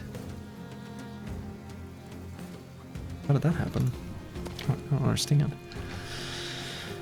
And No Man 1220, probably just 2 quick shots here. Or quick shot. Oh, my God! Marksmanship. Marksmanship. It's very good. This brother does have throwing mastery, so we want to throw with the other. So good. And marksmanship also, by the way, increase the damage of throwing axes. So there's an interesting, I'll say quirk when compared to vanilla, where increasing the base damage of throwing weapons actually really relevant.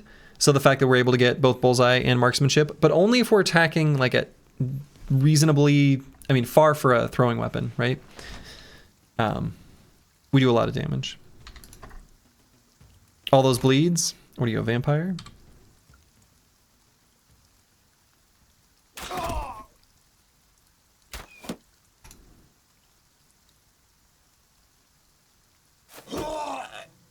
Full force.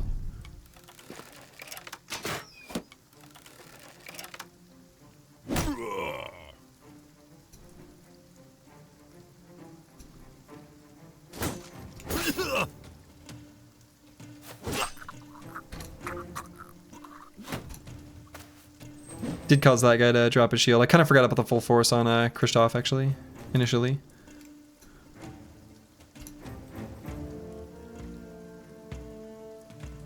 And I'm going to try to get this armor on this Vandal here for sure. The blotched gambeson I don't care that much about, but this like, oh, whatever it's called. Borked up, reinforced scale armor thing.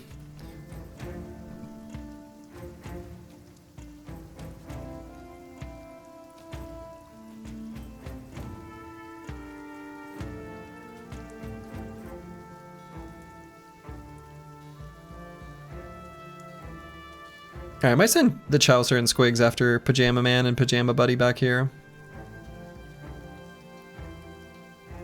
I guess I can just do that though still.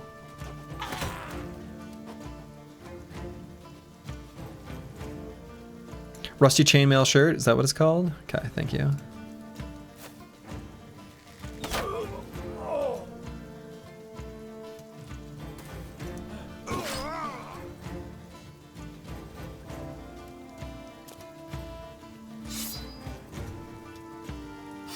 Yeah, that sounds right. That sounds right. It's something very, I mean, if you're not technically correct, you're basically correct.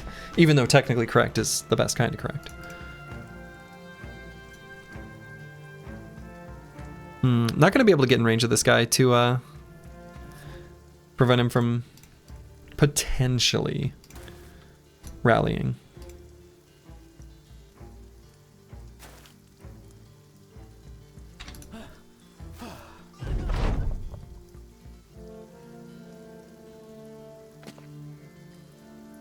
Kind of want to try to get this guy's armor too. Okay. Seriously? You guys are rude. Good thing we've got Nimble. I mean, he's positioned that way because he has Nimble. Otherwise, in previous fights, I wasn't able to quite do that. Oh, damn, that hurts.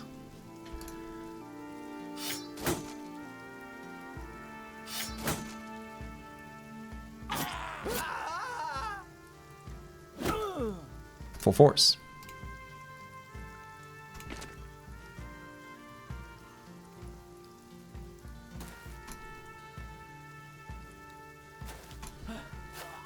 That guy's still running away, but basically on death row.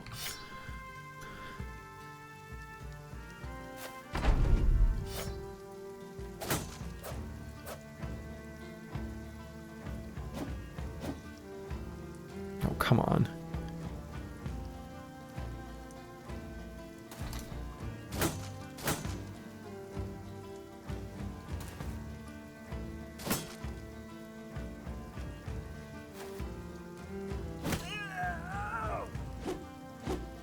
Okay.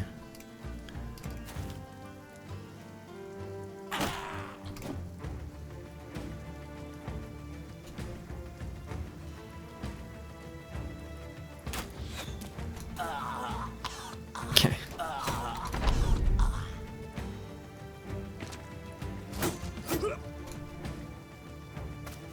Why won't you just die?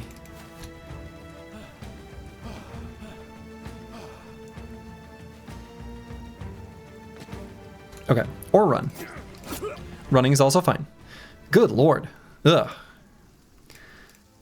All right, we did get a patched mail shirt. Patched mail shirt. Okay, there it is. Patched mail shirt.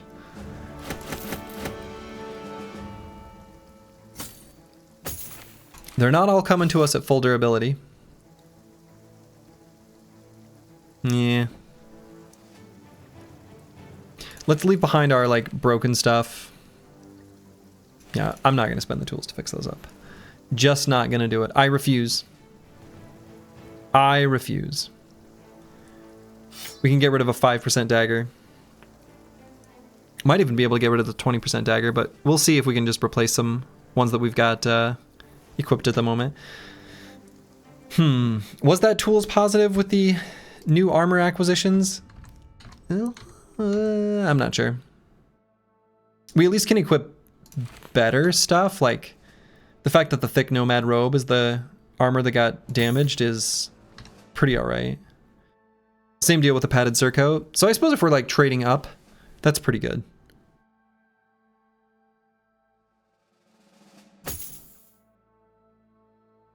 Happy to trade up like that. So then we've got like, let's find a low durability dagger. Is 32% the lowest one? Looks like it is. Replace that guy. Cool. So we gained a level on the Chaucer. You love to see it. So what do we take here?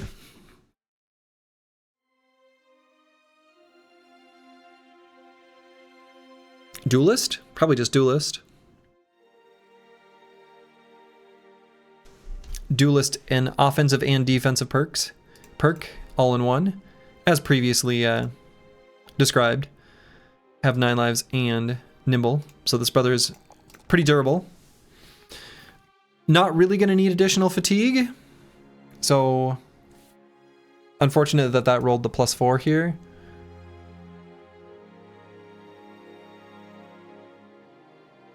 I mean, a little bit of fatigue might be nice, just to wear slightly heavier armor, but not super relevant.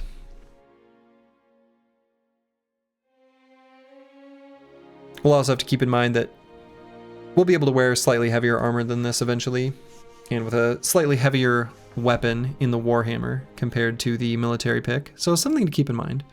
Though we might be able to have a lighter shield for a lot of fights. Though maybe a heavier shield for others, so...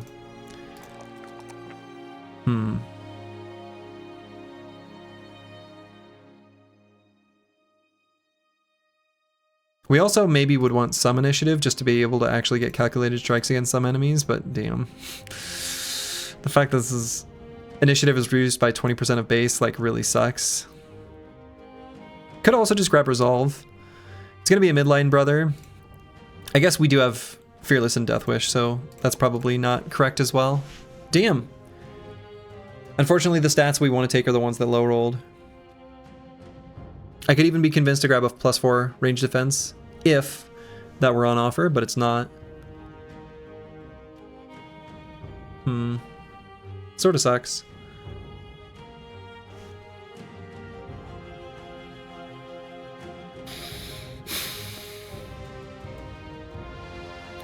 Yeah, I mean, I guess regardless, you know, despite nimble, we can still wear heavier armor. A little bit of fatigue might help. I don't like it, but I think it's fine. It's fine. All right, so we want to get back in time for the next event proc.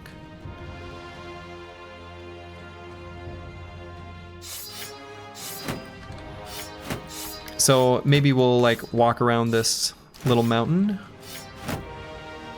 Feels good to click big number. It does feel good to click big number. It's true. I'm a simple man. See number, click number. Number big, brain happy.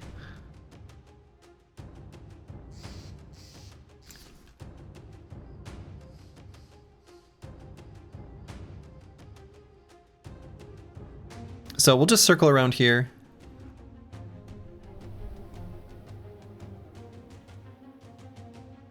Make our way back towards Tarwa.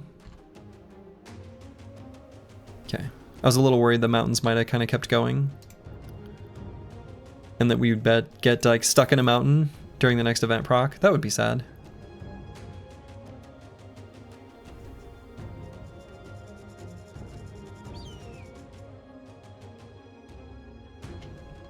All right, probably can just camp.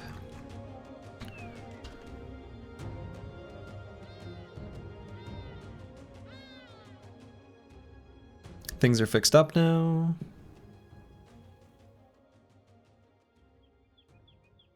Come on, event. Belly dancer.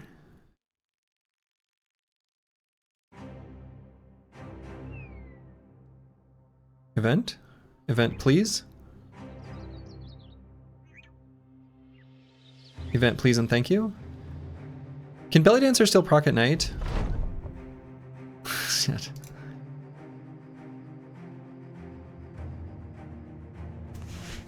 The minstrel, as a brother, is so delightful for flavor, but they have so damn many events.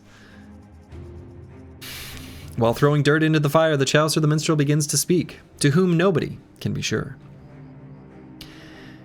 The old gods said let there be light, did they not? 'Tis the first thing they did, so clearly light must be important. He picks up a piece of dirt and seems to analyze it. So why is there so much pleasure to be found where a woman is darkest? The initially confused onlookers burst into laughter. I feel like I'm 90% of these events. Yeah, sure, yeah. And some of those, like, a lot of those events, you know, they've got a really long cooldown. If not, you know, 99999 or whatever. Damn. So we'll update the counter. Gotten pretty unlucky. I think I'd have to look at, like, again, I'd have to use like MetaWreckers mod or whatever to look at the output to get a good feeling for what the actual chance or probability of those events firing is.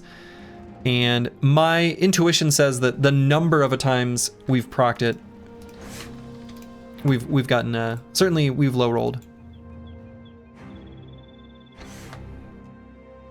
Why did I re-equip my stuff? I don't want to re-equip my stuff. Damn it. Get back in the backpack. We can't help but accidentally use tools to fix them, and we can't have that. All right, so maybe we just do a sweep of the desert and come back. Still have plenty of food, so I think that's fine.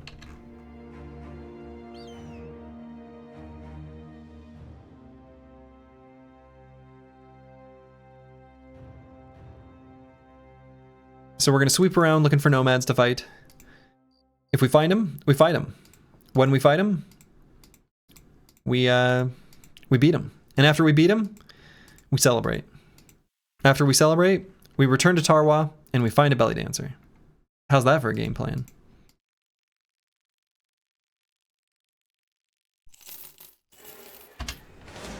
The moving tents.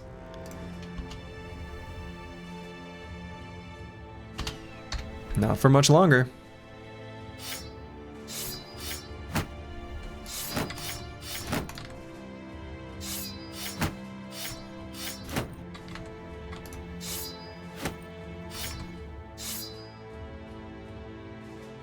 Okay. Looks like this should be a pretty easy fight. Pretty easy fight. Just a bunch of cutthroats. Excuse, sir. When I announce that there are cutthroats, the outlaw is not allowed to show up and make me look dumb. Okay? That's rude. Okay? It's rude.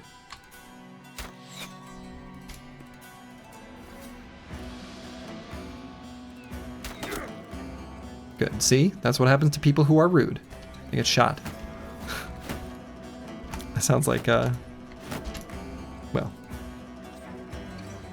They were rude. This is their fault.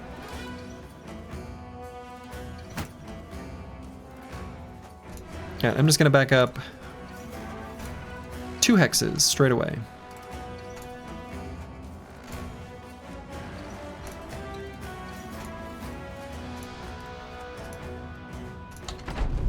Okay.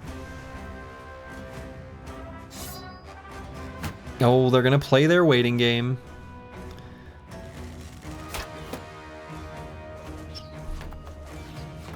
Okay. well.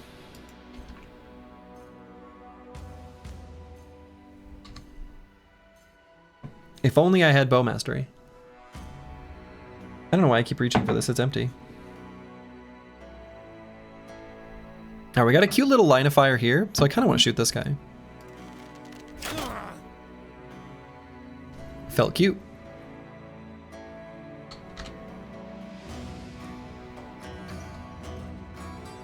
Might just do aim shot on curse word.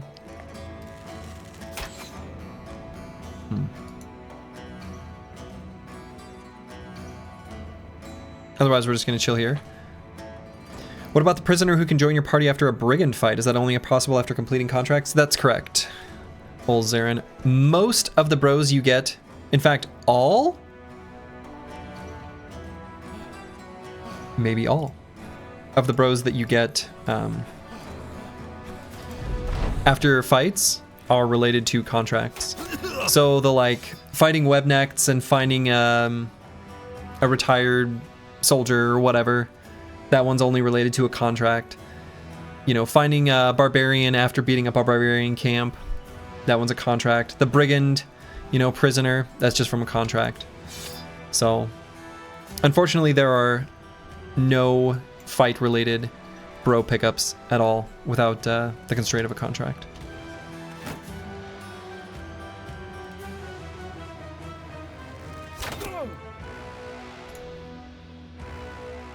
But good thought. I like where your head's at. It's just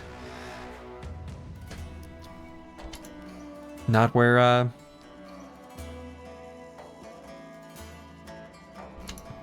not where we actually get to get our bros. Big sad.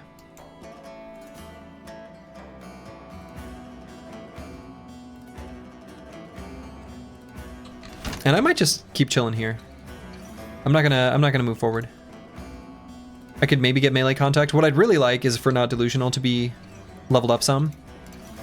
Right? If he were a big boy and we got him all our final perks, the big ones being one with a shield and Indomitable, then we'll be able to send him forward. And when we do, then we can have that be the melee contact that makes the enemies pour at us. But we got to get to that point first. Why did he lose his shield wall?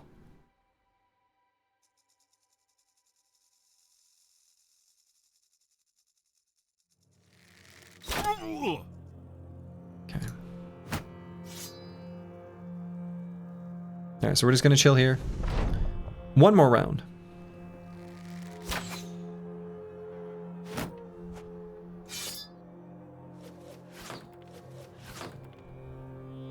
Okay, they're still, of course, aiming for the Chaucer.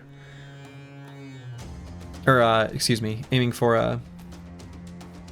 No Man 1220. Kind of nice that we backed him up into this obstacle, because he actually gains additional ranged defense from Entrenched. Do you think a 2v2 battle brawl could work where two teams are randomly merged before the tournament starts? Well, Brave Beat, we've done this. And yes, it does work. It absolutely does work. And it's fun. Could do that again, in fact. What do you think? So the way I did it last time, you have to let me know if you think this is still a good way of doing it. Got him. Was I limited each team to a different faction. So beasts, humans, orcs, goblins. I can't remember exactly how I did it, but you know, that kind of idea. And then assigned teams together. I think I made it so that it couldn't be the same faction like joined together. And you would be joined with a random partner and your teams would be combined and then you fought together. It's probably maybe less interesting to draft because you can't plan on like a full cohesive strategy, but it was still really fun. It was fun for me. Like it was really fun to cast. I had a great time.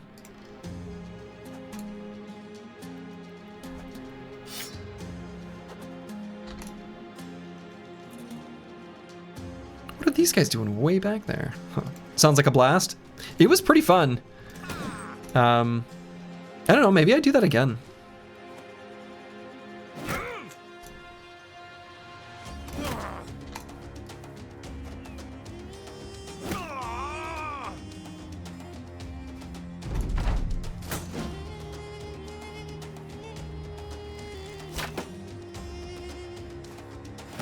Could have pulled out the banner at the end of Curse Word's turn if I wanted. Maybe should have.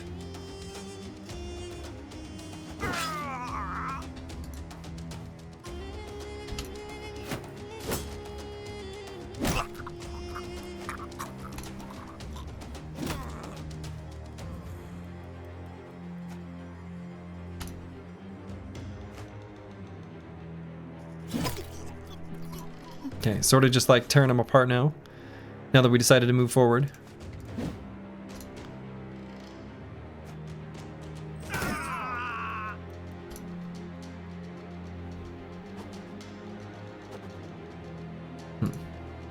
Well, we were.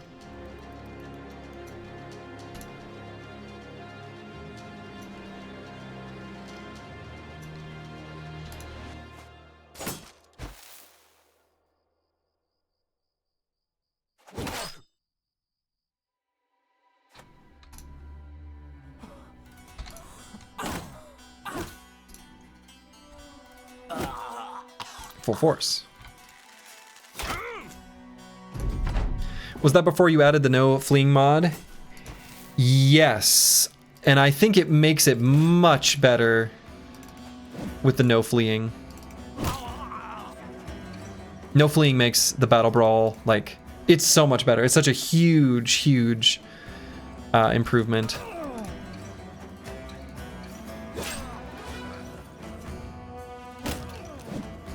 Yeah, there was one battle brawl, and for those who don't know, if you're curious, exclamation mark YouTube.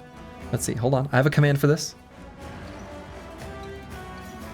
You can find the VODs. Essentially what it is it's a people from the community draft teams based on like point values similar to other like tabletop type games. Make a team, and then we have AI versus AI fights. Anyway, they're a ton of fun. They're on the YouTube under the Battle Brawls playlist. We had one where the theme was champions. You got to choose a champion unit, which conceptually was really cool. The problem with champions is that, like, if the rest of their team died and they're below 35% fighting strength, based on the initial vanilla, like, rules of engagement, they just run away. And a lot of the fights were kind of ruined by that. I almost kind of want to revisit the champion thing, and in fact, maybe I could combine the two.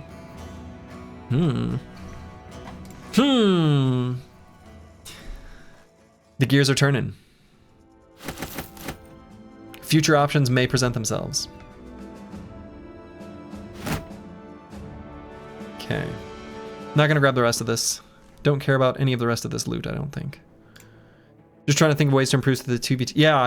Any ideas you have? If people have good ideas for the Battle Brawl, I'm always willing to hear them. A lot of the limitations of, like, I've heard a lot of good ideas, and they're genuinely good ideas, are limited by the fact that, like, there's a shit ton of stuff that I do manually, creating the forms, filtering all the, ones that people submit, generating all the data structures to be able to make it run smoothly day of, generating the brackets, all the things. There's a lot of like overhead, and some of the different like format ideas people have, as cool as they might be, sometimes they might just not be feasible for me to do for one reason or another, or maybe limitations of the mod, right?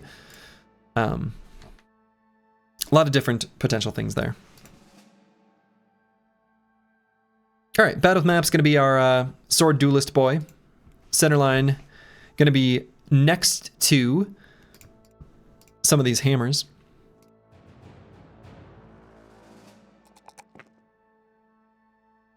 He's gonna be there to finish off the enemies once their armor's been stripped. He's actually been doing that already. So duelist seems like just the natural pick here. Swords with a reach of 4. Very nice.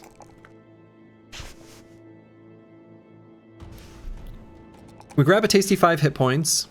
Do I still grab 1 melee defense? Probably do. Could be convinced to grab 4 ranged defense, but...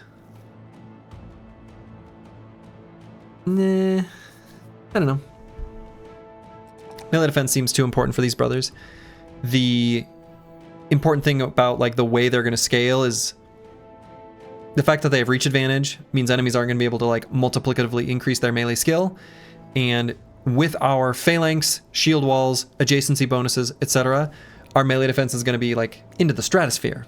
And so despite the fact that once we surpass 50, each melee defense is like half the value, like percentage points wise, the actual increase to our survivability is huge because that's the part of the melee defense value that matters most. So I don't want to neglect melee defense. We're going to pump it basically every single level, kind of no matter what. Oh, and we get another perk because we took student. How delightful. Now this brother in the middle also could grab On Guard, but yeah. He also could be like a sort of side formation next to Not Delusional. That would totally be reasonable.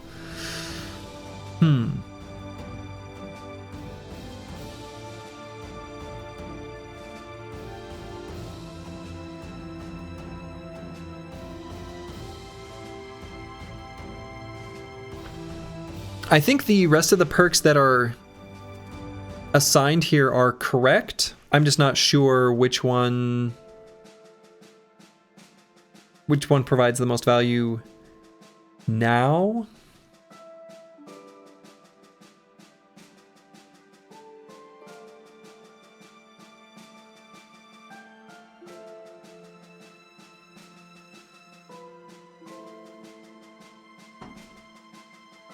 Maybe just battle flow? I don't know. Or maybe even second wind?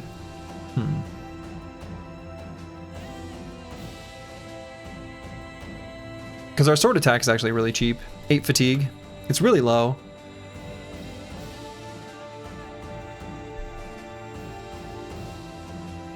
Yeah, I'm going to do that. And I'm going to put in description for Bout with Maps, second wind. To remind myself that that's the perk we've got. Actually, are there any other bros that I want to do? Yeah, Kristoff has full force. Sometimes those things can kind of remind me. 9 lives, oh yeah.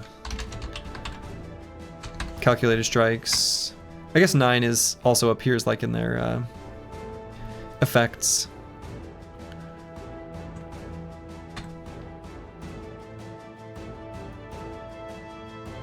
All the other ones I think we don't need to make special note of. Really looking forward to Mystic Nemo gaining the next level. Boy, it's going to be a tough call between like flexible and offhand training.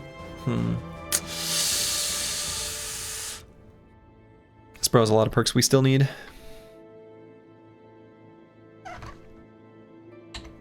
Anyway, we're gonna keep looping around the forest here. Oh, what am I doing? Whoa, whoa, whoa. None of these tools goes to waste.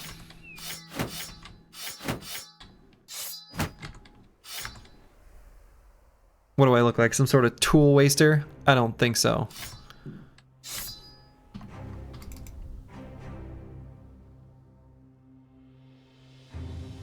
If we can gain just a little bit more crowns, we can get the scavenger.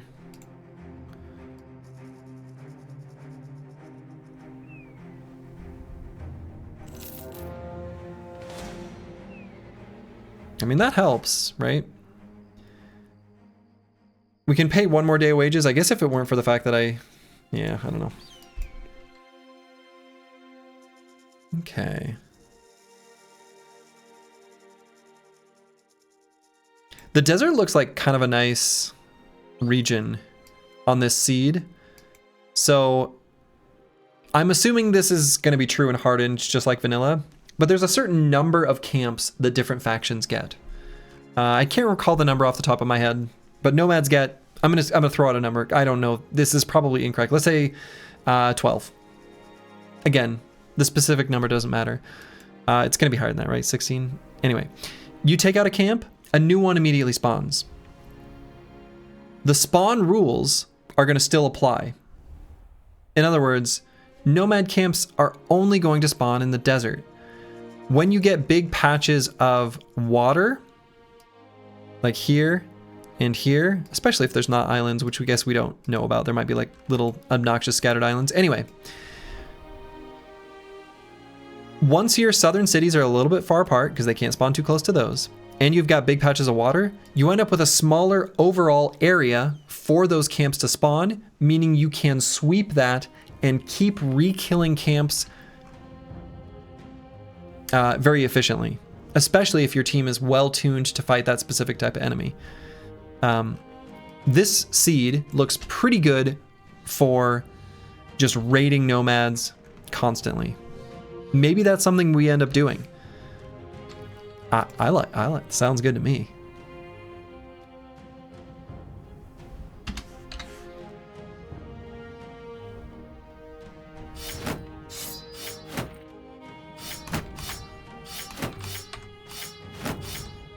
Of course, you know, we do want to venture out a little bit because there are just certain enemies that give us things that we want or need that make the company better. So we don't want to fight the same type of enemy too much because of the different type of resources that each faction can give us. For example, from barbarians, we'd really like some heavy throwing axes, but still.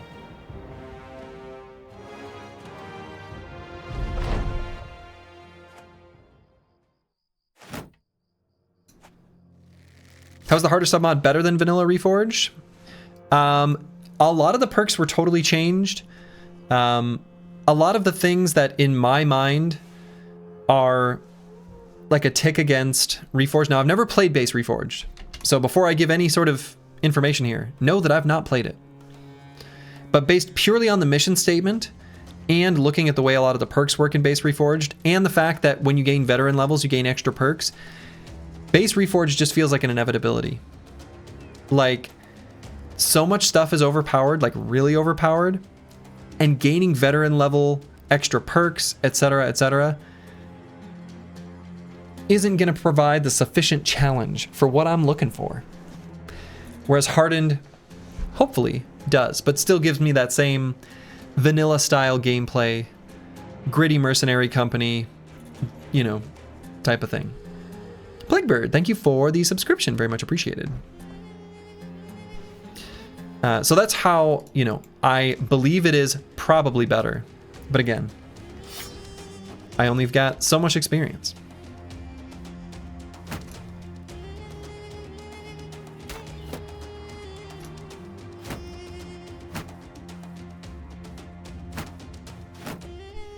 Okay, we're going to scoot and shoot here.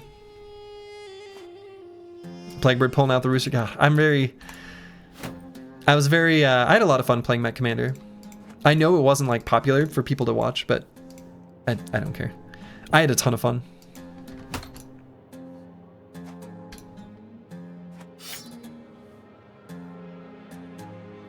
Did I switch weapons twice? Did it let me do that? Maybe not. No, I started out with the Warbow. Anyway, good old Rooster. Also, like, I never played with Rooster when I was younger. This is Rooster! Because he has such low stats. So I never got to hear those voice lines.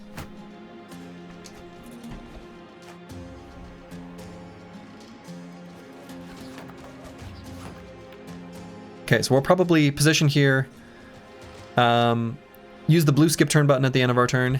And then push forward next round if they don't push at us. Probably how this is going to go. So we'll do an aim shot. Here. Haha, take that. And another aim shot. Could be there, but let's just take out this guy. Okay.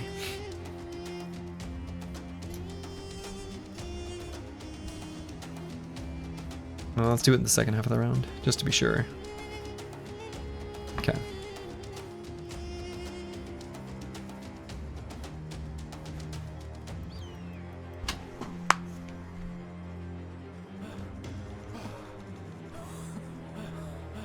Okay, blue skip turn button all around.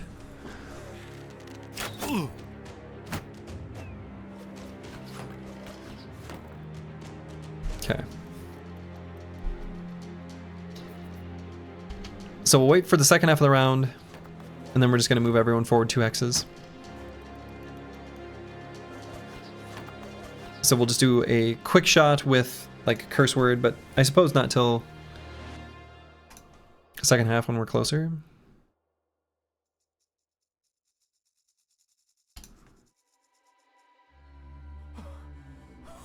Okay.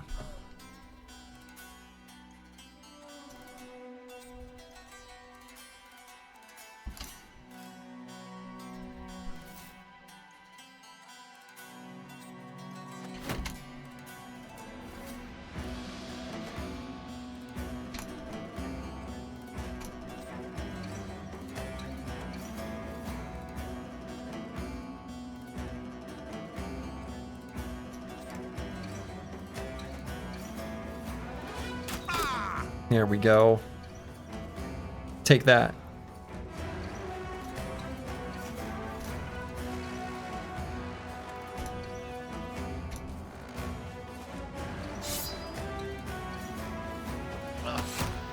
And that.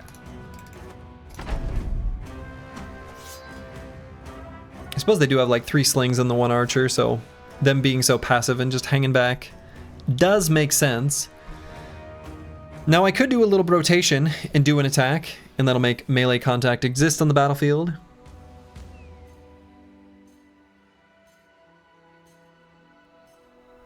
I'm gonna hold out for just this little tiny bit still. Could go here with not delusional if I wanted, but I don't.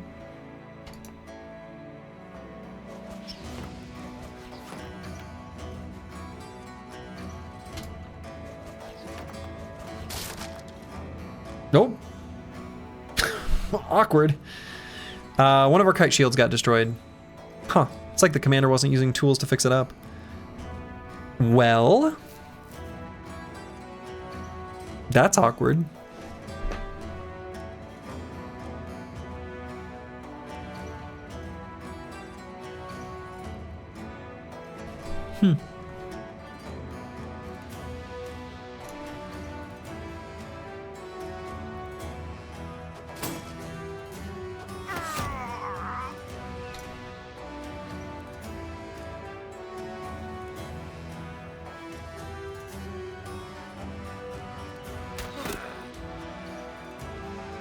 Boy, that warbow sure does pour through fatigue, huh?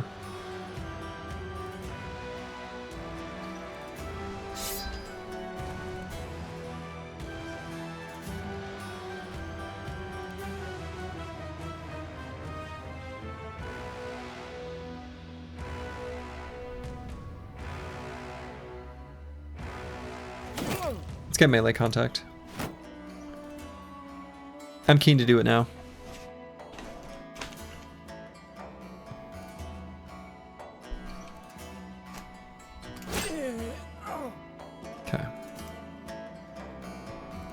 Mostly because of the Chaucer's no shield wall situation.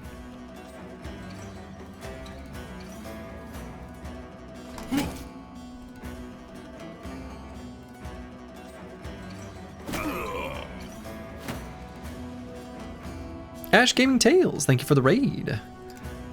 Hope you had a good stream. What were you playing?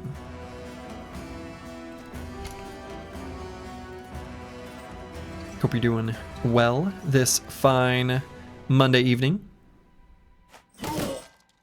Okay, went for headshots there. The goal, the dream, the hope is actually we get this Nomad Mail. So I'm gonna have the Chaucer go to there. Be ready to dagger. Try new stuff, play Divinity Original Sin 2 Deathless Solo Hero Blind. Oh my goodness. That sounds fun. Solo Hero Blind. Did learn quite a bit, lost to a dog who for some reason... Yeah, the Divinity Original Sin games are fun.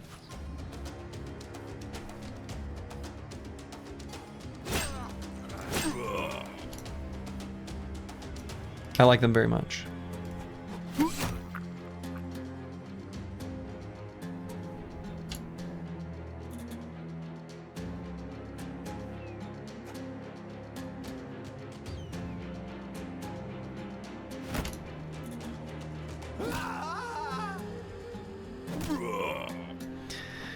I slowed her and decided to save stealth for extra turn in this dog charge one screen away and then CC to death. Sometimes that's how deathless style runs go.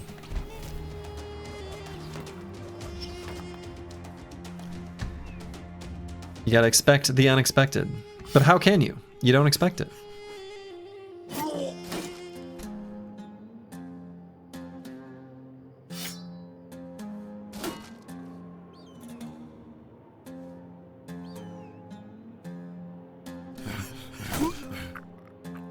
Okay.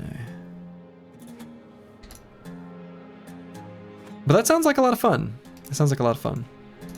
Losing 3 hours of progress is fine. Losing 90 hours in Darkest Dungeon 1 Deathless run was one of the final missions was rough. Is that DD? Is that Darkest Dungeon? Is that am I naming the right game there?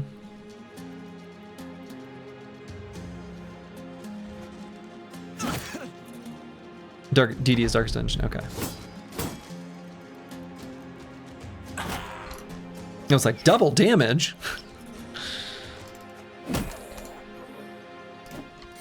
Overloaded acronyms. So many great games with so many fun acronyms.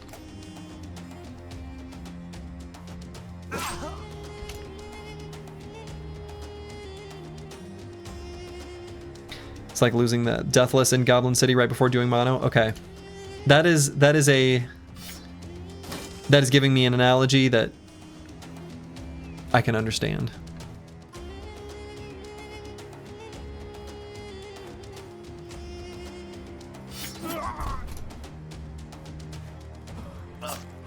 Somebody said BB and you thought about your beloved Battle Brothers, but it was a different main streamer game. I do not even remember what it was. BB.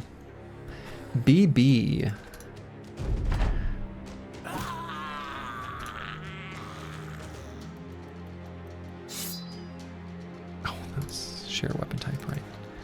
What could BB be? Other than Battle Brawl. That's not what they mean.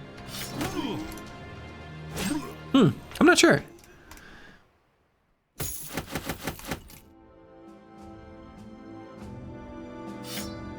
Okay, anything else I want here? Not that I can think of. Have you ever played Divinity Original Sin 1? That one's also a really good game for those who maybe haven't played it. The run's going pretty well. So far, so good. We're still alive, after all. We did lose a bro, unfortunately. Cut down by a Billman, which sucks. Border bans? It's like Borderlands, but they... Blah, blah, blah. You did a Deathless with your friend like 8 years ago. It was a lot of fun. Oh man, Deathless... So Divinity Original Sin 1 was like so cruel. It's so cruel. Like your first time playing it, you'd be like, huh. This looks like a fun area to walk. And then like, boom, you set off a chain reaction of traps that actually sets off lava and your whole team dies. It's like, you lost like 50 runs. Yeah. That sounds right. Or like you just, a water barrel accidentally gets busted and there's electricity on the ground. Your whole team's shocked and then they just like, you're CC'd and the enemy just like beats the crap out of you for 3 turns and you can't do anything. What a great game. What a great game.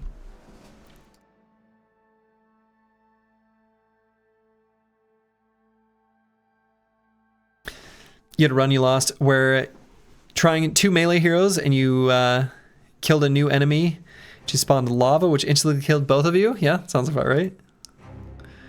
Switch to a ranged only team from then on. Yeah, that's probably the best way to do Deathless for Divinity Original Sin. That's fun though. It sounds like great fun.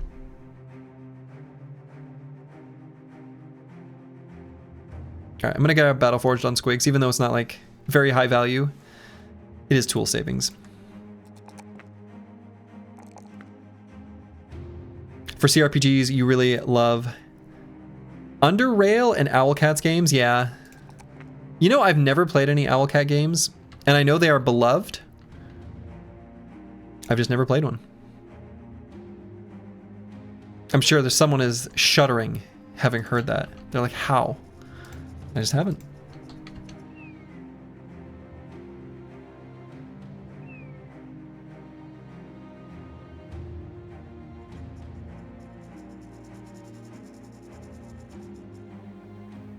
So excited for the new Divinity. Yeah.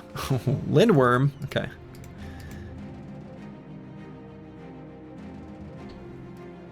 Yeah, they released a trailer for those who haven't seen it. I feel like that's their IP that I did not equip things. No.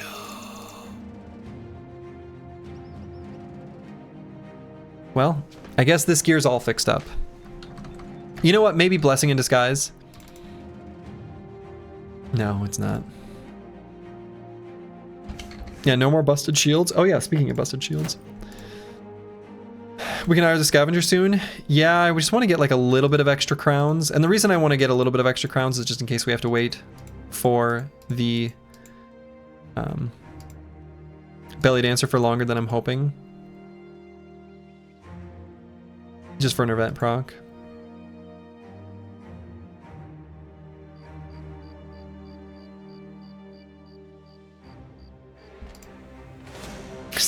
Lindworms. Oh no no no no.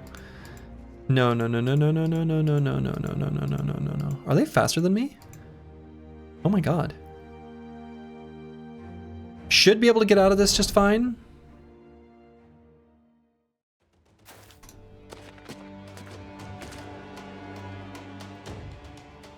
Okay. Lindworms. No. I mean, that's the downside to some of the like reworked scout, stuff like that.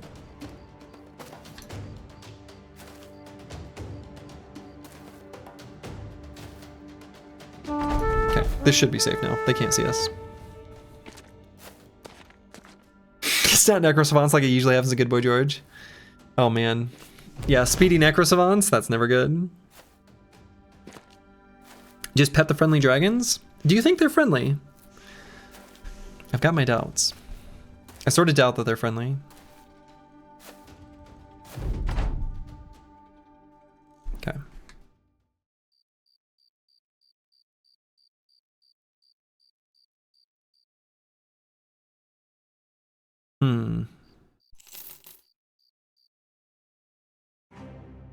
It's unlikely we find a camp in this sliver of fog, but I'm going to go through it anyway.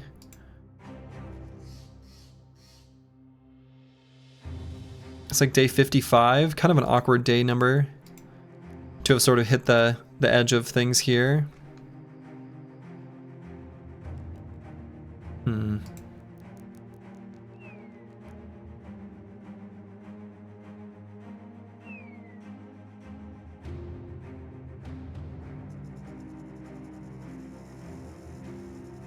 So by day 56, I want to be back.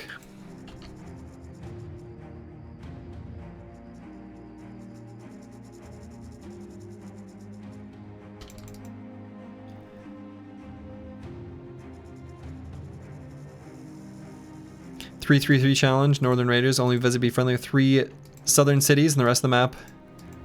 Enemy on sight. Sounds kind of fun.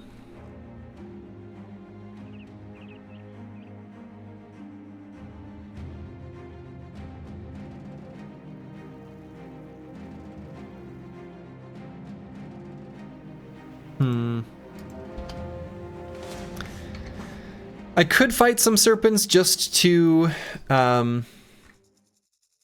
help eventually unlock the scout and also gain a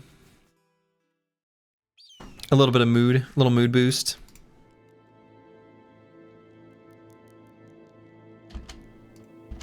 Yeah, I guess. Ugh. It was fun but quite grindy. Feels like a good middle ground between regular and No Town. No Town's pretty extreme. No Town, no loss is super extreme. I actually feel like No Town without no loss is totally fine. Yeah, the tasty experience as well, absolutely.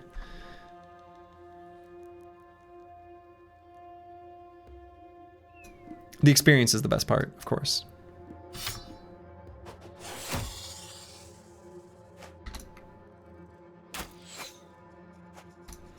No point in shield walling, because they're just gonna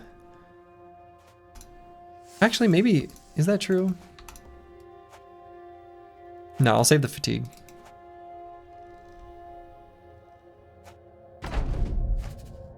Three loss cap is limited, but not too extreme, I suppose. So let's see.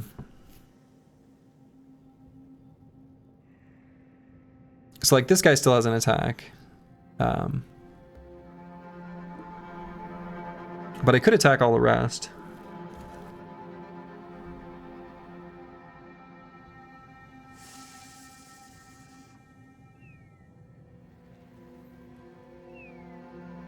This type of run seems harder to you than the no loss, no run. At least with no loss, on the first death, you can just restart. When you can take losses, you almost have to play it to its conclusion because you don't know what'll happen. Nah, I mean, I feel like if the run gets to a point where I truly believe we are doomed, I'll just call it. I'm okay doing that.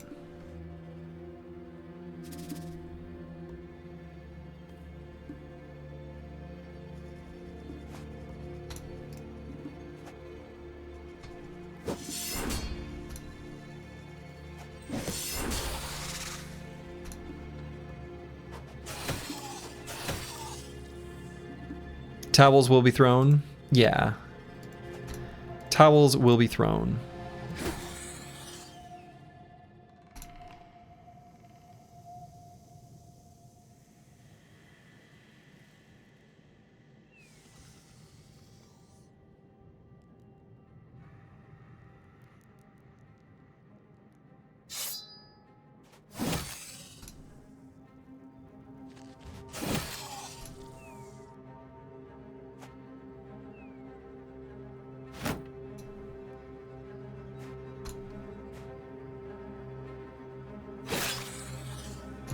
Okay.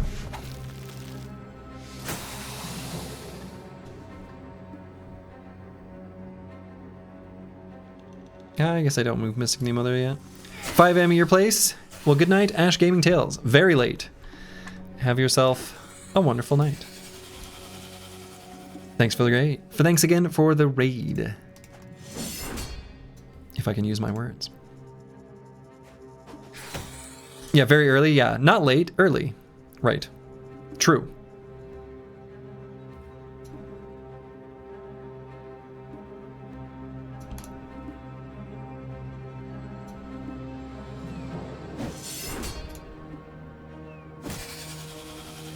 Full force.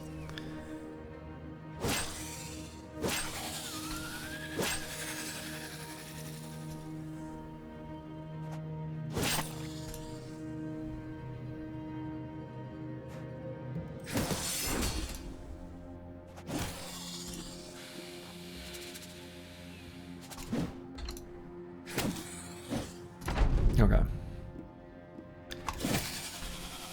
Pretty clean, right? Only got hit once on the Chaucer.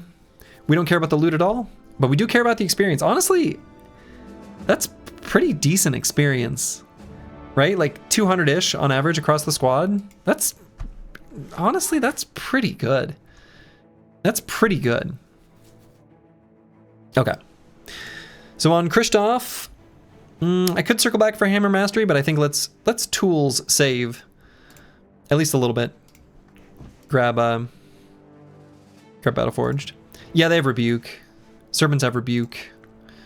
Sneck is back on the menu. Sneck is back on the menu.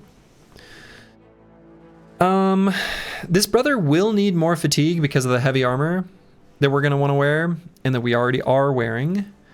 We've got a bunch of fatigue and fruits of labor, and we'll eventually be able to get brawny, so probably already have enough with our full force hammering.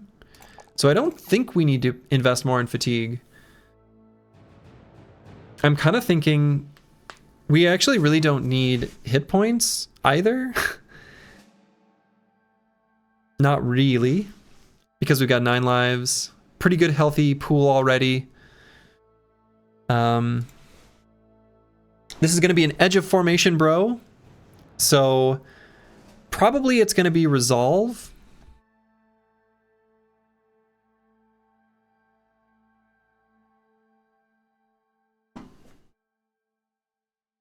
probably going to be just resolve.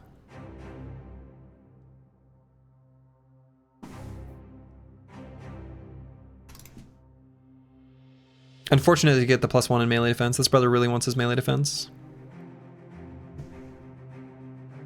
I mean, if I did get resolve, that could maybe give me, especially if he's edge of formation, right? It would give me the choice between bulwark and rebuke. And maybe if I'm able to get the resolve up to a more reasonable value.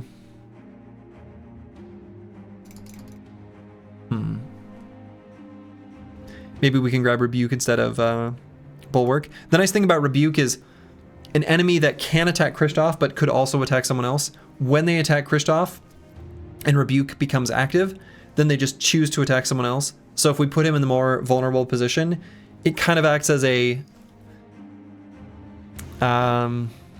mechanism for enemies to attack him less frequently.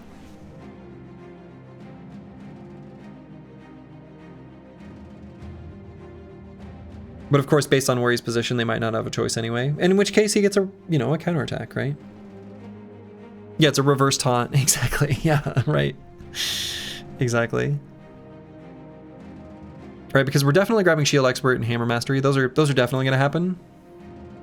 So if we are able to not take Rebuke, that would be nice.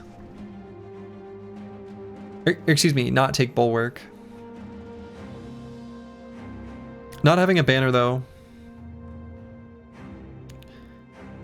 I'd hate to have to rotate because he just, like, suddenly decides, nah, these Briggies are too spooky. I need to run away.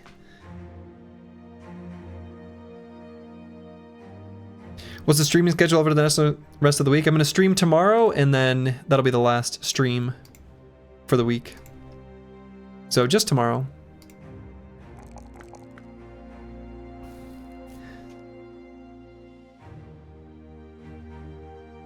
Yeah, I'm gonna grab the Resolve. Still may end up grabbing Rebuke, or excuse me, Bulwark. Wow, I really struggle to get those two straight. Still may end up taking Bulwark, but... Okay, Dr. Wisniewski, I think it's time to grab Leverage.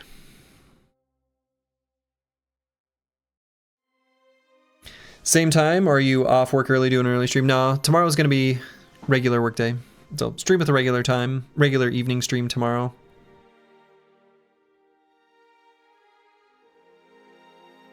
Yeah, Leverage is just so good. Lets us get 2 attacks pretty frequently.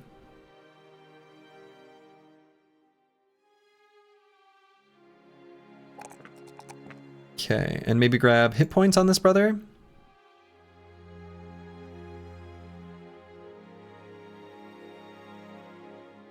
We'll kind of take any high roll, but hit points I think are pretty alright.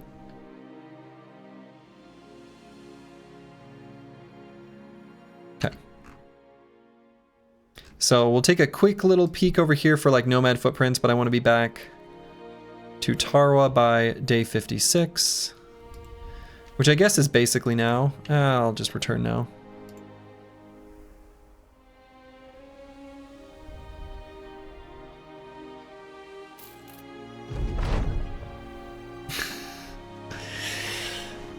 I didn't know the dog event could proc down here.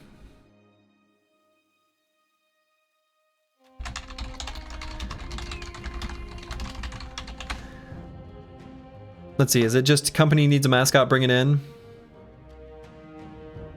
There is a chance, a very rare chance, for one brother to gain a permanent injury. So it's really unlikely, right? Of the 25% chance of failure, it's a 20% chance of gaining a missing finger. But a War Dog's really handy. Hey, you gain Battle Brother. Welcome to the company, Battle Brother. I guess last event proc is day 56. Damn. He's a good boy, just look at those eyes. He is a good boy. I mean, he is. You said it was like a 5% chance when we went over this last time? Yeah, that sounds right. 20% of 25%? Yeah, good memory. that's correct. It would be a 5% chance. And it's an injury that, like, is fine. It's fine.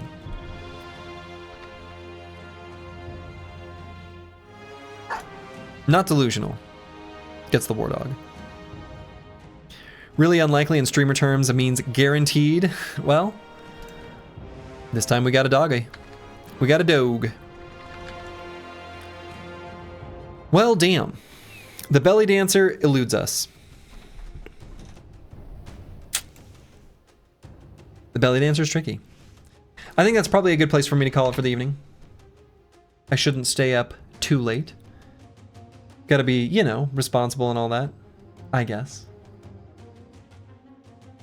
Let's see.